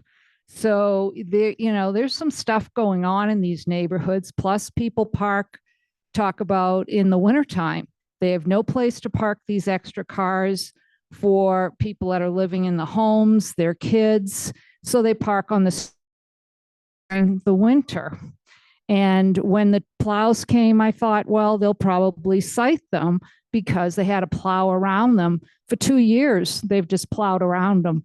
So I think we have to think about, we do have ordinances that require certain things. They're not enforced. And why would we start reducing parking in certain situations only to cause more problems? Okay, that's great point. And we'll have the winter parking in our next decision points. Please. Hi, Hillary from Symmetry again. I think you should go even further. I think parking requirements are antiquated. I think that they, cause, huge parking strips instead of density. I think that, the space could be used for something way more consequential, like parks and open space. You could go further. I think you're limiting yourself. I think the developers will put in as much parking as they need, and I think it's a lot less than you think that it is. Thank you. Hi, my name's Keith Becker. What are you going to put in a half of a space? That doesn't make sense to me. Anyway, to afford a home these days, you need 2 income earners. Both income earners rarely can get their work schedules to work together. So, you're usually having 2 vehicles, one for each income earner. And in order to be able to get to work and come home from work and all that, you need a place to park both vehicles. So I can tell you none of my vehicles would fit in half a space. Thank you. Hi, my name's Zach Skelton with Strong Towns Flagstaff. I personally love French fries. I think they're really good, but I know not everybody loves French fries. And if we went to any restaurant and every time you went to that restaurant, they gave you French fries, whether or not you want French fries, we'd be upset. And we'd also be paying for those French fries as part of that meal that we purchased. So I want everyone to think about this parking requirements rule the same way that you think about French fries, in that my partner and I, we have 1 car, we share a car. That's a choice that we make. You might have 5 cars. That's a choice that that person makes. Mandating parking spaces doesn't make parking free. And it also spreads our town out. We don't go to downtown because there's tons of free parking. We go to downtown because there's beautiful community and places that we want to walk and bike and experience and run into people and eat outside. I would love to be talking about parking maximums, and I think that should be on the table. We make fun of New Scottsdale because New Scottsdale is built to be car-centric, and that's the REI complex. We make fun of the standard. The way the standard is built is because it's car-centric. We make fun of how much everything costs, and in no small part, that's because of our parking minimums. So just because you have a car doesn't mean everyone who lives in Flagstaff has a car, or that those people should be subsidizing your car. Again, You can have a car, but I don't want to be forced to have a car. Thanks. That's great analogy. Thank you. Please. Anthony Garcia, Flagstaff citizen, also council member. So I did some quick math with some averages that I found on Google, and we would require 21,000 square feet of parking to park what is in this room right now. So something that freaked me out when I finally figured it out was like, let's just pretend this is 300 square feet. It's a parking space that's required outside of my house, right? Well, when I go to work, I'm going to need another 300 square feet to be available for my car there. Then when I go to work at the city hall, I'm going to need 300 more square feet. And then if I go to the store, I'm going to need 3. So now I have a space that's actually bigger than the house that I can't afford to pay my rent in, that has to be provided for my vehicle for free. But it's not free. Somebody has to pay for it. So when we think about parking requirements, let's think about who's paying for it, how we're getting it paid for, and also think about how we're transporting ourselves through life. I drove a 5-passenger vehicle here by myself to get to here today. Imagine if we would have all ride shared or something. We would have needed a far less of that free space to park our vehicles. That's great. Thank you. Duffy Westheimer again. I think a lot about parking because I live downtown. I've been a resident of Townsite for 37 years. And it's a natural laboratory for an area that was built with minimal parking that is filled with vehicles. Many are illegally parked. So I think we have to be realistic. Parking is legal. People like to drive. It's convenient. Sometimes if you're working multiple jobs, you can't ride the bus. It's just not doable unless where you work is right on a bus. I mean, we have to be realistic about it. My husband and I have one car. We rarely use it, but we are the exception to the rule. I ride a bike and walk everywhere. I walked up the hill today and 20 vehicles of probably the people in this room passed me and only one had 2 people in it. It's just the reality. So I don't think you can control people by getting rid of parking. I don't think people will necessarily ride the bus. I think we just need to be extremely realistic about this because there are long-term implications beyond any one of us in this room. Thanks. That's great. Please. So I ended up visiting Washington, Montana, and Utah this past week, and we went and saw basically traditional neighborhoods. It's kind of a new way or a new urbanism where they ended up really fighting the idea of everyone getting in their cars. And they designed communities where the amenities, the basic amenities for the community were easier for you to walk or for you to ride your bike to. So I think, that's one way we're going to be designing our community. I hopefully city staff and city council and everybody sees that there is a different way to design master plan communities that can embrace and reduce the need for cars. Another thing, maybe somebody wants to write this down. It's won a lot of awards. It's a multifamily project in Tempe called Cul-de-sac, and it's 700 apartment units.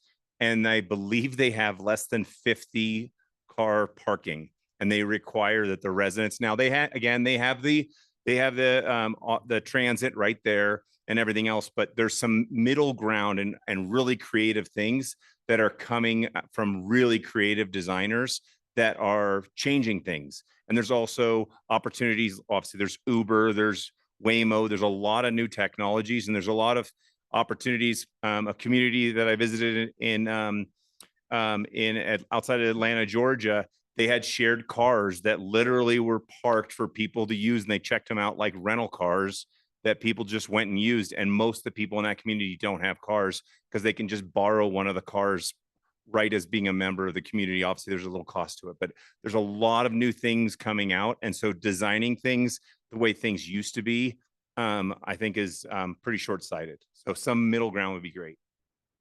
Thank you. Love your constructive suggestions. Good afternoon. My name is Paul Mood. I'm the city engineer, but want to speak as a resident. I live in a newer built subdivision in Flagstaff, and of 38 homes in our subdivision, I believe we're up to 10 short-term rentals now. Personally, the house next to me is advertised as sleeping 16. So there are often multiple cars that show up to 6. So our neighborhood has cars parking across sidewalks, cars parking in front of people's driveways. We do, submit reports to the city online, but it's an issue. So just think about when we do have short-term rentals, the amount of parking that they need. It affects the full-time residents in the neighborhoods. Thank you for feedback. Hi, I'm Devana with Housing Solutions again. I think this is a great compromise moving in the right direction. When we talked about density before and increasing density and wanting more density and wanting more units, how do you get it? And you got to take something away. And if a lot of your development space is used by parking, you don't achieve the densities that we said we wanted 3 topics ago. And so I think we got to move in this direction. And I recognize there's probably going to be some unintended or consequences or things we don't love about it, but we got to do something to get to the densities. This isn't saying it's free for all and it's the Wild West and there's no parking. It's reducing the requirements, which I think is a step in the right direction to try and mitigate some of the harm that could come from no parking. So I do support this and I think it's great. I also think it'll help with adaptive reuse. I know we've tried to and successfully have redone some housing in commercial areas. And if we had to park that like a residential development, there's no way that would have been feasible. And so when I think about redevelopment downtown or adaptive reuse strategies or how we get residential and commercial zoning districts, which I think we absolutely have to do, parking is sometimes a barrier. And so if we can move towards reducing that barrier, I support it. So thank you. Thank you. Sorry. Kyle Nitschke with the Arizona Students Association. Really support the elimination of parking reductions. I think a lot of the issues folks are having with this is really with the enforcement of parking. Like when you have your 5 houses, like it's your house is zoned already with the parking minimums in mind, and you're still having these parking issues. So eliminating our, with the zoning doesn't eliminate parking, just eliminates this barrier to yada, yada, yada. And we see really good enforcement at NAU of like parking, like those kids get towed and booted all the time. So I think that's the conversation that we focus on here.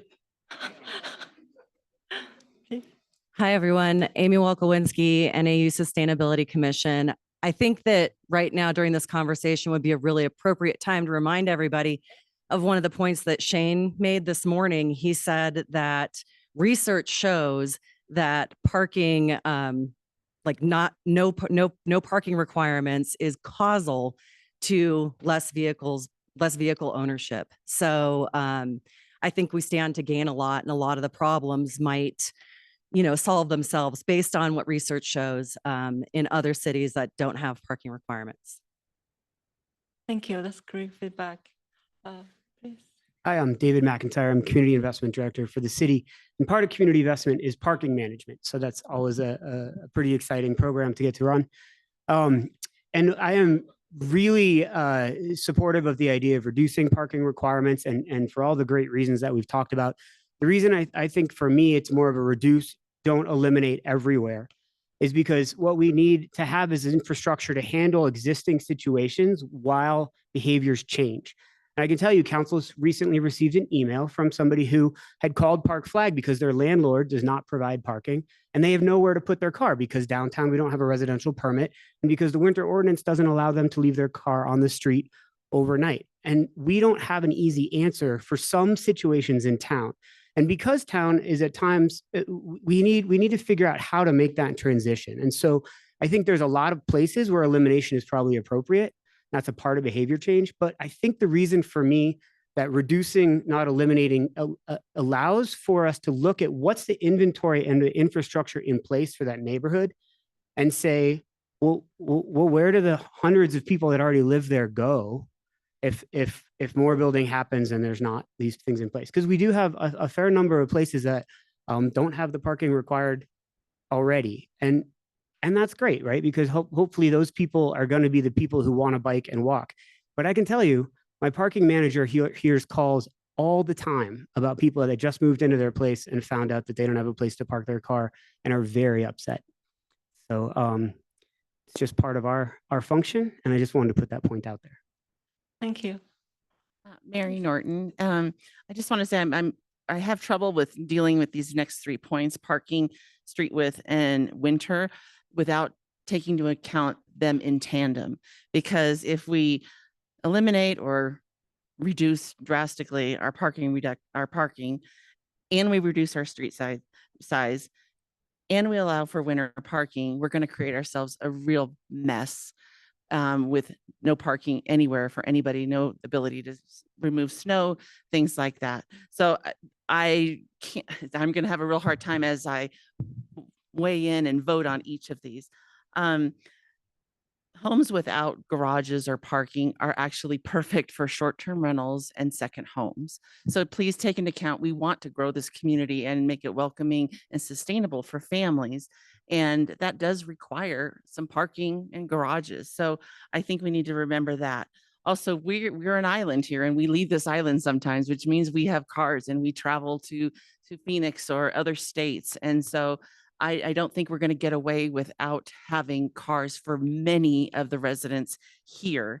And also, people come here. We've got tourism, and we're going to need places for people to park when it's a commercial area or shopping, things like that. So I just want to throw those unintended consequences out. I'm happy that we're not proposing to eliminate, that we're just reducing. That makes me a little more comfortable, but I just want to bring up those points. Thank you. So Michelle James, Friends of Flagstaff's Future.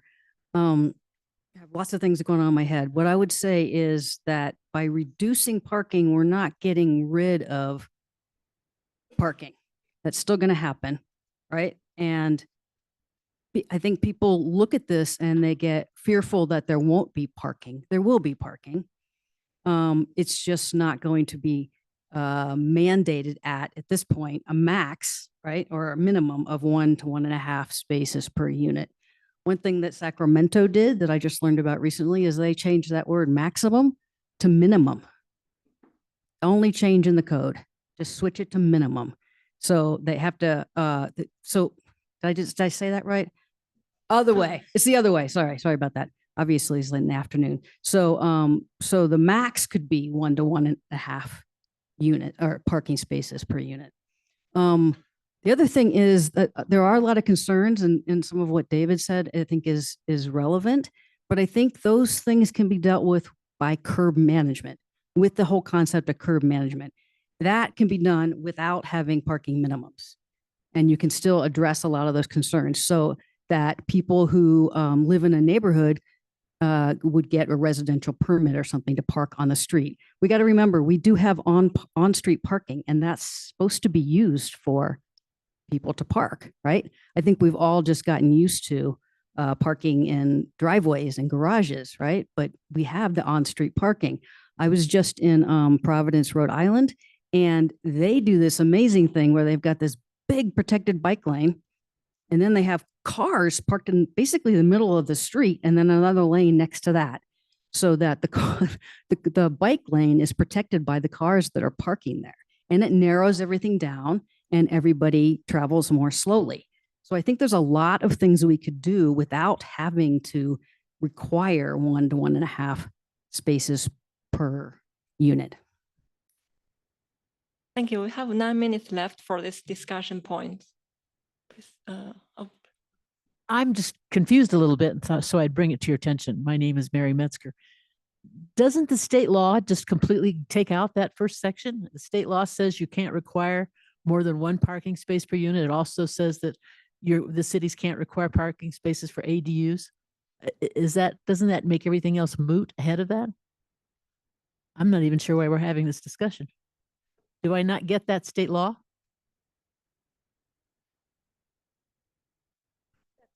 That's just for the accessory dwelling unit. And then the other is in regards to middle housing, but of all of the projects I mean, this is also something that would apply not just to residential, but also to potentially commercial development as well, industrial development. This is something we would probably consider fundamentally across the gamut, but yeah, the state is starting to mandate what we can require in terms of parking. Yes. Hi, Hillary again. I was just going to throw out there, if you wanted to eliminate a parking requirement, you could allow the developer, when they came in with a development plan, to submit a parking plan so that you knew, they weren't going to have no parking, but like what their proposal was. So in case of the, sorry, I forget your official title, but you're the parking guy, you knew that there wouldn't be no parking, but that there would be a plan in place. Hey, parking guy, Foots Girl wants to hang out with you.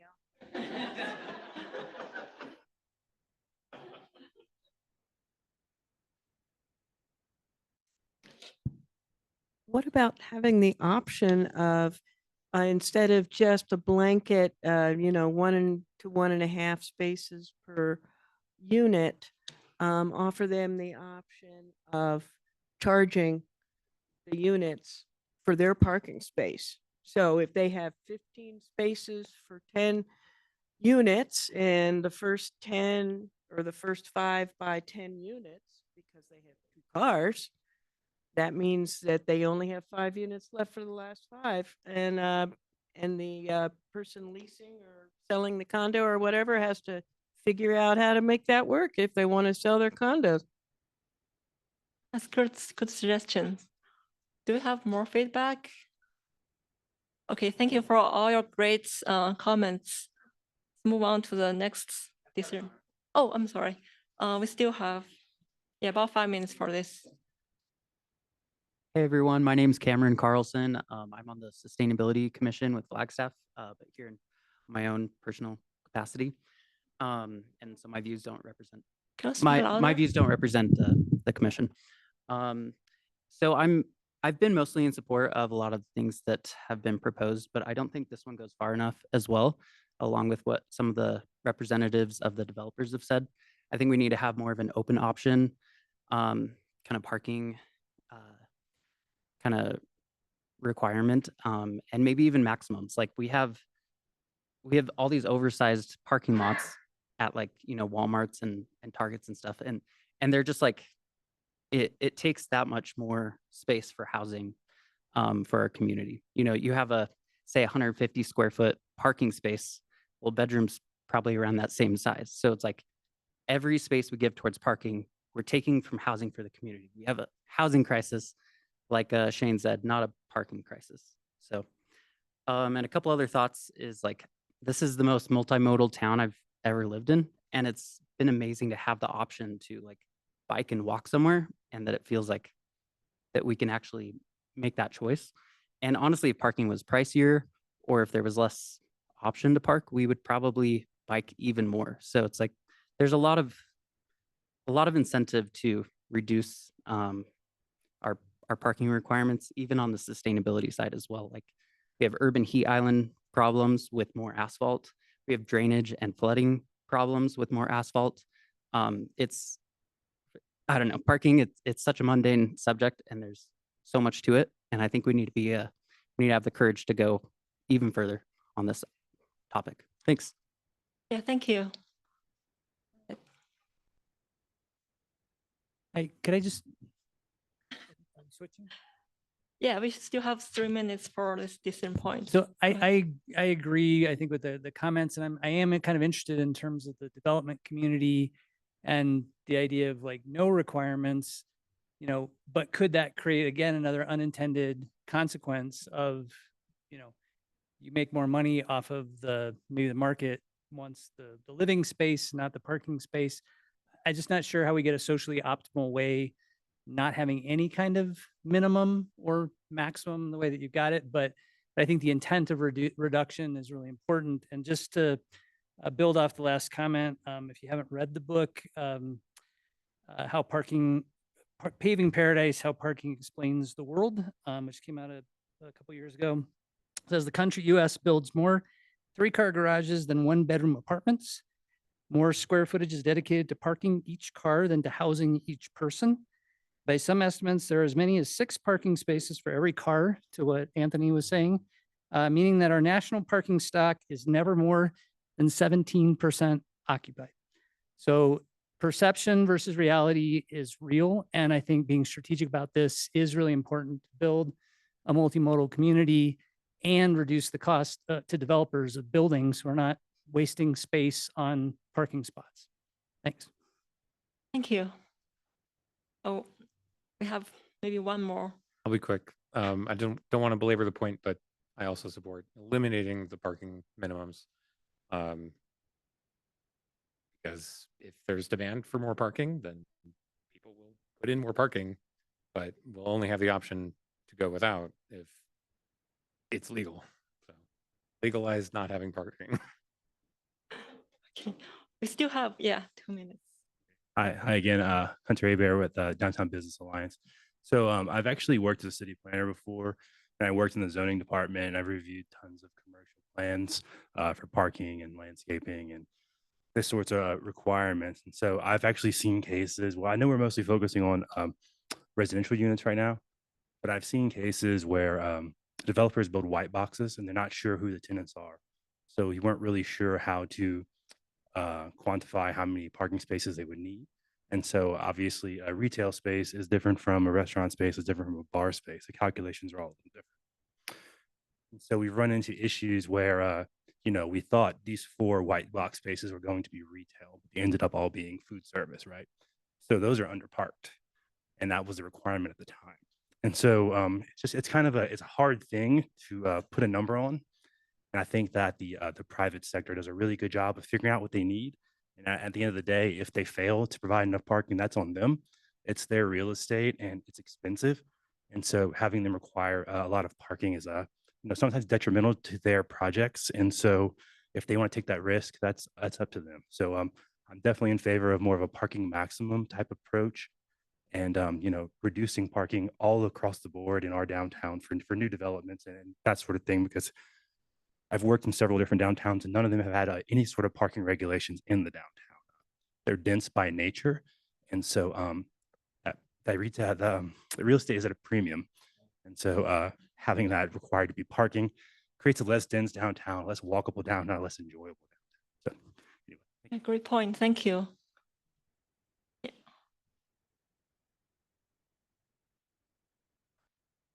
Okay, 2 more decision points to go. We're going to move on to number 5, and that is regarding reduced street widths. The question that this discussion will be around is, do you support developing a strategy and outlining a process for creating a narrower local street design option? And I will welcome Tiffany to provide us some context.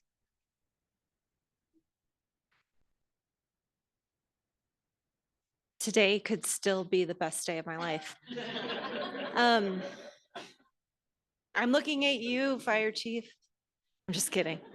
I do want to throw out there, we do actually have some parking maximums, but what else?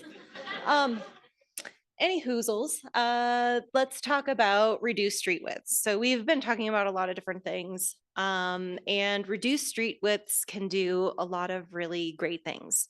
They can slow traffic down. And again, we're talking about residential streets. We're not talking about collectors or arterials. So we're talking about the streets we live on, the streets that we walk on every day, and reduced street sizes, we know, slow vehicles down. They make it more comfortable for bikes and pedestrians. They also make it more comfortable when you have children on a slow street. I happen to personally, since we're all sharing our personal, I happen to live on a very wide residential street, very, very wide. I've lived on that street for 21 years. In the last year, I have new neighbors, 6 wonderful young men. I like to think that I'm just as young as them, and they're eventually going to invite me to a party at their house, but whatever. Exactly. So they definitely have 6 cars. Not gonna lie, they probably have more than 6 cars because they all have girlfriends. They park on the street. It is a blessing. It is an absolute blessing in my neighborhood because cars can't nail that road so fast anymore that you're fearful going out of your driveway on your bicycle. So there are definitely some good things to narrowing a street width. there are also some hardships when narrowing a street width, right? So one of the more important things, and one of the things I hope none of us ever have to experience, is when an emergency vehicle approaches, you need that emergency vehicle to attend to you at your property. And in the worst case scenario, they can't get to you. So that would be everybody's actual nightmare. So we want to make sure that we balance the two. They're very important. In that conversation is, are we open to looking at smaller street widths? We know the benefits. We also know the costs of it. Wider street widths also take up more space. If you take the time to look at the code concepts report, then you'll see that it is possible to add density even in detached single family neighborhoods with smaller streets. I will tell you that townhomes are just the starter home townhomes are really just not feasible with the size of streets we currently have. So our current street width standard is 57 feet wide. What I have up on the screen is an alternative proposal. So when you hear smaller street widths, I think people start to panic, right? There are always the people who are going to stand up and say 10-foot street is all we need. That's it. And I hear it and I get there, but you know, there's definitely issues with just only 10 feet. I think here is a good starting point. We're talking about 54 feet, right? This is where we were about 6 years ago. It's a smaller reduction. This is a possibility. It still has the sidewalks. It still has the parkways. It has that 14-foot travel lane and the parking on two sides. It isn't the perfect scenario for all. What is not shown in this right of way is there's also within that total right of way, there's also a bench on the back of the sidewalk. And usually that bench or that separation we have on the back of the sidewalk is included in the right of way. In Timber Sky, for example, our engineering standards switched from 54 to 57 in the middle of that development. We were able to save that existing design that we had by putting that bench in an easement. There are ways to solve the problem for both. So, but where is that comfortable level? You know, I've already been surprised by the conversation we've had already on parking. I'm surprised. Years ago, it was much different than it is today. And I'm so happy and grateful to hear us come full circle. So where are we now on the street width conversation? Because you can drive around Flagstaff and you can drive on small streets and big streets, and people have different levels of comfort. And yes, when people park on the street and the travel lane is much smaller, both cars can't always go by at the same time. You do have to stop and wait. And that is the point. That's the actual point of it, is that you stop, that you wait until it's clear for you to go. And that might disrupt you in your movement for 30 seconds. So there are some reasons, you know, there are people that want every street in front of their house to operate at the A level all day long, every day long. And there's just not a reality to some of those things. So what are we willing to do? This is an example of 54. In the code concepts report, it gives street sections for 48 and 42. We have street sections that are absolutely much smaller than that currently. But I know that there's other concerns that we need to be able to address. So fire, definitely code requires that 20-foot of unobstructed roadway. So we need to get there. We need to make sure that we have that for the fire department. So where are the other gives in those right-of-way sections? What else, how else can we work to accommodate? Potentially having smaller streets to accommodate on-street parking. Additional width is required, 26 to 32 feet, 32 feet plus allows for parking on both sides of the roadway. If a street includes a median, it must provide 2 unobstructed roadways, each 20-foot wide minimum, to meet fire access requirements. And a street with no median can accommodate both directions of travel with a single 20-foot unobstructed roadway without compromising emergency response or operations. Other feedback from Public Works, okay with a 20-foot right-of-way if on-street parking isn't included.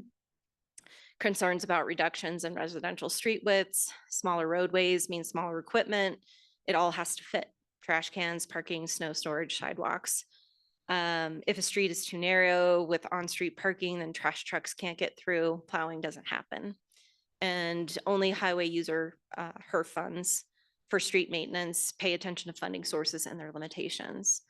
So oftentimes when you would not meet city standards for street sections, you would we would accept those as private streets, and the developer or the homeowners association would be responsible for their maintenance here on out.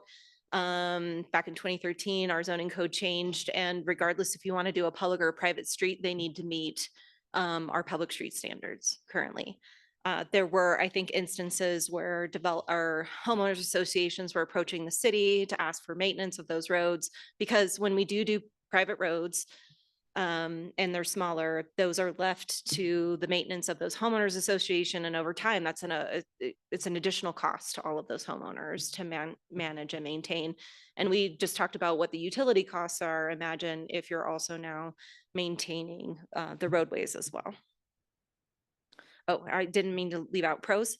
Pros, it is critical to think about parkways and how they're used for snow storage. And I think they're actually being a little polite here, because they do some of the toughest work and some of the tightest spaces. So if anybody knows how tough snow storage is, it's our pros team. So the project team support proposal is, yes, we do support narrower street widths. We're also a group of planners, housing, and sustainability. And of course, we're pro smaller streets. But they reduce the car speeds and conflicts, provide more land for housing, and reduce the costs of development associated with building streets and losing land. At a minimum, we're proposing to reduce that current right-of-way at least 3 feet, from 57 to 54. Hey, it's a start. But maybe explore creative ways to reduce those street cross sections, potentially look at alternative street standards as 48 feet or narrower for attached single family. And we just need to be creative with how we preserve our historic downtown streets. We've struggled getting in some development projects, still meeting the fire department aerial apparatus standards. So we definitely have a very important downtown. It's very important to our community character. And so how can we keep those streets and still encourage new housing development within our downtown? So this one, we just don't have all of the answers yet. And, but I guess the big question here is, are you willing to at least explore the idea of it if we could make all parties happy in the conversation?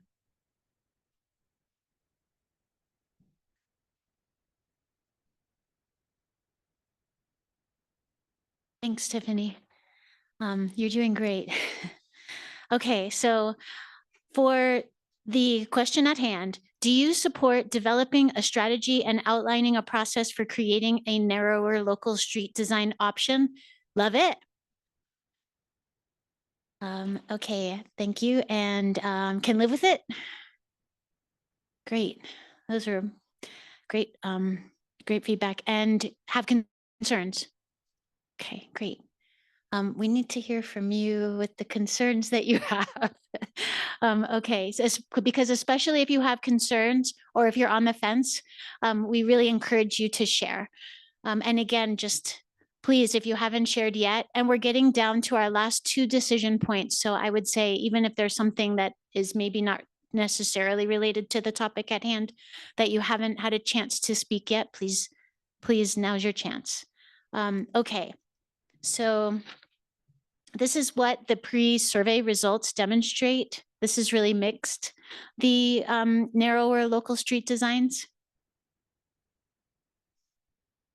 And we will now open for your comments.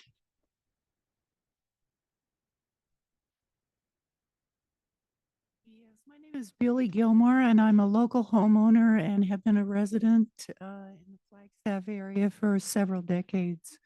Can you please speak into the microphone? Is this better? Yeah. Yes. I've been a resident in Flagstaff for several decades, and I'm a current homeowner in one of the newer developments that does have narrower streets. And especially during snow season, I've noticed that it's extremely difficult for the snow plow to come into my neighborhood. Unfortunately, we have people who don't always stay off the street during that time. But even just with trying to maintain 2 lanes of traffic, the snowplow has a very difficult time trying to maneuver within that space.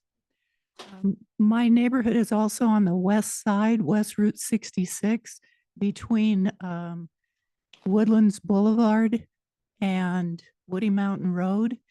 And even though this is not really a residential area, I would like to speak to the fact that smaller lanes in that area have really increased the amount of injury accidents that we have just within that maybe 2-mile max of roadway. The lane changes are excessive, going from 2 lanes in each direction with a median in the middle and turns for right turns off of the pavements. It goes to 2-way traffic with a double yellow line in the middle of the highway. So with so many lane changes and stripings, it's extremely confusing for drivers to maneuver where they're supposed to be to make a right turn, where they're supposed to be to make a left turn. And unfortunately, we had the suicide lanes put in the middle so that someone coming into that area can actually come into the middle of that 45-mile-an-hour traffic area, stop and wait for traffic to clear, enter into the traffic flow.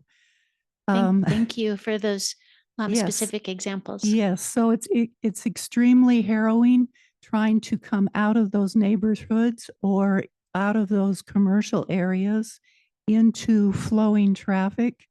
And with the amount of increase in growth that's happening along Woody Mountain Road, both north and south of the interstate. You have Thank you. Timber Sky. That's the 2-minute limit. We're I'm- going to I'm keep sorry. move on, Yes, but thank you so so much. I do encourage the city to look at very closely reducing lane traffic. Thank you. Thank you. Please. Duffy Westheimer. I know from experience with Aspen, Birch, and Cherry, east-west, those are very wide streets, and in particular Cherry, and it is a racetrack, and it's horrible, and it's dangerous for everybody who lives in the neighborhood. We have called the police so many times about all of this. It's really a problem. So wide streets do make traffic faster, in my experience. But I feel grave concern if you're talking about parking on one side as a bicyclist. Already people are parking the wrong direction against traffic. And if there are a lot of cars, they cannot see. And that puts everybody on a bike at risk because we're close to the cars and they'll pull out and they can't see us. So I would urge you to not have parking on only one side, but narrower, but so long as we can still have safe streets. Thanks. Thank you. Yes. Just to kind of, again, I'm Rick Lopez. And just to kind of follow up on one of the previous speakers, the snow plowing issue can be an issue on the narrower streets. I've been in some subdivisions that have narrow streets, and in the wintertime when the plows have come through, the street is so narrow that you cannot stop and wait for somebody to get around you because there is no room for anybody to get around you. And so you have 2 cars, one hoping that the other one will back up and back out so that you can get through. So I think the narrower streets in the wintertime with the snow plowing issue, that has to really be considered because that can be a real challenge. Thank you for sharing. Please. Hi, everyone. I'm Rebecca Sayers. I am the city's Parks, Recreation, Open Space, and Events Director. We like to have fun, but as Tiffany mentioned, we also plow some snow a little bit, along with our Public Works coworkers. You've heard it a lot. Tiffany mentioned we share a lot of the same concerns with Public Works about narrower streets. We still need a place to put the snow. So it's not only about getting equipment down the roads, it's about where to put the snow.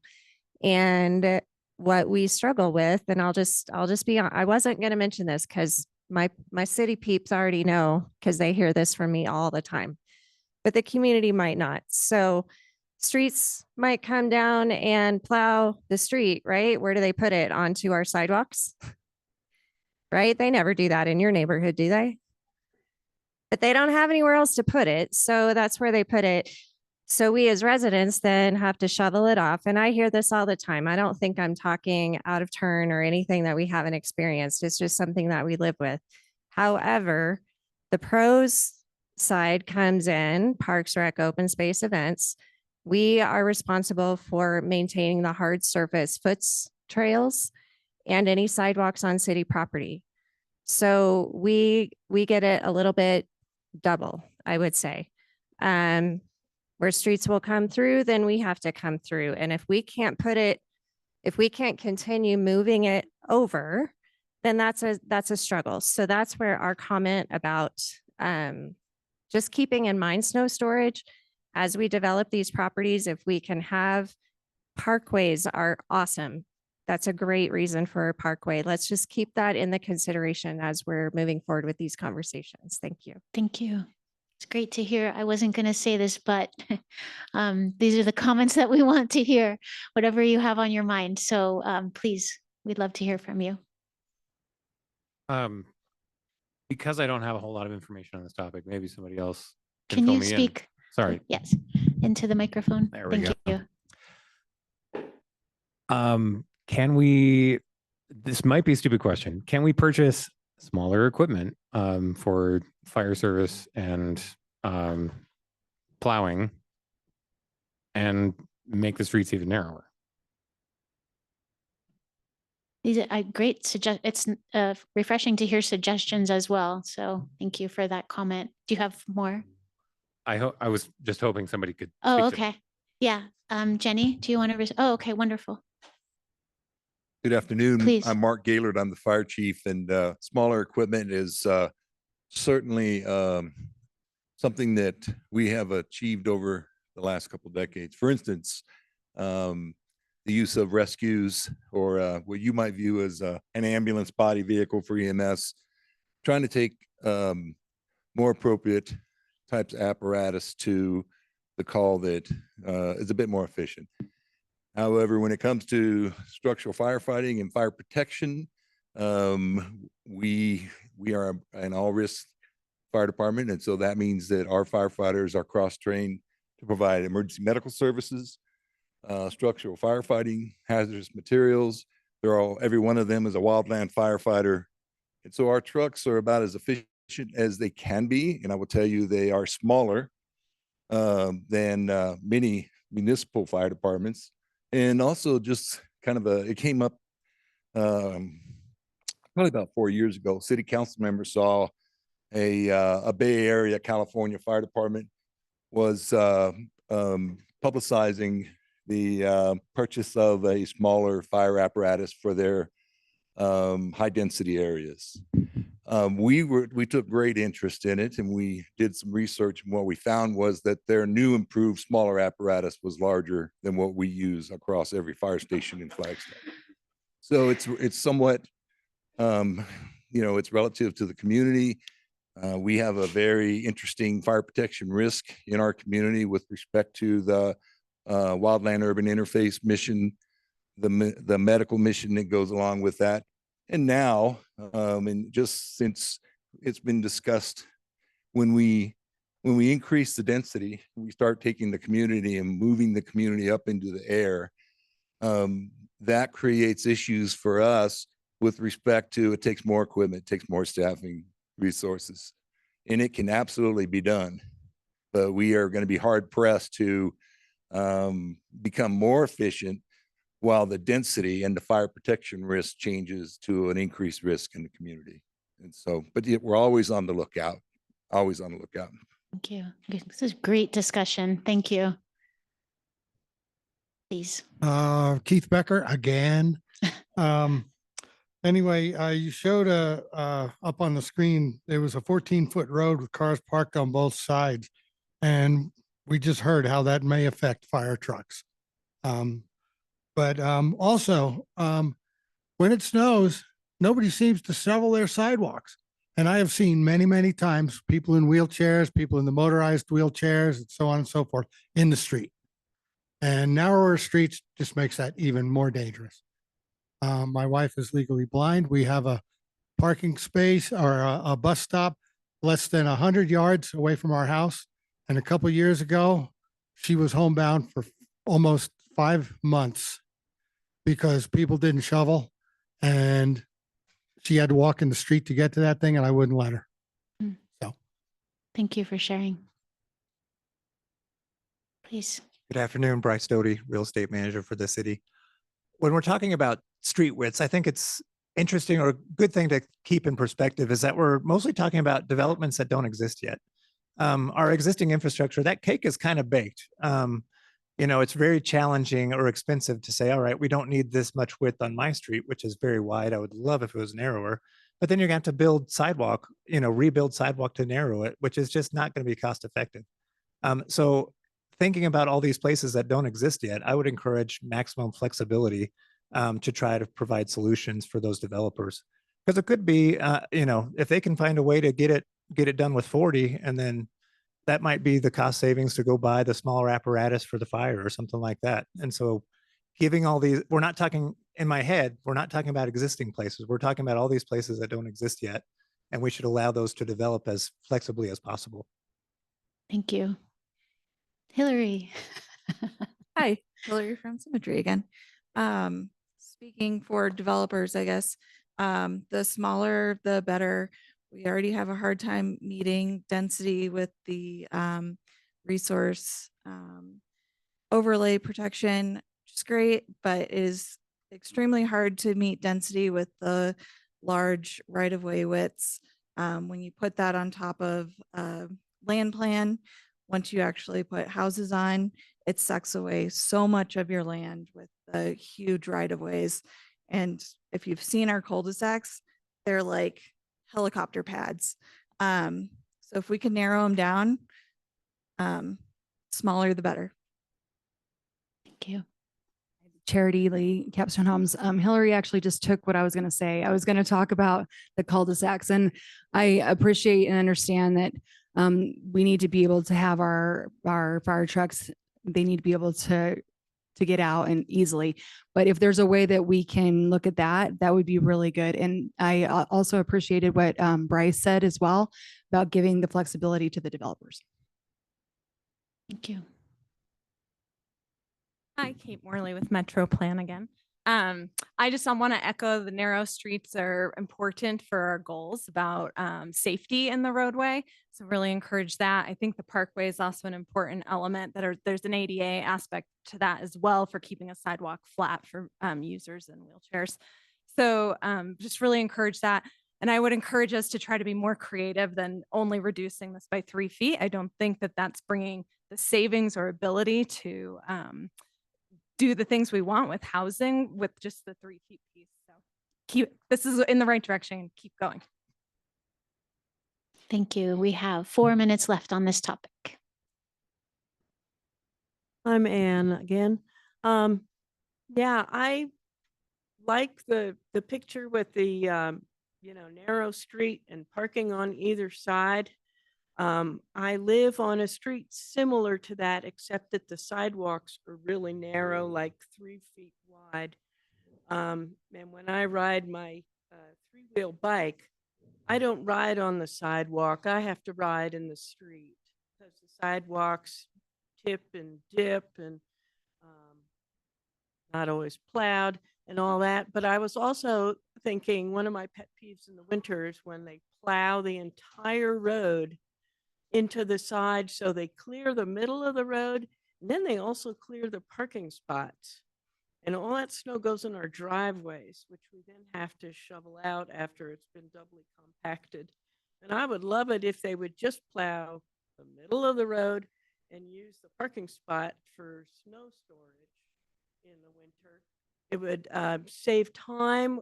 I live on a 1-block long street, so they had 4 days to plow. That time we got the heavy snow, so basically didn't leave the house for 4 days. But if they had been able to get to our street sooner by not having to plow all the other streets fully, once the sun comes out, the snow melts pretty quickly. Thank you. And that brings us to our next and final decision point, winter parking. or winter parking ordinances.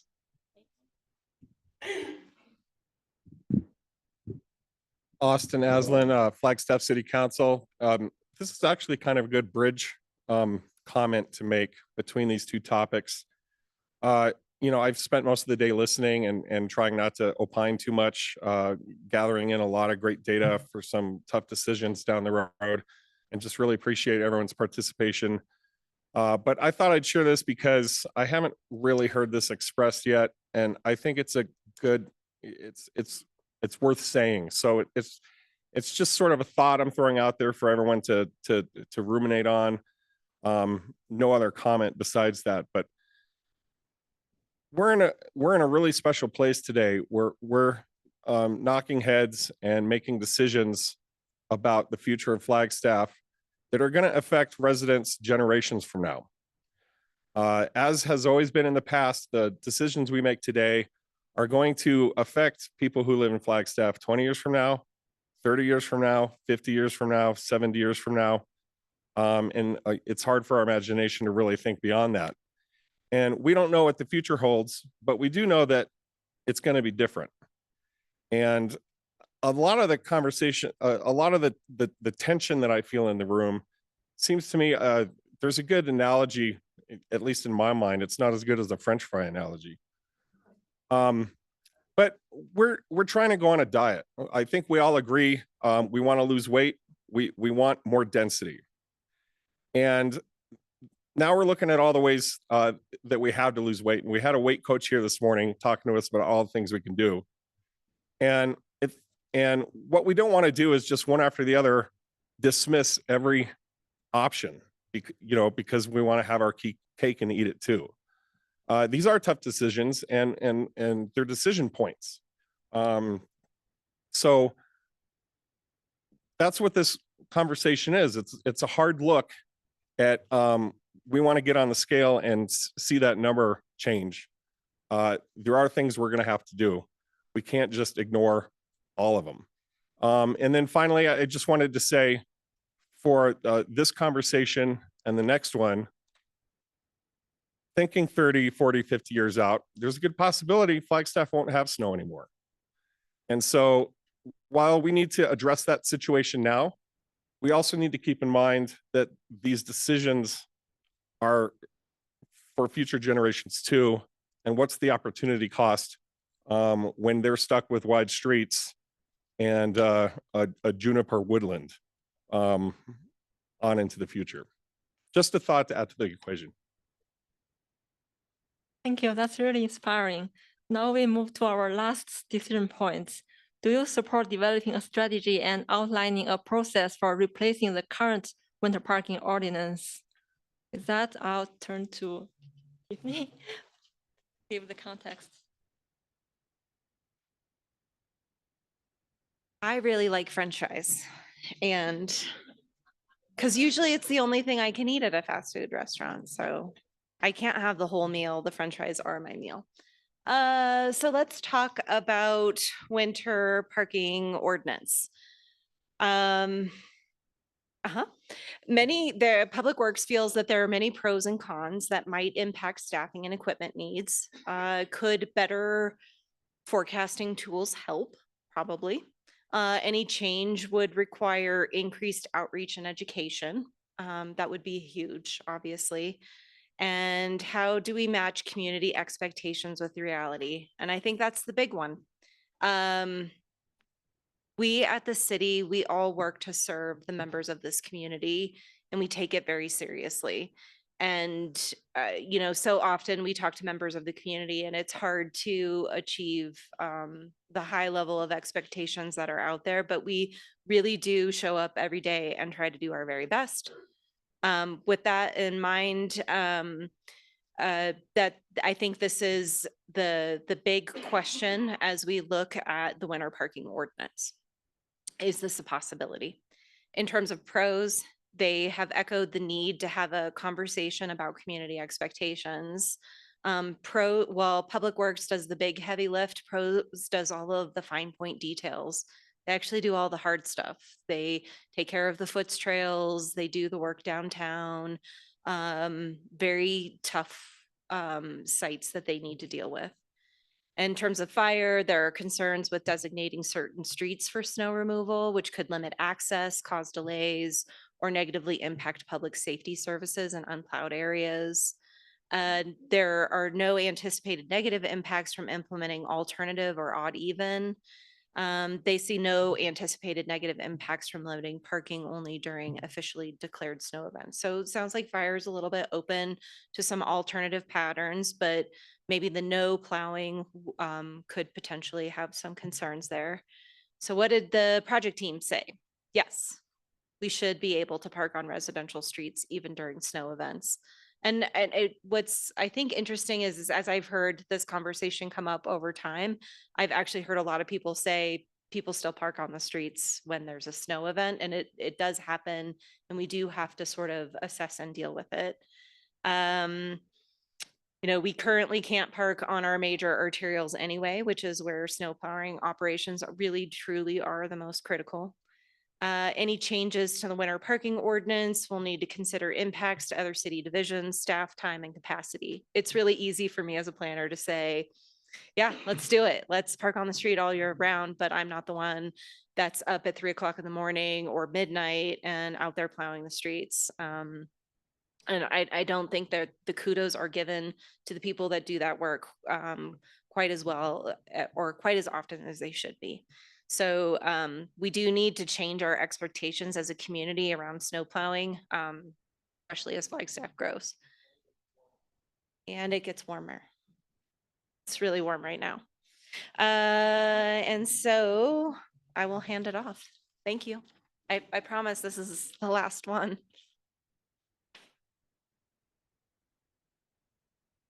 Thank you, Tiffany. Okay, this is from the survey results. Do you support developing a strategy and process for a more flexible winter parking ordinance? So we see there's more people agree than, and strongly agree. So most people agree with this proposal. So now let's do the poll. Do you support developing strategy and outlining a process for replacing the current winter parking ordinance? Love it? Yes? Wow, great. So I can live with it. Very few and concerns. All right, so now we go one by one. Yes, we should be able to parking. Okay, okay, we'll go directly to, and since we, okay, sorry, since we are short of time, we'll finish this one by 3:20, and then we'll have a 15 minutes break. And you're highly encouraged to stay since you already stay for so long. And then after that, we'll have our report out and feedback and the next step.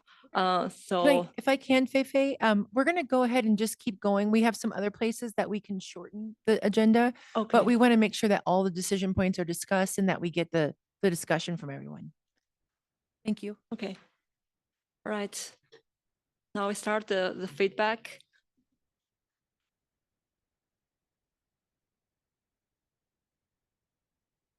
Before I moved to Flagstaff, this is Marilyn again.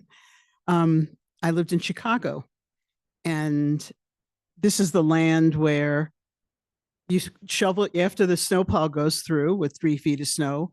You shovel your car out and put a chair in the street so you have your space. I mean, I was used to that, so I was surprised to come to Flagstaff where your car had to be off the street.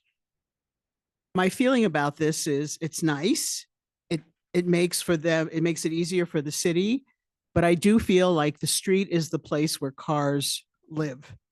And that if we're going to reduce the parking, especially for apartment complexes and commercial and other things, then we have to allow parking in the place where cars live, which is on the street. So I am for changing our winter parking ordinance. My only concern is tied to the last discussion about the width of the street. I would want that to be taken into consideration for the fire department, for emergency vehicles. When that occurs, that we have people parked on both sides of the streets, we have to take that into account.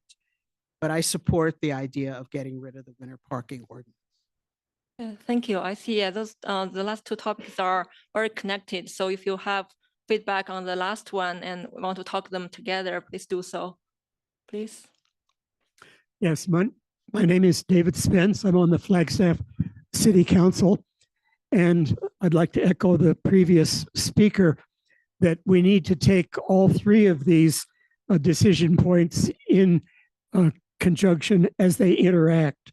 If we have reduced parking minimums for our housing, that's going to increase parking demand on the streets.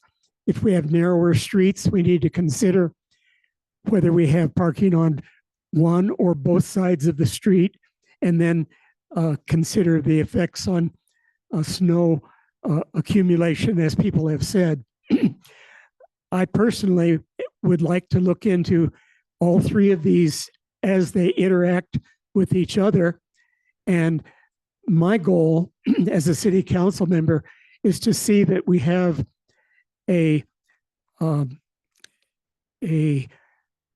set of parking ordinances and street designs that are consistent across the city and are easy for people to interpret. So I'm going to push, if it's feasible, for year-round consistency. And I personally like the odd, even sides of the street changing each month to coincide with whether it's an odd or an even month. But I promise you that I'll look at, or try to look at, all the aspects of these, how these three things interact with each other. Thank you. Please. Hi, my name's Keith Becker. Anyway, I've been here for 47 years, and this ordinance has been here as long as I can remember, and it used to be enforced. And now I see plows in my neighborhood. I've got a couple of neighbors that just insist on parking in the street all the time. And I've watched plows struggle to plow our street properly. And then there's a berm when the cars leave. And then there's all this crap that's still in the street side of it that makes it very difficult for anybody to drive down that street, much less go in two different directions. So I think the ordinance is fine the way it is, and we need to leave it. What we need to do is start to enforce it. That's where I have a problem, is the enforcing of that is not happening. So thank you. Thank you. Please. Okay, I'm back. Duffy Westheimer again. So I live on the west side, and there's a lot of pressure on the west side. And if you don't live there, you really probably don't understand how much is on top of us. But I will say, in terms of the winter parking ordinance, when the snow comes, so does Phoenix. And they come to play in Thorpe Park. And there isn't enough parking there right now for just what goes on there now. So they park on our streets. And it has been an S show like you could not imagine at times. So it's nice to be consistent, but we have to be realistic. And that when Phoenix comes here to play at Thorpe Park, or from wherever, and they're parking on our streets, if residents are parking there, or employees are parking there, or whoever's already parking on the streets, where are all those tourists going to park? They're often very inconsiderate of the traffic. They're often inconsiderate of the homeowners.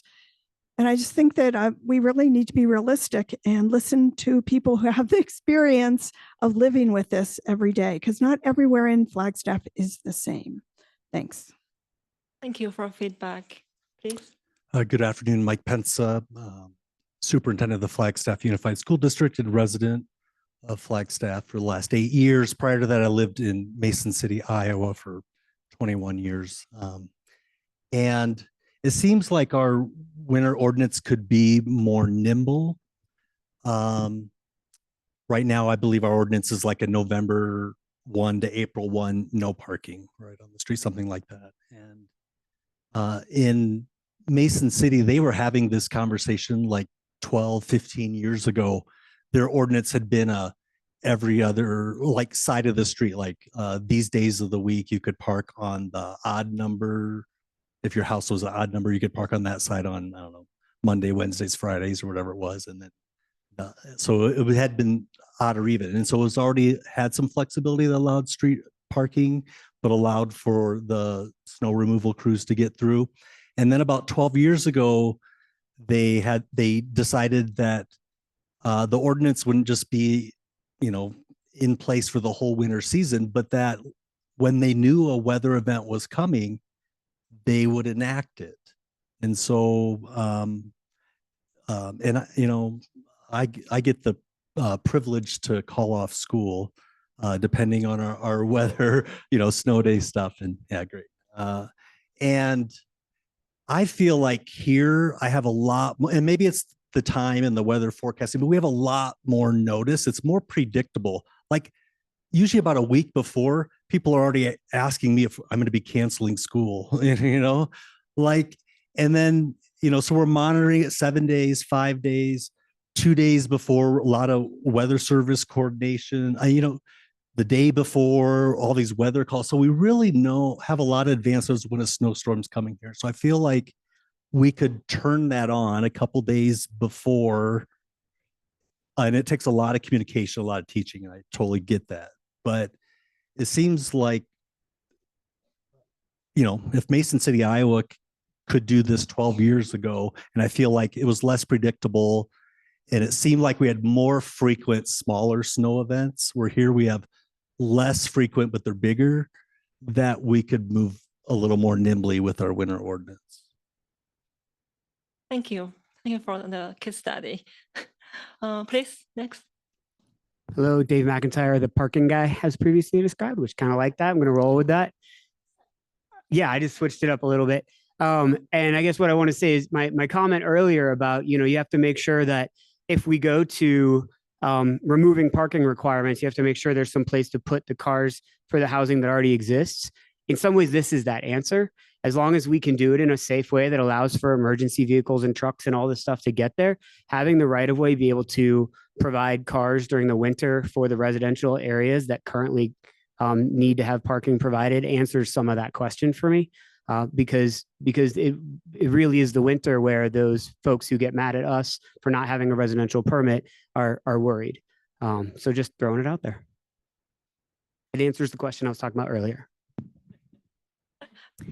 And again, I just want to comment that if they decide to get rid of the winter parking ordinance, that they still not allow RVs and camping trailers and all that to camp out on the street all winter long, because they already do all summer long. And it really obstructs the view at my corner anyway.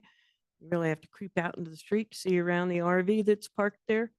So, and having them there with snow right out. Thank you for your feedback. Well noted. Next, please.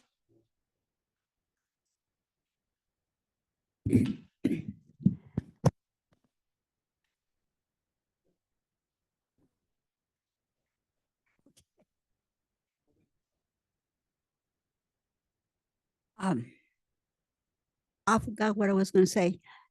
The thing is that winter time for me is the loneliest time, because the snowplow comes around, puts a berm on the sidewalk and in the driveway.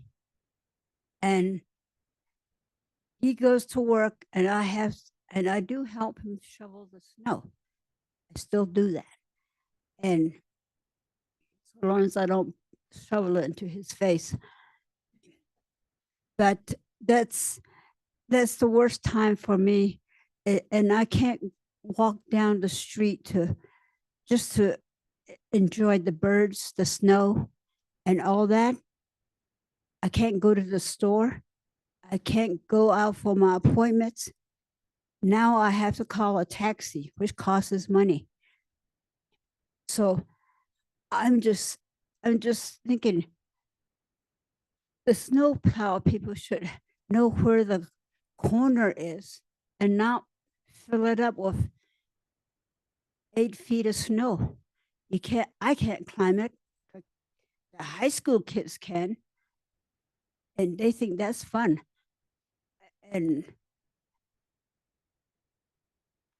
like I said, we need more volunteers to shovel the snow around the corners and the sidewalks. Thank you. Thank you. All right. I think we can move to our break for 15 minutes. Now we'll come back. Thank you. Just real quick real quick. It is only going to be a 15-minute break, so please come back. And if you haven't been up there before, the third floor has a roof deck that's really incredible. So go up there, come back, and then get a pass to Lowell. Thanks.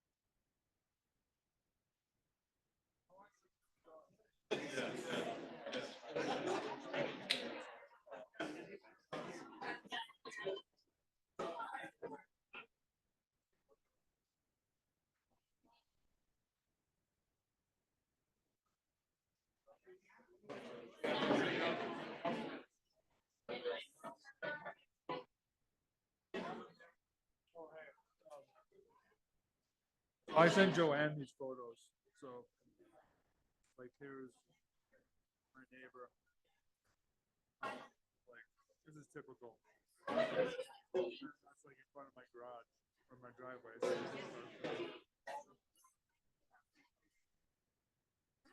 crazy town. The parking out on the in the wheel well, like the apron, is so just that drives me insane. All the because they put two. Then they have like 4 more cars. Yeah, I want to figure it out because whenever we go to like we meet my stepdaughter at Springs lot, and when we get an Airbnb there, and they all have requirements that say you can't bring more than 2 cars. All right, folks, we're going to start in about 2 minutes. 2-minute warning. Get certain houses with just the kids, and then if we have grandparents and everybody, then we go to different places. We can't get the cars there, and we're totally fine with it. So I just think it's interesting. Wake everybody up a little. Yeah. Okay.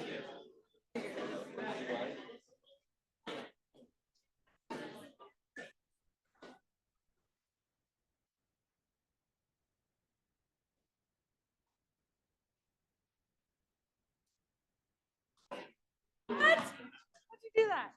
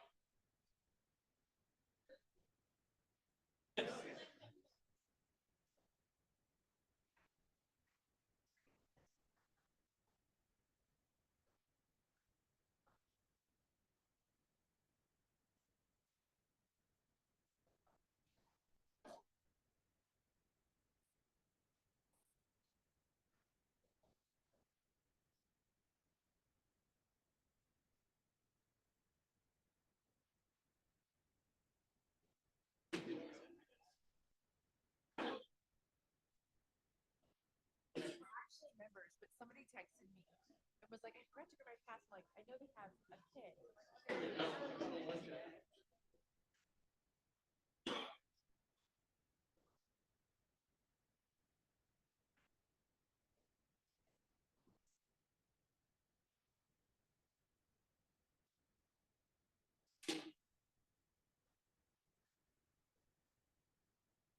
Okay. That's awesome.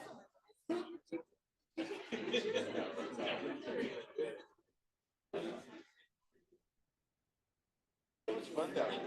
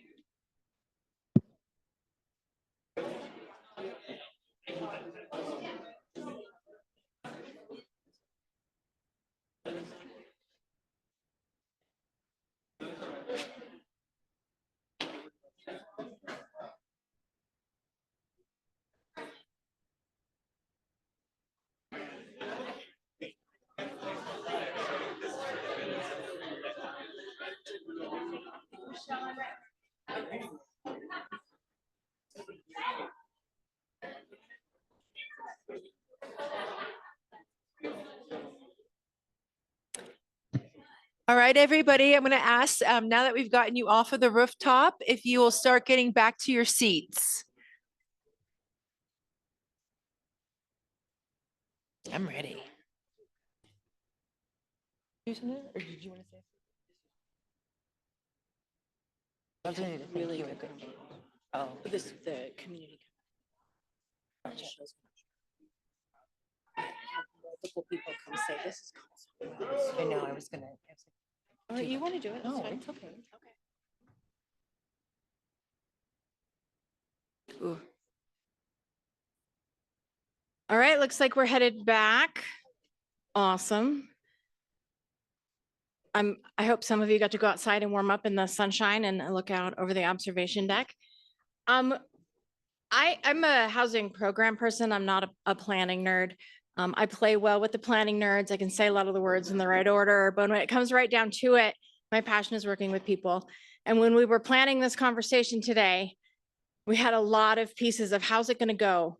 What are we going to do? We're inviting a lot of people into the same room with differing viewpoints to talk about sticky things in the community. How's it going to go?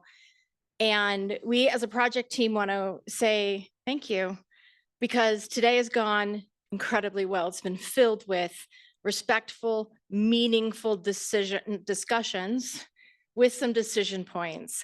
Michelle is going to share a synopsis of what we've gone through today. I think today went better than any of us envisioned, and that's not because of us as staff. That's because of you as community. And so community was one of the biggest words we started this morning with values. And so thank you for taking the time. Thank you for participating. And thank you for letting me be the touchy-feely housing nerd before Michelle gets into the synthesis of the day. And so thank you. We are, I don't want to say pleasantly surprised, because these are the expectations we have of our community, but we were thrilled with how the conversations happened. So thank you. Well said, and I'd like to echo the sentiments of thanks, and also thank you for being curious. We asked that of you at the beginning of the day, and you all delivered. So thank you very much for that. So we thought this would be a big, kind of a much bigger presentation, because we thought there would be a lot of things that we kind of had to change gears on and say, okay, we didn't get it right, so we're gonna go, a different direction here. But I think part of our surprise, and I think that's just a testament to this team and to the magnitude of conversations that we've had, is we heard a lot of consensus. So that's incredible. And so we're going to kind of go through the decision points, and when I give the feedback back, it's more in relation to what we heard from the staff's proposal. And so when we talk about decision point 1, where and how should we increase density? We heard, let's go, let's increase that density. We also heard that maybe we didn't do enough with our R1 and our ER, rural residential and estate residential. And so staff is going to go back. We've all been kind of noodling different ideas. We heard, the question about, do we just make that the new R1? Do we upzone? There are some other considerations that we want to think about, but we think that there are some really good opportunities there and some ways to increase that density, as well as still get some of the affordable housing. So we will do a little bit more work on that component, but we did hear loud and clear, go forth with density and go forth everywhere. If I have misunderstood that, raise your hands. Okay.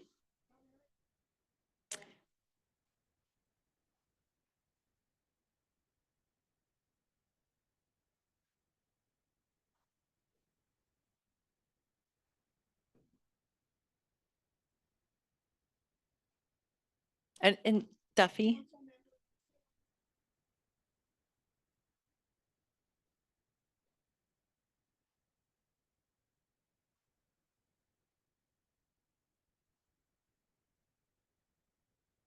Thank you. And I am going to remind people, if you do get up to speak, go to the microphones, but I think if it's okay. You've all gotten up, especially you, Duffy. You've been up a lot today. So did everybody hear what she said? Okay. So she's, and also to make sure that the mic catches it for the recording. So some areas already, if you want to, you love walking.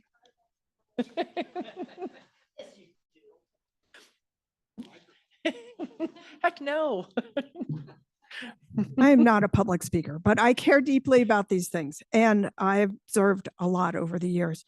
So what I said was, not all areas are the same.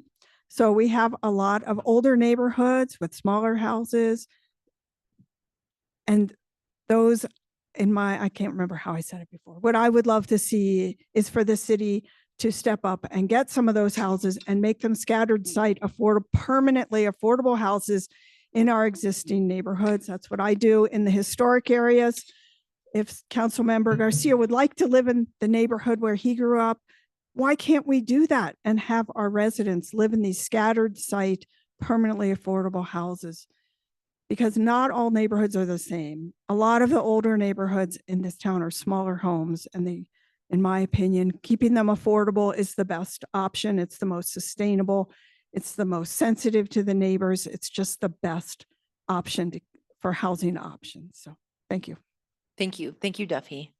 And you said that better than I could have repeated it for you. So, okay. So we got our direction there. Decision point 2, support for managing residential intensity using floor area ratio or FAR. I think we heard loud and clear that this is a very technical topic, and we need to do our homework and being better able to present what we're talking about. So we have some homework to do on our side. We'll be kind of coming out to the public. We have everybody's emails, so we might do it through email. We also will be talking about next steps in the next slides. We'll be going back to council on July 28th, August 28th. I'm looking, is it August? August. And so in the meantime, before we get back there, we will start doing a little bit of homework on how to better present that information. The menu, so unless there was somebody that was really in love with FAR, I'm going to go forward to decision 3. Menu of efficiency and resilience design options. So this one, we saw an overwhelming support of hands that we love it. But when we heard some of the feedback about it being required, there was a little bit of hesitation, a little bit of nuance in those details. And so we want to provide some emphasis that the whole part of this exercise is not to add on. We're not trying to add on regulations. This is really about taking a balanced approach. And so when we talk about that menu of efficiency and resilience design options, we are talking about it in a way that, yes, it might be required, but then what can we also remove from the requirements to balance that? So this is another area we feel like we have a little bit of homework to do to come back and better explain what that might look like, what those menu choices might be, and what the choices or the areas that might be removed could look like. So second point that we have our homework on.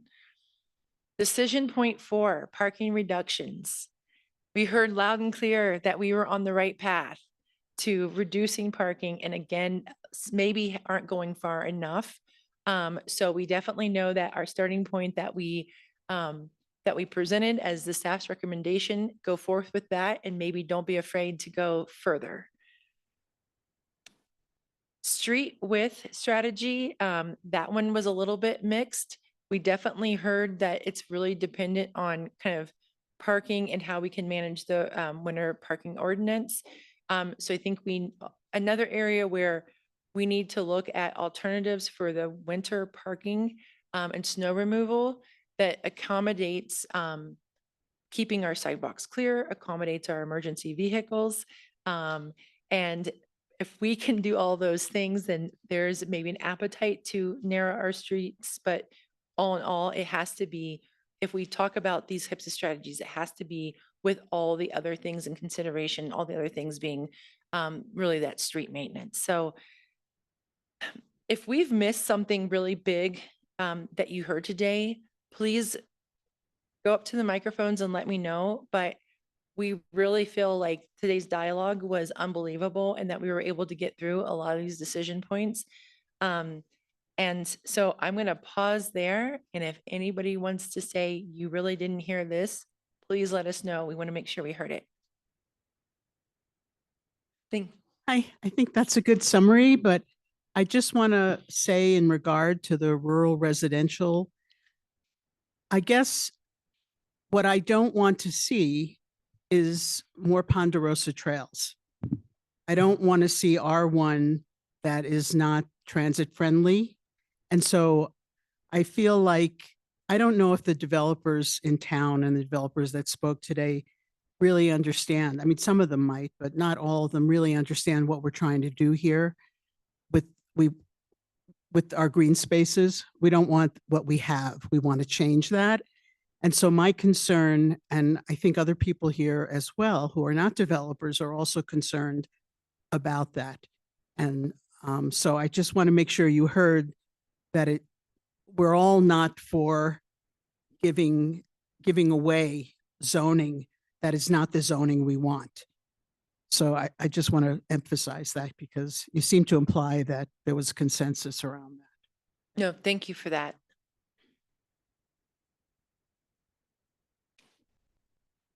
Thanks. Is this on? It is. Okay. My name is Stefan Sommer. I'm a retired professor from NAU, and I serve on the board of directors of the Northern Arizona Climate Change Alliance. And I think it's been a great discussion, and I appreciate your summarization of everything. When it comes to the menu of energy efficiency and resilience design options, what I'm not hearing in any of this discussion really is the extremity of the climate crisis, okay? By the time these things get implemented, the world will be different. We've already heated the oceans now to a depth of 2,000 meters. The rate of warming of the rest of the Earth, the atmosphere and Earth's surfaces has increased.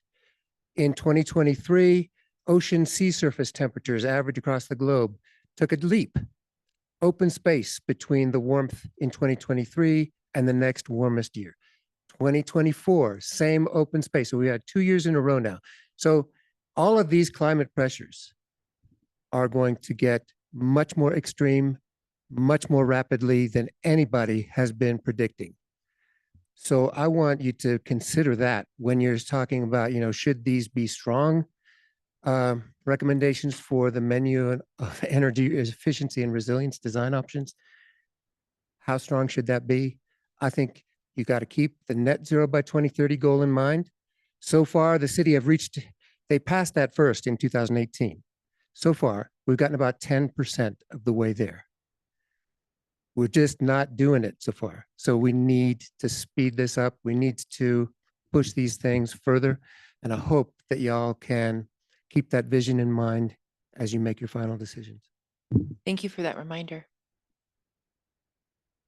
Michelle, I just wanted to reemphasize and maybe expand a bit on what Marilyn said about the rural residential and rural estate zoning. I wasn't really clear on what staff was taking away from that discussion. And I'll be honest, I was a little confused about it and what it meant to increase density in those areas and to what level. And I would like to have more discussion or more information from staff about that before decisions are made to change that. Definitely. And so just really quickly to clarify, so what we were presenting is that we were looking at increasing density in all of our zoning districts. And we had said, except for RR and ER. And what we were hearing were people, and I think the conversation did get confusing because the justification for not increasing the density is that you just essentially create another R1. And then for some areas where it would make sense to rezone into R1, they might not because they're getting the density that they would need. And there's other things that you get with that R1 designation.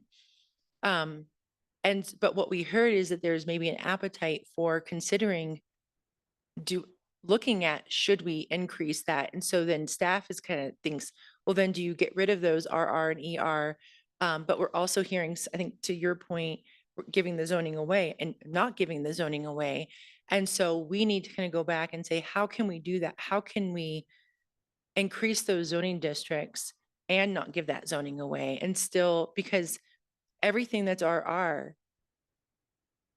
wouldn't naturally just go to R1. Some might get rezoned to medium density residential. So we don't want to do something that stops that from going even further. And so we just need to be very calculated. So I think that's how I'm understanding what you're saying and what we plan on going back and kind of doing our homework on.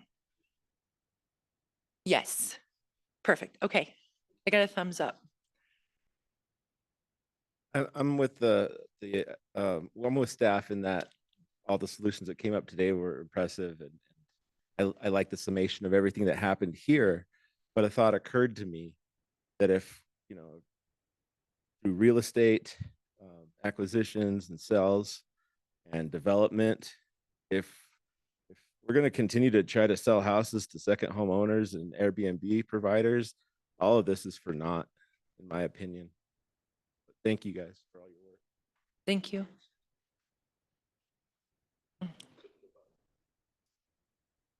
Again, Rick Lopez. I just want to emphasize something I think is very important to keep in mind as we're going through all of these discussions about density and climate efficiency and all the other kinds of things that we've been discussing, is that housing is something that is obviously very, very critical to the community for a lot of reasons. But one of the things we have to keep in mind is that we can't just focus on one segment of the housing market, because people need to have the opportunity to move from the lower price homes into the next price homes and into the next price homes and so on and so forth.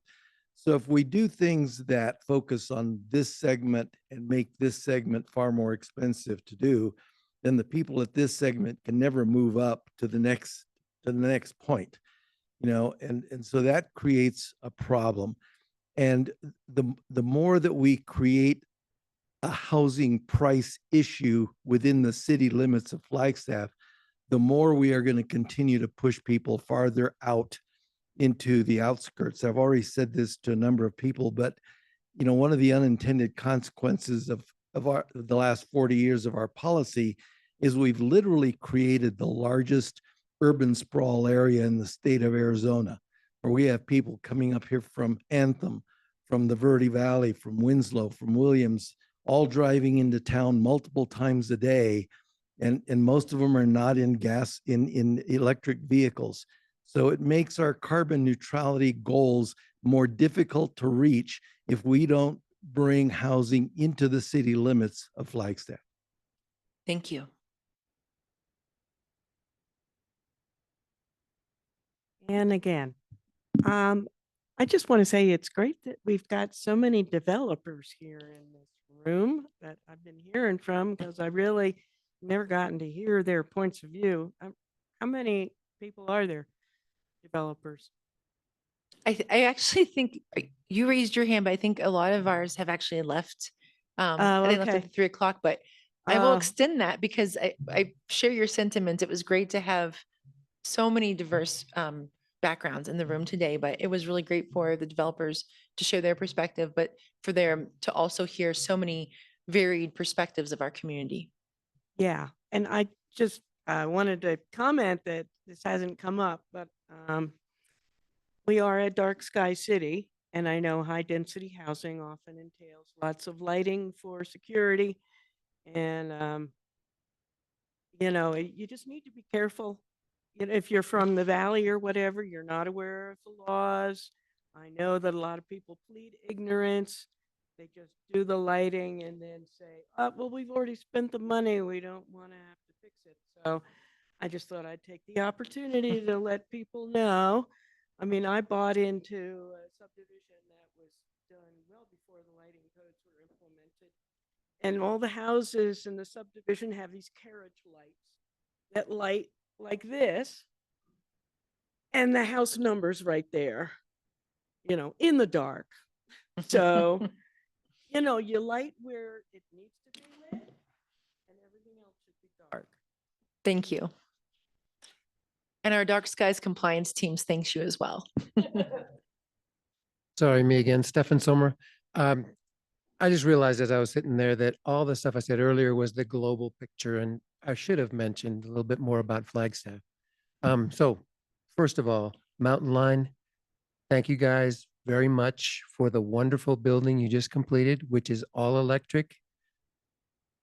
It means you can power that building with clean energy as soon as we get that clean energy in hand, right? In any case, that should be the new building standard for the city. There should not be any more buildings that are built with gas furnaces. We just cannot afford it. And Flagstaff, we just had the NAU Economic Policy Institute put out a report that if we have a catastrophic wildfire in Flagstaff, it's going to cost us, little old Flagstaff, $2 billion, right? In fire damages, flooding damages, all the different stuff that comes from that. So we're talking about serious threat to our community. If people, and as the gentleman was saying, if people keep getting pushed further out, those people are going to be the first to get hit. My best friend, 20 years here in Flagstaff, just moved to Maine. He lived in Kachina. He was on the edge of the forest in a log home. He just couldn't deal with the fire risk. Okay. Somebody bought that home. In any case, it's a very real thing for us here in Flagstaff, and we need to start talking about it. We need to start planning for it. We need to build a future where we're not contributing to the carbon footprint, and hope that every other community in the world is having the same conversation. Thank you. Thank you. I just wanted to echo the comment about getting developers in the room, and a kudos to you, Michelle, and probably all the staff to make a comfortable environment that allowed them to come here and want to be here in this community discussion. I think that is like just top of the charts. So congratulations. And I think that was such a valuable discussion for them to be able to talk, as well as hear what everybody had to say. But what I really came up to say was to call attention to the word bank that we created at the very beginning with that exercise. And a lot of those words were about nature and the pines and the peaks and the weather and the climate, and all those things are open space. And I'm wondering if we're going to be creating a menu of resilience options. Maybe this is a little step away from that, but it still kind of falls into community resilience, or if we're going to be upzoning for free in a sense, a trade-off. Maybe we get some open space and parks and wildlife corridors out of this trade-off. So I just wanted to bring that back around, because obviously those are all really important things to everybody here and everybody in this community, even though, yes, we know we need housing and we have a climate crisis. How do we do all things? And is there room in some of these new discussions that came up today that would create room for that? Thank you for that suggestion. And I had to look out and make sure that Rebecca Saras was still here. And I'm glad she is. And that is definitely something, as we look at, those options for how we can incentivize those upzones. Point well taken. Thank you. All right. Thank you, everybody. They're not done yet. About 10, 15 more minutes, and Tiffany is going to go into the next steps. And not just the next steps for this project, but the long term, and how we need you to not just make today a special event and to participate, but to stay with us, because we have a lot to do, and we need your help with this momentum that we've just built. Thanks.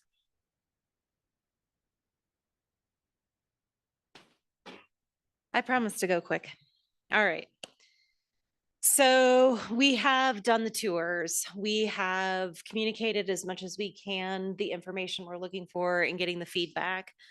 We're going to be back before City Council on August 26th. We're going to improve even more from today, but pay attention to October 26th. After this, we hope to give our consultant the final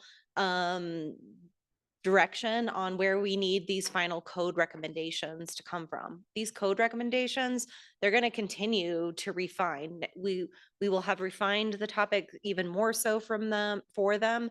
They will be able to go through and provide us even more data in support of the direction that we want to go. From there, that's what I just said, finalizing the feedback on the code concepts and decision points, and then the consultant's going to create that final code recommendations. From there, we get to write code. And there's obviously a lot of code to write. I learned so much today from all of the people here. We don't, as staff, have all of the answers. We don't have all of the ideas. We need you and your input. I know that the zoning code is boring and uninspiring to most. It is the light of my life. I don't expect you all to have the same desire, but if it moves you to, we would love your participation. We would love your help and assistance in drafting what these final code looks like. The more the community puts into it, the better it's going to be in representing all of what we want and what we need. So thank you all for all that you gave today. We learned a ton. And I think even more better ideas than we had ever even imagined came out of this. They're all bubbling in our heads and we can't wait to come back and unveil them. And I hope to see you in the future at any one of these numerous events. But I would say the beginning of next year comes the real heavy, dirty, hard work. Be prepared, and you're all invited to come along. Thank you.